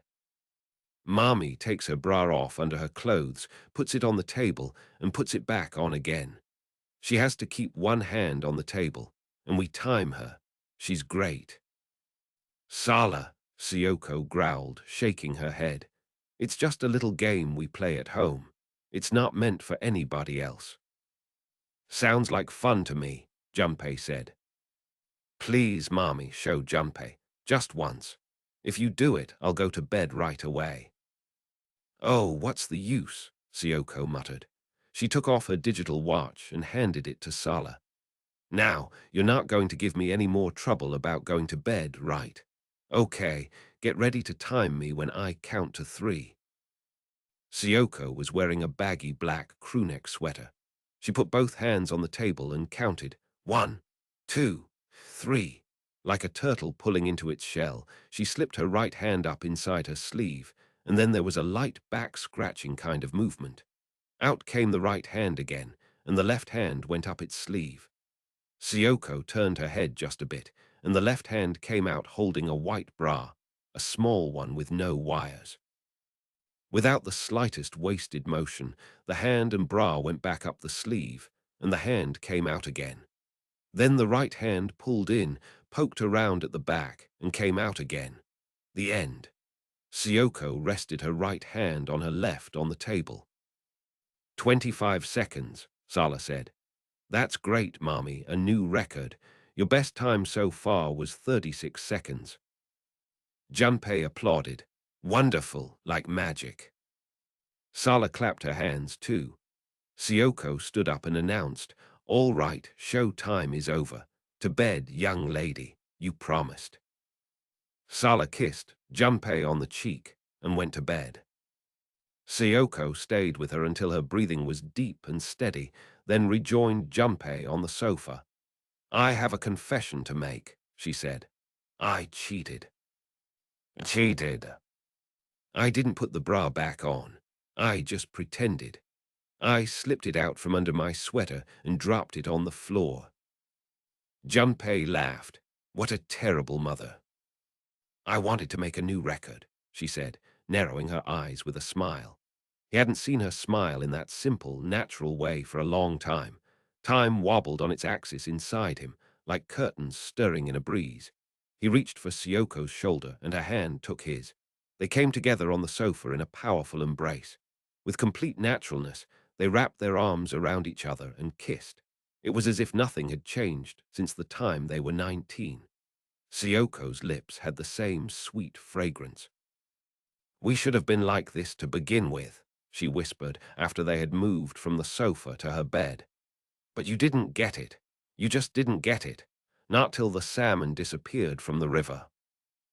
They took off their clothes and held each other gently. Their hands groped clumsily, as if they were having sex for the first time in their lives.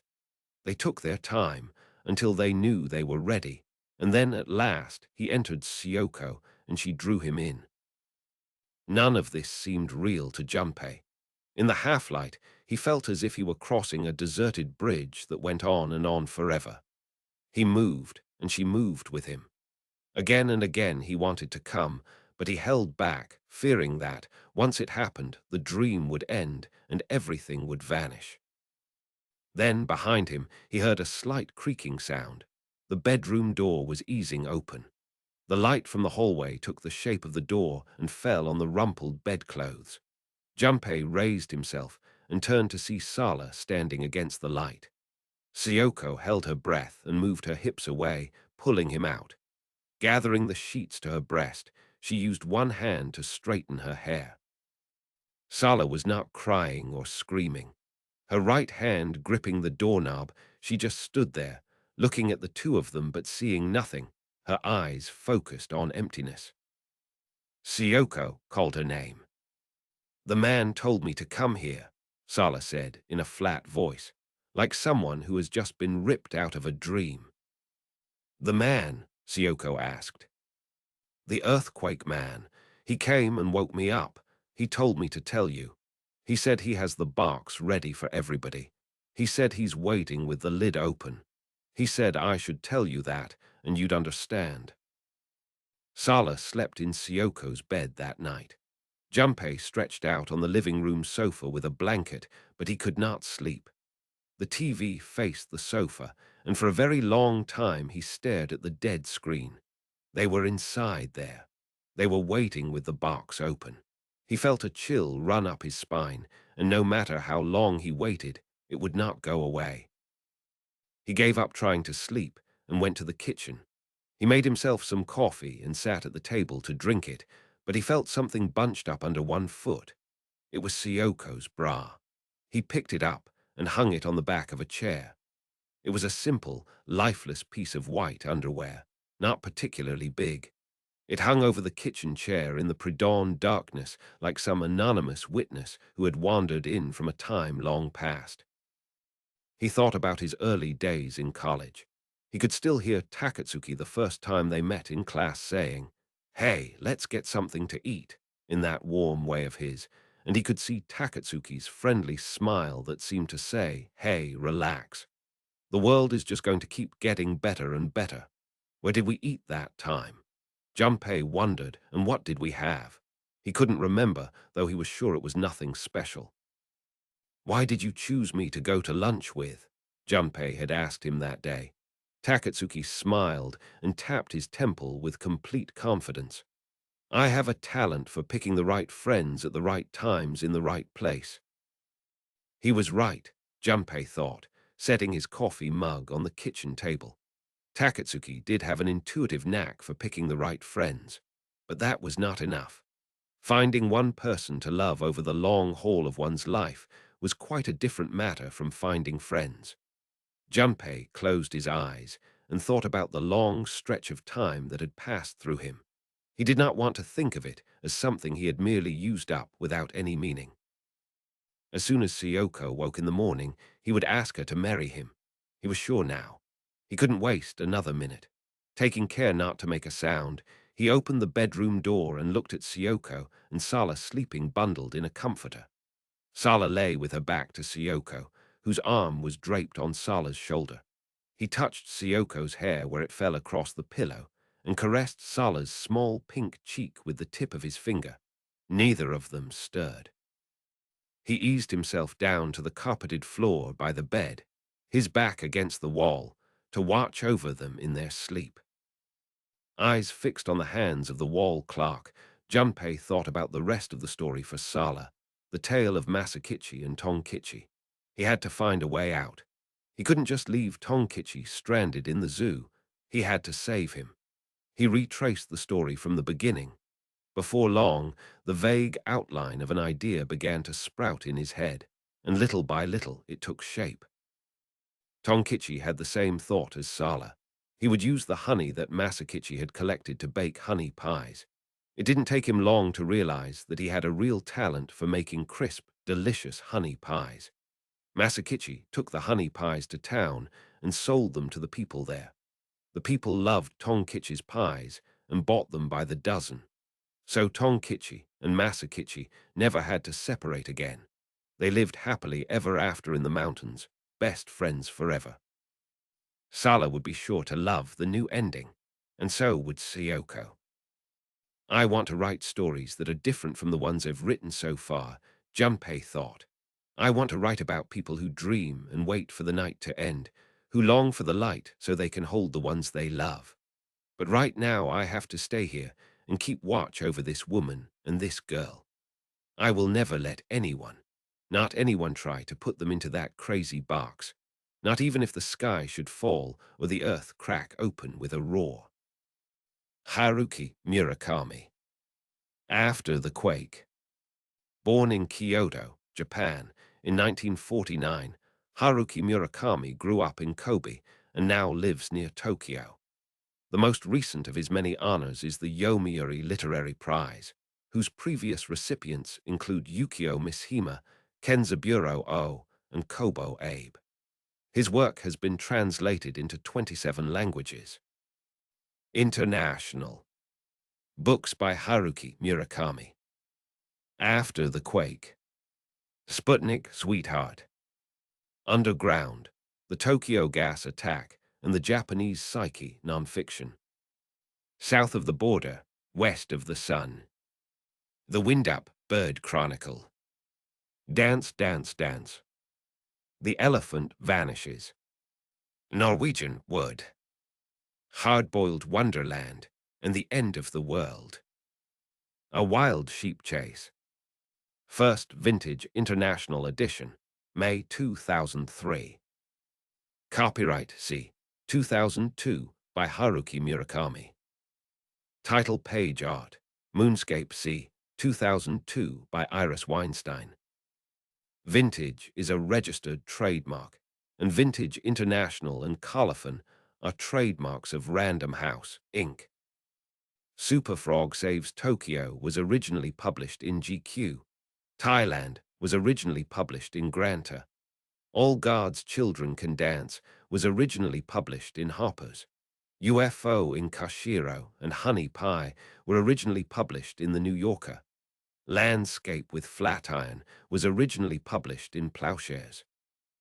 The Library of Congress has catalogued the Knopf edition as follows. Murakami, Haruki. Kami no Kodomo Take wa Mina Odoru. English. After the Quake, Stories / Haruki Murakami, translated from the Japanese by J. Rubin, minus First American ed. PCM. Contents: UFO in Kushiro Landscape with Flatiron All Gods, Children, Condensed Thailand Superfrog, Saves Tokyo Honey Pie. www.vintagebooks.com. www.randomhouse.com. Iceburn, 970-803 7424648. V30.